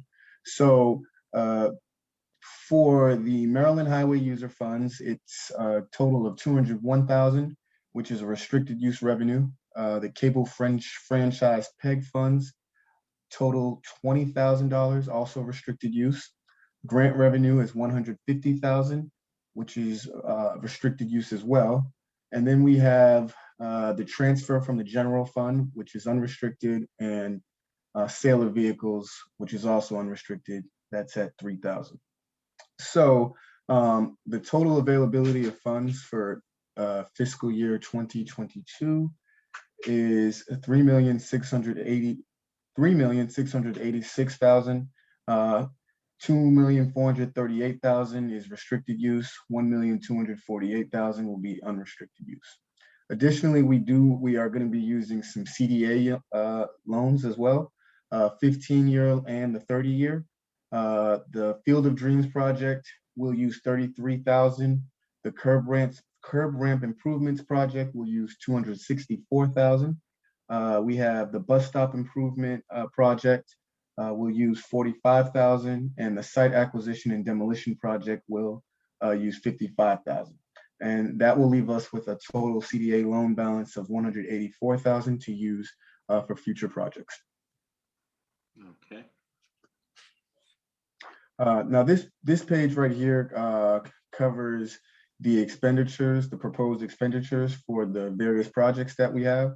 And then when we go into detail, moving forward, we'll cover each one of the projects listed here on this sheet. Overall, the total expenditure for the projects for FY 2022 is going to be $3,207,000. The expenditures, and that's comprised of restricted and unrestricted use expenditures. For restricted, it's going to be a total of $2,435,000. For unrestricted, $771,000 covers the funding sources for these various projects. Okay.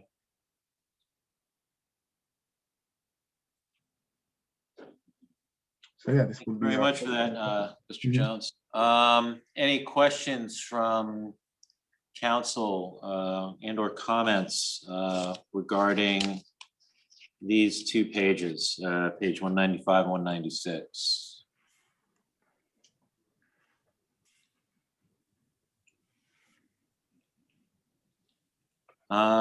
I take it the listing on page 196 is done by a classification order? I'm not sure what you mean by classification. In orders. terms of how it's listed, like, for example, this is all, how it's lined up here is how it's lined up in the book Yes. sir. throughout. Yep. And it's not any type of indication of priority? Correct, sir. Okay, all right. All right. I have one comment based on that regarding projects that are going to be done this year. And I would like we can start talking about it first. It's the one prerogative I'll exercise at this point. That being lighting upon the trolley trail, the section that is within our town. I see that we have an amount of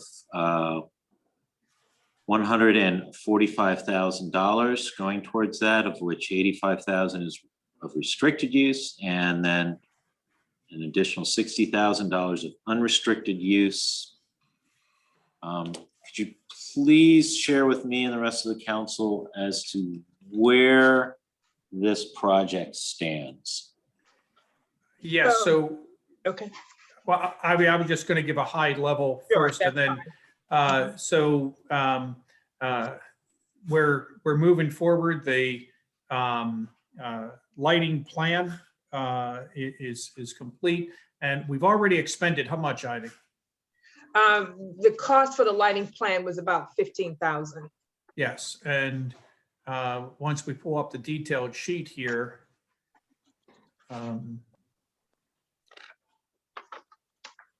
we'll have more information. Ivy, is there something you want to say on the timing?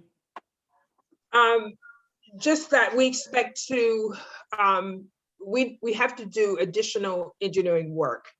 The lighting plan, which was done earlier this fiscal year, identified locations, or Pepco posed where LED lighting can be installed, and areas where at least a total of 9 town-owned poles would need to be installed to close a gap. We've learned from Pepco that we have to do the electrical engineering for the infrastructure that's going to be needed to support those 9 new poles. And so the cost of engineering is going to go up by the cost of that service. And then we need to hire an electrician in order to determine what the capacity is of our current control boxes and whether or not existing town-owned street lights can support lights connected to it. So that cost, portion of the cost is going to go up.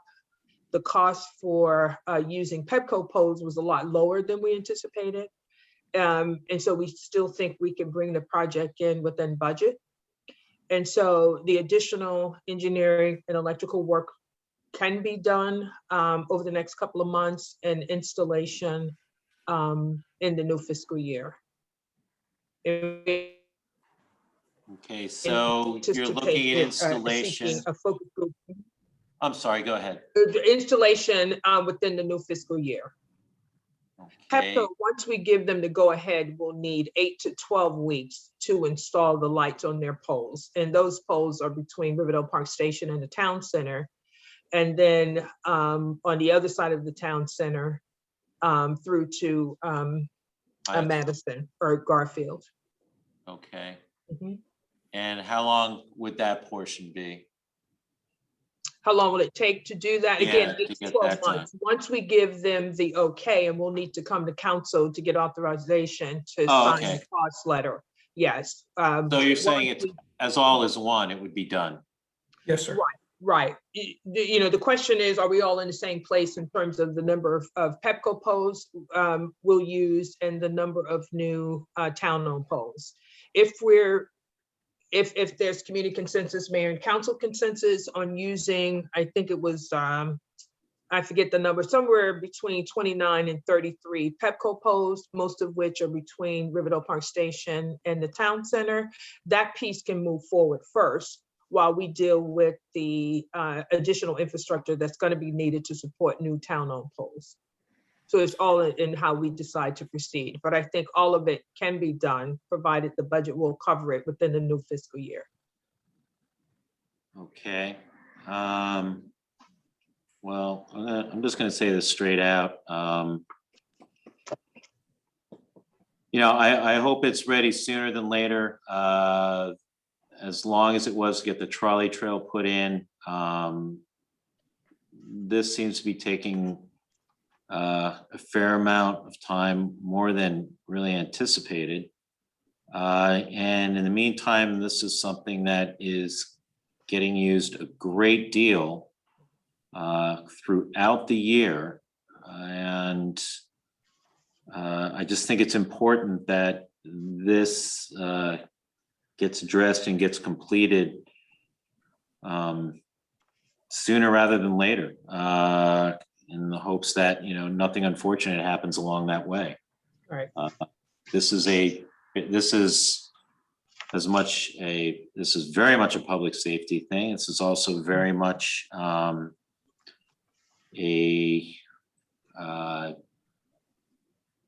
an extent an economic development. It's also, I think, just really is something that's important to our walk, bike, drive initiative. And I just hope that we got cooperative folks over at Pepco and other folks who are helping us to move this along. Actually, the Pepco piece is in our court now. Okay. And, we'll look to have this on an upcoming council agenda so we could sort of lay out the timeline that Pepco has proposed if we use their polls as reflected in the conceptual lighting plan. Okay. And I'm going to be indulgent one more time. I know I only said once, but I'm going to be it again. And this is for yet another long-standing project, that being the Longfellow. Mr. Chair. Yes. Are you Yes, going to Mr. Mayor. allow comments on the project you previously brought forward? I stand corrected. I apologize for that. Yes, before I indulge myself a second time. Are there any council questions or comments regarding the CIP project involving trolley trail lighting? My apologies. I have such a question. Mr. Mayor. Thank you for recognizing me. There's another bond bill that has a similar name to this that was passed out of the legislature this year. Have staff been able to figure out the interference between the two bond bills yet? Well, Mr. Mayor, that's a good question. The state, as you see by this project sheet, had already supplied us with a bond bill. And we believe that we can light the trolley trail within this budget. The bond bill you're referring to was requested by a third party to go to Park and Planning. Ms. Lewis and I have had conversations with Park and Planning, and they were unaware that a bond bill had been submitted to assist with lighting along the trail. And we don't believe that they've planned for the match. Now, that bond bill was for $1 million,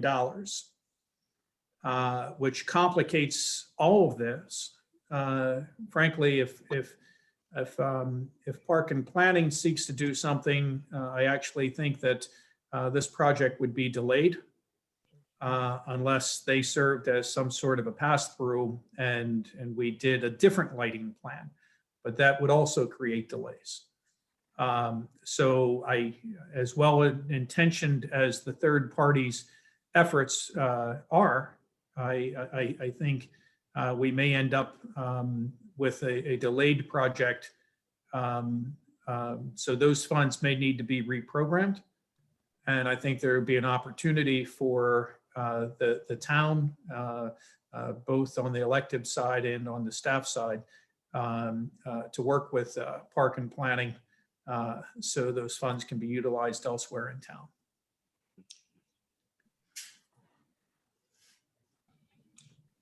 I know several places where they could use some of that funding. Thank you for that update. Does that answer your question, Mr. Mayor? Yes, it does. Thank you.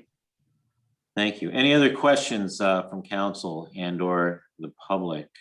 Questions, comments regarding? You have a hand up from Ms. Katz, sir. Ms. Katz, please. Thank you, Chair Lingua. The CIP write-up for this project, I noticed lists the design charrettes and illustrations, but maybe it's something I've missed. But as a resident, I definitely would like to see the design before this is locked up and installed. I think that there are residences along that trolley trail. And there will be those meetings to review the design. Okay. Yes, we have a proposed design. I don't know what firm we used. Ms. Lewis could weigh in on that, but there is a proposal and the types of lights and that sort of thing. Okay. So if I could qualify that, we used one of the town's on-call engineering to do the conceptual lighting plan. The lighting plan simply shows what Pevco poles we install LED lights on, and where new town poles should be located in order to close the gap where there aren't any Pevco poles. And so we would use the style lighting that we already have in the town center and throughout town, so decorative poles. Oh. So that's as much as the design is. It's okay. really where they're located and what Pepco poles. I definitely appreciate you clarifying that, because that's not where my interest lies at all. And I understand the infrastructure part of this project, the most complicated part, and it's the part you've been working hardest on and is the most critical part. Well, I won't say the most critical part, is a critical part. To me, another critical part that maybe is not planned to be addressed, the fixtures themselves. To me, shielded fixtures for this use is even more critical, meaning fixtures that direct the light where we want the light directed, which is down on the users of the trail and not all of. Sure. One of our principles was to be considerate of adjacent residential south of Queensberry. And so I guess that is another feature of the design, and it actually, in the area south of Queensberry, has the lights located on the trail, sort of north-south, as opposed to east-west. Location of the lights, certainly that's relevant. I'm talking about the actual fixtures. And but I'm saying the fixtures are directed to the trail, to your point exactly. Okay, the fixtures have to be rated to be shielded to point them, meaning that's where all of the light that's emitted from them goes. Okay, So I think it certainly will help for you to see the conceptual then- lighting okay, plan. good, then Yeah, that's good because to it know. shows how the illumination, how the lights or how the illumination is directed Yeah, in the what field, area. the is field of covered. illumination, I That's suppose. right, I don't know. exactly. Yeah, yeah, that, I Exactly. think that those in the area, when they see this work beginning, once again, and like Mr. Lustician has said, if there'll be a meeting for the public to come and see before it happens, rather than Right. noticing it happening and then having. Right. We'd actually talked about using some of the resources, either of the Green Team or the membership of the MUTC. Not obviously that'd not be as a great. MUTC project, Okay. because it doesn't apply, but certainly that expertise. Yeah, that's wonderful. That's good to hear. And then once these are all installed, is this energy that the town will be paying for to keep this trolley trail? Absolutely. Okay. Absolutely. And then, of course, the fixture, and we might have had this discussion before, and I apologize, but LEDs obviously is what we're trying to turn all of our lights into. So Right. are we coming out 100% LED. on these? Okay, that makes sense. So hopefully it won't be that much of an additional expense. Do we have an estimate? Is the design estimate include a? So we have an estimate for the cost of installing LED lights on Pepco poles. I said between 29 and 33 poles. Yeah. It is around $50,000, and Pepco would maintain those lights. But to run those lights is the cost estimate. Is the electricity? No, we don't. Long Not at this term. juncture. I wonder if that's something someone could calculate. I don't know if that's a MUTC question. Well, I'm hoping that Pepco can, because I think it's a good question. Yeah, that I think that's important for budget planning too, right? Obviously, hopefully it's not going to be. We've estimated our overall cost of electricity between the trolley trail and Riverdale Park Station would increase by 20%. But that's a rough estimate. Okay. At Well, this good. point. I'm glad you're figuring all that in there too. All right. I look forward to the meeting then when all that's revealed. Okay. Thank you. Thank you. Thank you very much, Ms. Katz and Director Lewis. Any other questions or comments regarding this item in the CIP? Okay, hearing none, I'm going to have my second indulgence here. And Director Lewis, I was wondering if you could give me or give us an update on the CIP expenditure for the Longfellow Street stormwater improvement. I know we've seen lots of designs and directions on that, so page 207. Okay, we have a final design that's been approved by the county's Department of the Environment. Obviously, to get the work done, we'll have to go through the permitting process. But at this juncture, we're waiting for action on the amendment request we submitted, I believe, back in November. I've checked in with the staff a couple of times. The latest we've heard out of the committee was that they wanted an updated certificate of insurance, and we gave it to them. I did complete and submit to the county staff just this week the covenant or declaration of covenant or easement form that the county used. It's actually a DPI form. It has a field for permit approval, and I'm assuming that's the DPI permit, but I've asked for clarification of that and haven't heard anything. The biggest outstanding issue is to get approval on the amendment request that we submitted. From DPI. I'm sorry? This is all from DPI. Well, we've been working with the Department of the Environment, but there is a review committee at the county executives level that is reviewing the request. And it just really hasn't moved much since it was submitted to that group. In They November. did ask us for the certificate of insurance. We've provided it, so hopefully that will unstick it. But because otherwise it's not clear why it's being held up. So We're stuck using since, the county's process to request the additional funding. okay, so this has been stuck since November. It's been stuck since November. They want us to complete it. That's the question. Well, I hope they unstick it soon. Thank you. Yes. Any questions regarding this Yeah, I'll continue project? to check in weekly. Sorry to keep talking over you, but I do want you to know that I do intend to continue to check in, if not weekly, every other week to push this along. We thought we'd have the construction done by now, frankly. Yes, as you had mentioned, and that's why I was just curious where things were. Thank you for that, and I'm sorry to hear, and sorry, you know, my empathies to you, that it's become such a frustration just to get, you know, a simple amendment looked at and approved. Really just gives bureaucracy a bad name. Any other questions or comments on this item? Okay.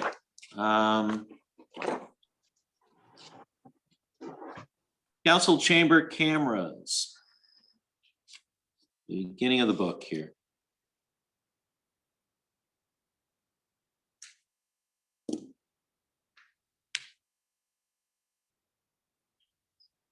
And Director Lewis, don't get me wrong, I do appreciate the efforts you are putting into that project. Oh, no, I share your frustration and disappointment, frankly, because the hard work has already been done. Right. Getting through the permit process could be challenging, but I think we have the right people working on that. So I'm not sure how to get this thing loose, except there is a municipal liaison in the county executive's office that I can reach out to and just ask for an update at that level on the committee's work and when we can anticipate a response. So the residents have been really patient, and I'm really appreciative of that, as well as disappointed on their behalf, because they responded in a timely fashion each time we reached out to them. We'll need them to sign this declaration of covenant. And so, like I said, I got those documents ready. The engineer had done the legal description. I filled in the fields requiring information about the properties, and even that's ready to go. Okay. Once I hear back on whether or not we need a permit number for that form before we present it to the residents for signing. So, like I said, I share your frustration and just amazement that a process that the county has in place is taken and so long to complete. I agree. Thank you. Please tell us about the council chambers camera, and will we all be ready for our close-up? Yes, so I will brief you all on this. Ms. Barnes said, John, can you handle this one? Actually, I'm the one that penciled her name in on this, and so we had a good laugh about it. But this has been in the budget previously, where we've been trying to get this done. And we really wanted to hold off now until we coordinated and knew what we were doing with the municipal center project, and where we're going to locate the control room or control panel, if you will. It won't be a separate room. And so that's been ironed out. And so as you learned this morning, the municipal center project, I think it's 164 days from July 12th. So when work is complete in the council office area is when we would look to have whatever contractor selected for this be able to run their wires and their cameras and everything. So we are looking yet this calendar year for this to be complete. We have an RFP that'll be going out in the next several weeks. Okay, so fair warning, everybody, December 2021, make sure you're ready. Should we be back in chambers by then? Questions? Hopefully we comments? will be. Questions or comments on this? Okay, technology. I'm sorry, I just have a quick question. Will this new system still require a specialized person to run it like you had with the camera? Oh, yes, yes. Because there's actually going to be probably 5 cameras is what my guess is going to be. And so depending on who's talking, the cameras will zoom in. If someone's going to have to zoom those cameras in on the speaker, type their name in so people know who's talking. So yes, very much so. And the quality of our video production would just be so much better. Oh, I've no doubt it will. I'm just thinking as the future comes towards us and things become more automated and easier to use, will we continue to need to pay for person with specialized skills to do all of that? I mean, It's my understanding, yes. Yeah, that's what it sounds like. And I believe that jurisdictions that have updated systems still have specialized staff that handle those systems and control those cameras. And some places do that in-house and actually hire staff, either part-time or have it as a duty, a miscellaneous duty as assigned, and others contracted out professionally. But yes, we won't realize a cost savings here. Okay. Any other questions or comments? Next project, technology improvements. So I see Mr. Page Smith is 198. I see Mr. Smith has stepped away. Oh, he's back. Oh. This has been in the budget for a couple years, and we've increased the budgeted amount this year because what we're finding in talking with different vendors is that we may end up with different systems, and to help neighborhood services, to meet the needs of Department of Public Works, so on and so forth.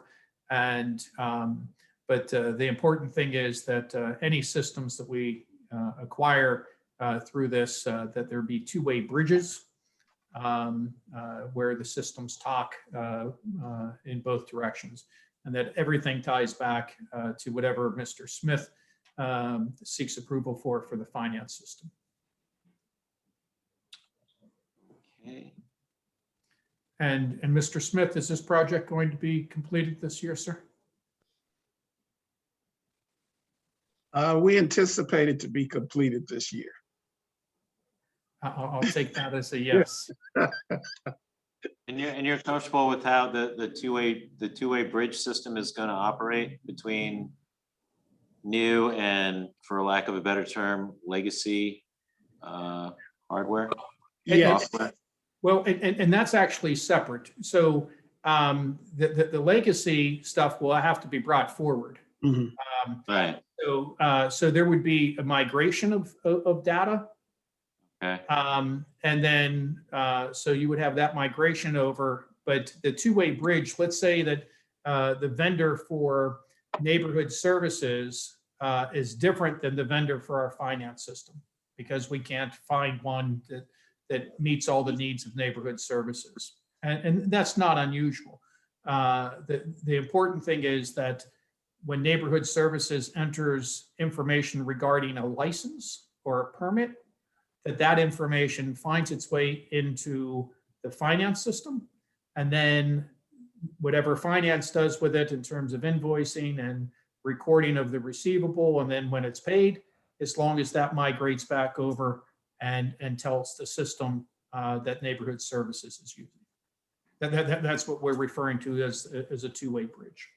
Okay. Okay.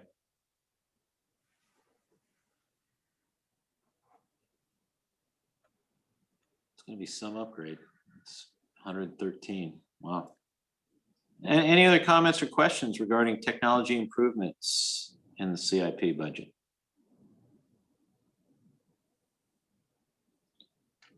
Okay, this is going to be our last item coming up. Capital improvements program, the bus stop improvements. And I think Ryan, oh, he's back, because I thought he had to step away. Ryan, if you want to cover this. Absolutely, I'd be happy to cover this. So the, pardon me, the bus shelters are an essential part in public transportation in town, and a number of the bus shelters, especially those east of the river, either don't have a solid, either don't have a shelter or don't have an improved standing surface. And the goal of this CIP project is This to help. is your mission in life, and until the mighty one. Is is to provide those shelters from the weather and also those improved standing services for those residents who do use our public bus system. Yes, I would say not even just east of the river, just even near east of the river or east of Taylor Road or east of Lafayette, for that matter, could use some improvement. And you feel for this, for the 70,000, you'd be able to address all the bus stops that you've identified? Yes, all of the ones that we've identified. That's correct. How many have you identified? It's down to 4 now, isn't it, Ryan? I think so, yes. Because we were going to do some west of the river, but I don't think those are included in this. Right. So we've had to adjust our plans a little bit after speaking with the county about their plans. So $70,000 is going to improve 4 bus stops. That's correct. The shelters themselves cost about $13,000 for the shelter. And then you have your soft cost, you're in many cases getting easements and legal work that has to play into that. And then the concrete pad, yeah. So that the 70 will go quick. I'd say so. But I think we can do the 4.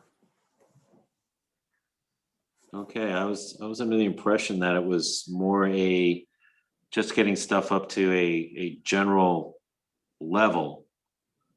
Because I mean, we have some bus stops which are just essentially a post in the ground.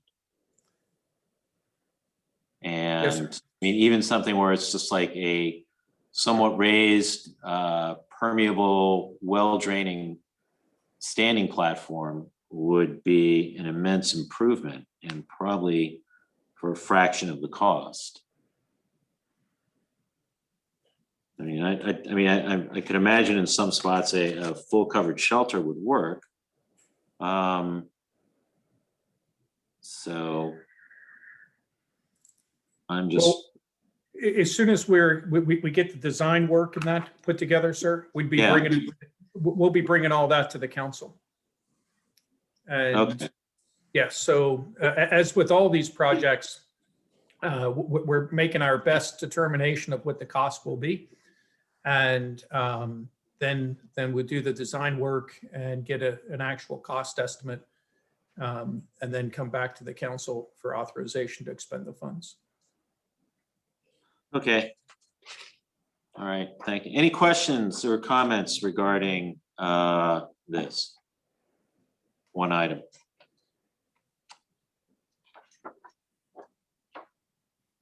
Okay, I don't want to end on such a odd note, so let's do this one last one here because I know it'll be something to end on a good note. We're going to skip over a page. And I was wondering if we could talk about the pollinator garden.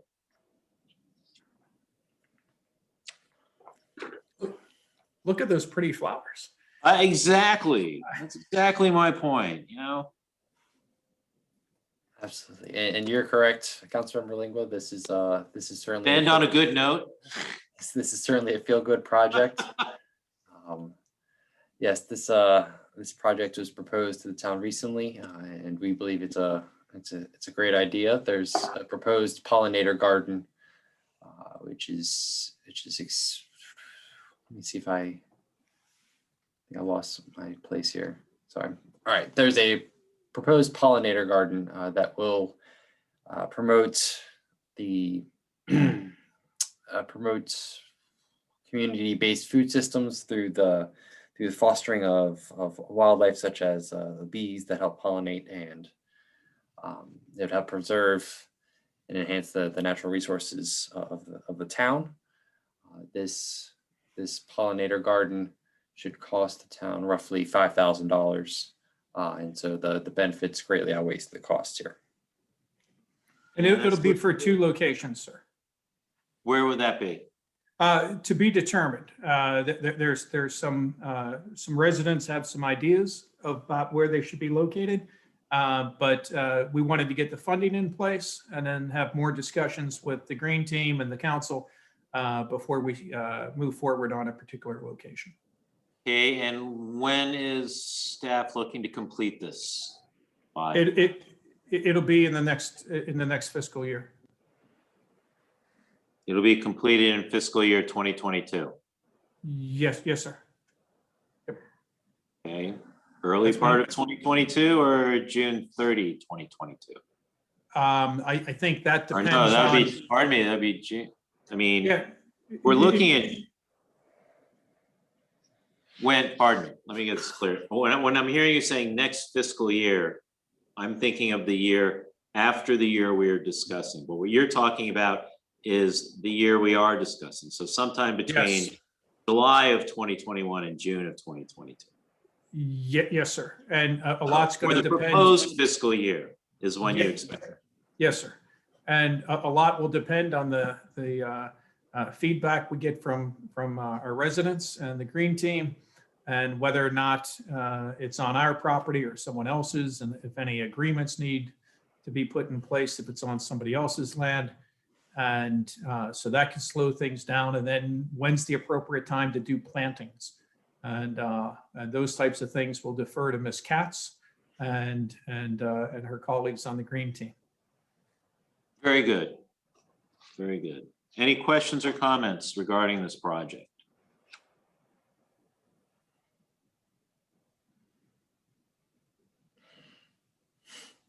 Ms. Katz, not even a comment? I raised a hand, I went video, I took my, Okay, I'm, Those are all yeah, my at this point, signals. chime My- in, ma'am. Chime in.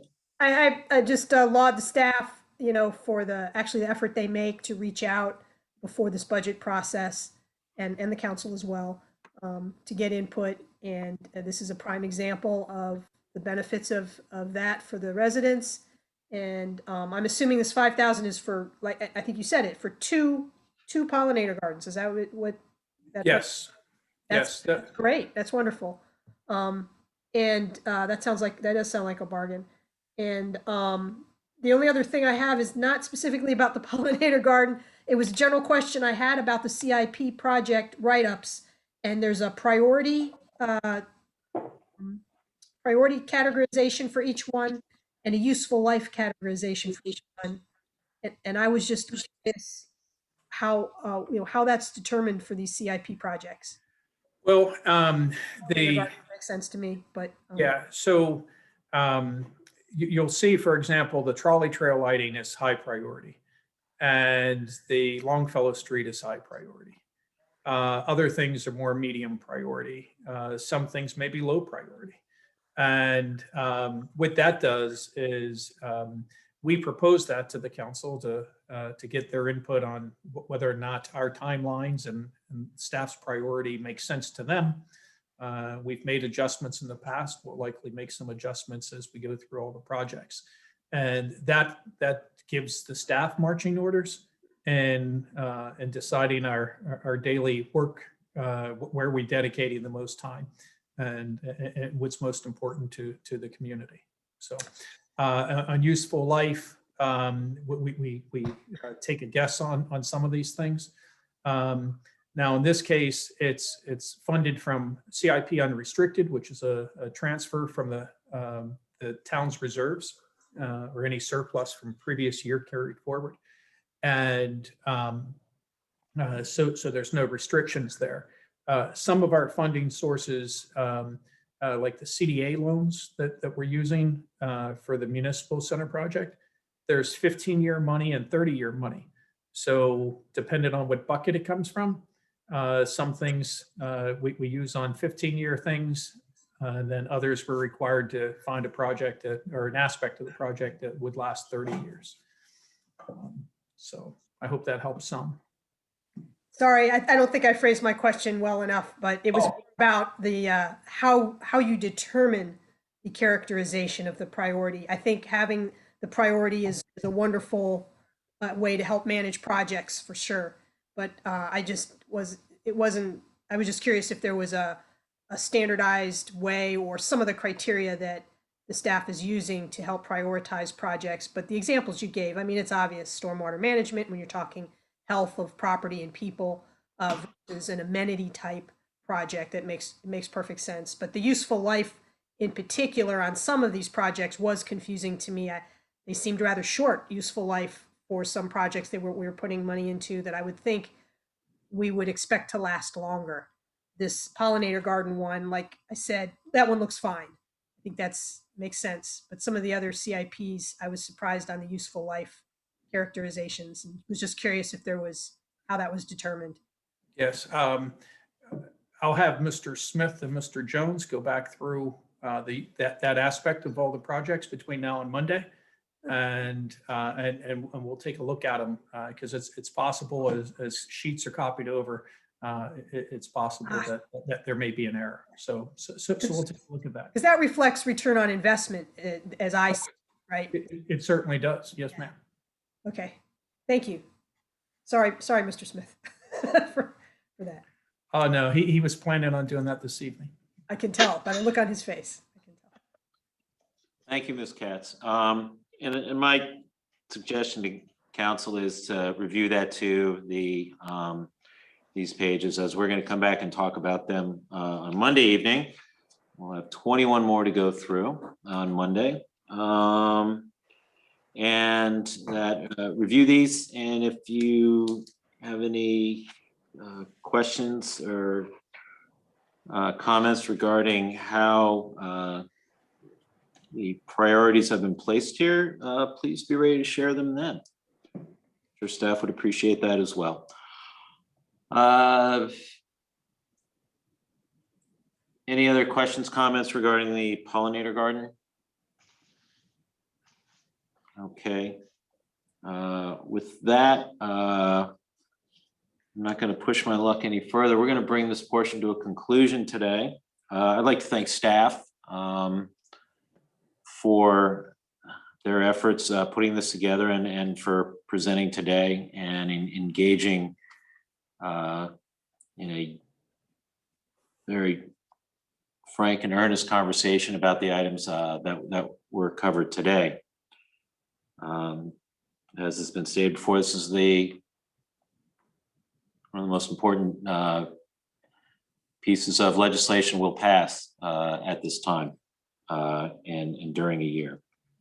And I appreciate those who attended from the public who came out and shared their comments and their opinions on this. Something that we do appreciate greatly and that we hope we hear more of. So anyone who sees this as at a later time and you have any questions or comments, please feel free to contact us or staff and let us know.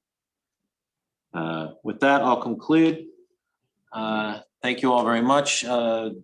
Anyone else had any comments before leaving?